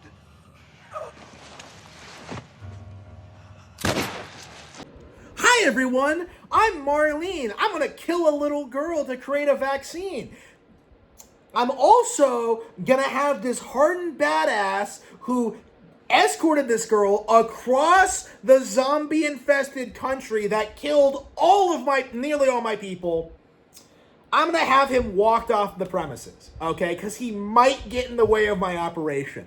Like, is she serious? Like, she's willing to kill the little girl that she's attached to, but she tries to show mercy to Joel, even though she's perfectly aware of what he's capable and willing to do. Like, there was no reason for Marlene to, like, let him live there. Like, but she went ahead and did it, and that just set up this bullshit scenario in which Joel goes on this roaring rampage of revenge in which he completely eradicates the Fireflies off the face of the earth. Which, would be based if the Fireflies were set up more as like the incompetent like group they actually were, but like they are in so little focus in this game, you honestly don't really feel all that strongly about them at all until the ending and the big reveal. And then you start noticing just how incompetent they are and how this operation would never ever work. Like, the Fireflies suck, and Joel, like, should be, like, is based for, like, you know, killing them all and taking her back. But, like, the problem with this is that, like, that's not really what's supposed to happen. And this is, like, the big issue with Druckmann as a concept. Because, like, what was supposed to be the point of this was that Joel was, like, eliminating humanity's last hope to save Ellie, right? Like, this is the only possible way they could produce a vaccine. And, like, this is supposed to be a morally great situation, but it really doesn't come off that way. Like, it really does come off as if, like, everything Joel does here is 100% justified. But, like, what you're supposed to take away from this is that, like, ooh, Joel is a bad person. And this is something that's, like, followed up on pretty hardcore in The Last of Us Part 2. I wouldn't be surprised if, like, this was a primary inspiration for, like, the Abby character, by the way, because her dad does die in this sequence, and that's why she hates Joel so much. So, like, the purpose of this was to create this morally gray scenario with this, like, morally gray protagonist, and, like, it just doesn't come off that way at all. Like, the Fireflies deserve everything bad that happens to them. Like, they say they're trying to, like, liberate, like, humanity from the infected or whatever, but, like, in practice, they're bombing Boston and just, like, causing problems for the military and, like, ordinary civilians. Like, what do they actually do? Okay? like, they are an incompetent fucking organization. Like, fucking Avalanche could have done a better job.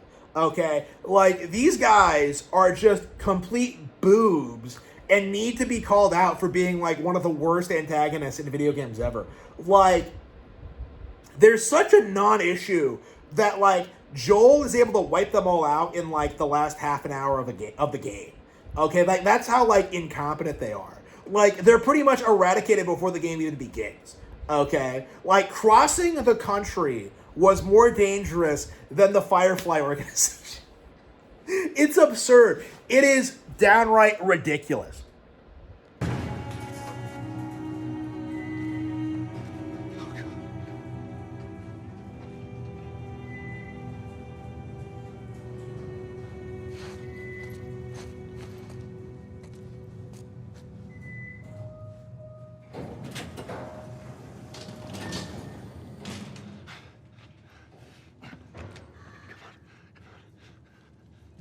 You can't save her. Even if you get her out of here, then what?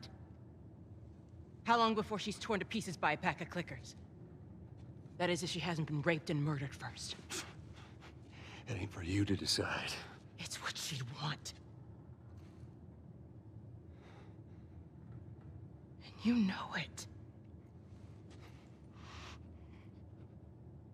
Look. You can still do the right thing here. She won't feel anything.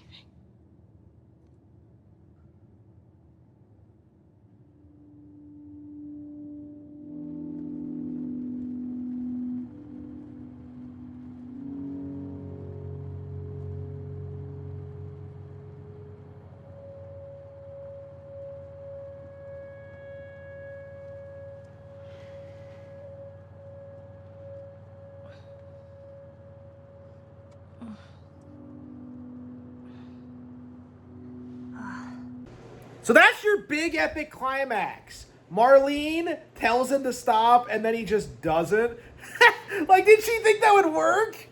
Like, he already made his mind up. He made it very clear what he was gonna do. Like, what a half-assed effort. She couldn't even put up a boss. Like, even David got a fucking boss fight. You know, honestly, David comes off more like the final boss than this stupid bitch. Like, all that's happening is that we're resolving the plot, which, the very underwhelming, disappointing plot, man.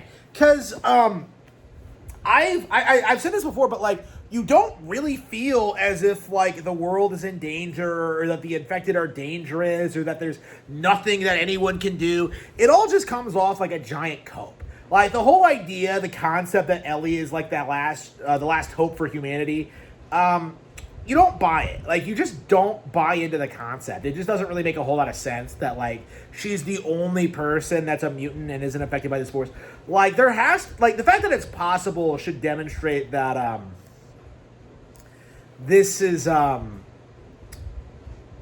there is a methodology to create, like, a vaccine, to put a stop to this. And, you didn't have to kill her. You know what I mean? Like, just the whole nature of it, right? The setup, it's all just emotional manipulation to feel like this is some morally gray situation. It's not. Like, Joel was 100% in the right here. Marlene's a stupid bitch. The Fireflies are scum. I want to see a real doctor. You keep finding something to fight for. Now, I know that's not what you want to hear right now. Swear to me. Swear to me that everything that you've said about the Fireflies is true. I swear.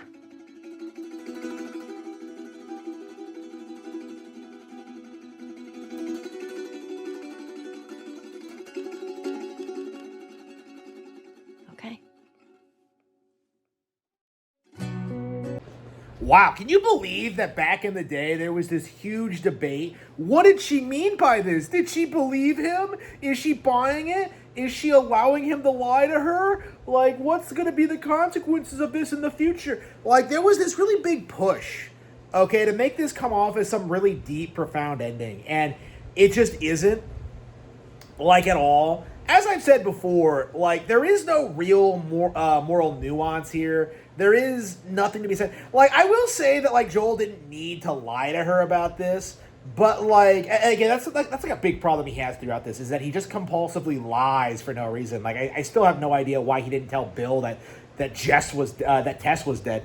But, like, you just have this situation, right, where Joel did nothing wrong, at least when it came to the Fireflies, and, like, yet he feels the need to, like, hide this from Ellie for no reason. Like, it's not an unreasonable thing to do considering the circumstances. But, like, anyway, so that's The Last of Us. Okay, that's the Citizen Kane of gaming, as it's called. And what you get is this boring ass stealth game where you sneak up behind zombies and choke them out for like 11 hours. You get like a handful of cutscenes that are not well acted, are not well directed, don't flow very well together. You get a lot of filler content that has no real context. Like, honestly, I think you could skip like 90% of the game after they leave Boston and just go straight to the Fireflies and lose like absolutely nothing of value, because like already you can kind of see like Joel and Ellie getting attached to each other immediately. Like that's the entire hook of this game, is like Joel and Ellie's relationship and the idea that Joel sacrifices everything to save her. Like, everything else is just filler. You know, characters like Sam and Tess are just plot devices to get the plot moving, right? Like, they don't really serve out any purpose outside of that. You know, their names may come up occasionally, but once they die, that's it. And, like, you know, the characters just move on, and it's almost like they never even really existed, okay? Like, it's crazy how there's not, like, any real sense of, like, these experiences shaping the characters outside of becoming increasingly fond of each other as it goes on.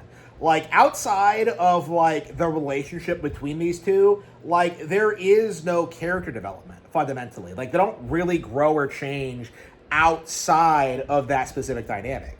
Like, there's no real, like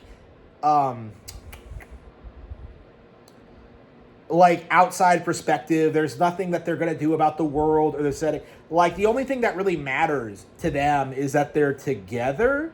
And I just feel like that's not really the story that needed to be told here. You know what I mean? Like, it really does feel almost as if, like, What they really needed to be focused on was just like, building a small community, and just kind of surviving in zombie world, and like slowly starting rebuilding civilization, which is going to happen at some point. Like the idea that we needed a cure for like zombies immediately is just objectively wrong. It doesn't make any sense. Like, there are roving packs of gangs all over the world, more than the zombies, it seems like. You just have like all these situations and all these scenarios. Like, the zombies aren't that big of a threat in general. Like, maybe there's a handful of them in like cities that were never bombed by the military, but like, for the most part, like, there's just not enough people to keep the population of the zombies like stable, right? You put a bullet in a zombie and it's just not going to get back up, essentially. So like, what you have is this like post-apocalyptic scenario in which the apocalypse makes no sense. The moral dilemma makes no sense. Like, the character relationships aren't fleshed out enough to be interesting. Like, fundamentally, the game has no real appeal at all. This is the first time I've gone through the story in its entirety since this first came out, right? And honestly, now that I'm a published author, now that I'm like, I'm older and more experienced, like, I hate this more than ever, honestly. I'm trying to think of like a game that I hate more than this, and there are definitely examples, but like, I don't think any in like the top 25 games ever made. Like, when you look at games like Skyrim or Baldur's Gate 3 or like Witcher 3, like, you get this sense that like, okay, at least they have like a unique setting, a hook, a gameplay feature, something that's like appealing to normies. You know what I mean? Like, Skyrim has like the open world. Baldur's Gate 3 has all the degenerate sex stuff. Like, you have Witcher 3 and the dark fantasy vibe. You can like, there's like some appeal there. You can kind of see why they have an audience. For The Last of Us, though, it really fundamentally doesn't really have that kind of appeal at all. Like, the only reason people glazed this game the way they did was purely and only because it was the big PS3 exclusive. The game that closed out that generation and was supposed to be the sign that PlayStation was on the up and up, that it won the console war, that the PS4 would be the best-selling console that generation, that PlayStation won, essentially. Like, it was supposed to be that game. It was like supposed to be like the killer app that generation. It was supposed to be like the beginning of the golden age of PlayStation, and in reality, it was like the beginning of the end. Honestly, instead of being a new glorious age for PlayStation exclusives, this pretty much marked the end of the genre, because games after this became increasingly linear, increasingly story-focused, increasingly similar to this in tone. Like, entire established franchises, like God of War, completely retooled themselves to be more like The Last of Us. We saw a complete genre focus shift from PlayStation Studios after this point. And to this day, they still have not recovered from it. To this day, you still see people pretend that The Last of Us had some like huge, profound effect on gaming, but the simple reality of it is that it never did live up to the hype. What exactly did The Last of Us innovate on? It wasn't with the storytelling or the acting or the gameplay, because all of that was pretty stock and generic, right? When you compare like the story of this to something like, say, Metal Gear Solid or Final Fantasy VII, like, what do you get? You get like more creative scenarios, you get more memorable characters, better gameplay mechanics, and you get more meaningful character deaths, right? Gray Fox dying in MGS, that's like a huge pivotal moment for a lot of the characters and for the franchise, right? That's a huge like driving force for like Naomi's actions in MGS4, right? Like, there's just like a huge sense of stakes there. It feels real, essentially. It feels like an actual progressive, like an actual story with like real stakes, real consequences that linger long after they happen. It's kind of crazy how something like MGS4 can like take a joke character like Johnny and try to make a compelling character arc out of him. I don't even like MGS4 all that much, but like, in a lot of ways, it's a better done example than this. because MGS tried to establish its own unique brand. It tried to have its own unique vision. It tried to have its own identity. It had its own style, presentation, unique cliches, right? MGS absolutely stuck out from the competition because of what it was doing at the time. But The Last of Us fundamentally did not. The Last of Us, to me, feels like it was a product made to capitalize on a trend at the time, which was the popularity of zombie fiction. And because of PlayStation having like legions of like blind fanboys who would eat up anything at the time, this game was like released and was seen as the best ever made, even though it doesn't really have any replay value. There's nothing really all that special about it. It's not really all that memorable or interesting, but people glazed it because of graphics and because of the story. And like, it's interesting now, 13 years later, and it has been 13 years later, by the way. We're nearing the 20-year anniversary of this game. 13 years later, like, it really does feel as if this game, like, really doesn't have much of an impact at all. Like, people don't really remember it all that well, and even though there are handfuls of people who try and say that, like, this is, like, an all-time great and it's gonna stand the test of time, it really doesn't feel like it's true. Like, this is never going to be something on the level of Star Fox 64 or Ocarina of Time, which has stood the test of time for decades, okay? Like, The Last of Us felt like it petered out even with, like, the release of the sequel. And although we still have, like, a handful of people insisting this is one of the greatest games of all time, like, I really feel like, you know, in the next decade or so, it's really going to start falling off, where people are going to start questioning, like, the narrative decisions more and start questioning, like, Naughty Dog more. Like, I think for a lot of fans of the company, like, eventually this will be seen as, like, the turning point for the company when they really started fading into irrelevancy. And I think the plebeian excuse for that is that didn't happen until Part 2, but, like, everything Part 2 did was established in this game. Like, all of the weird, like, themes and ideas and the character turns, you even get, like, hardcore badass Ellie in it. You know, like, nothing Part 2 did was out of left field, and they set all of that up in this one. Like, they were very clearly, like, trying to do very specific things with Part 2. But, like, what we saw when Part 2 came out was, like, this very stubborn refusal from the audience to admit it. Like, people wanted to believe that there was some massive fall off after Part 1, and that, like, Druckmann was to blame for everything because he took control of the entire company. But, like, this has always been his project. You know, he wrote all of the original Last of Us, and there's just this very stubborn refusal from the industry to, like, acknowledge that there's a very real problem with this game and how it was received. Like, it simply doesn't deserve any of the praise or attention it's gotten over the years. And I hope I've been able to, like, emphasize a fraction of how I feel about this game in this video. Obviously, I was focusing on the story beats in this one because the story is primarily what this game is known for, but it also needs to be said that the actual gameplay is trite, boring, simplistic as well. Okay, it's not a very good video game gameplay wise, but then again, nobody really talks about the gameplay in this game, is it? Do they? Like, it's just about the story. And I think that's the only thing that really needs to be addressed, is that people need to address that the story, characters, and voice acting are not as good as video game journalists want you to believe.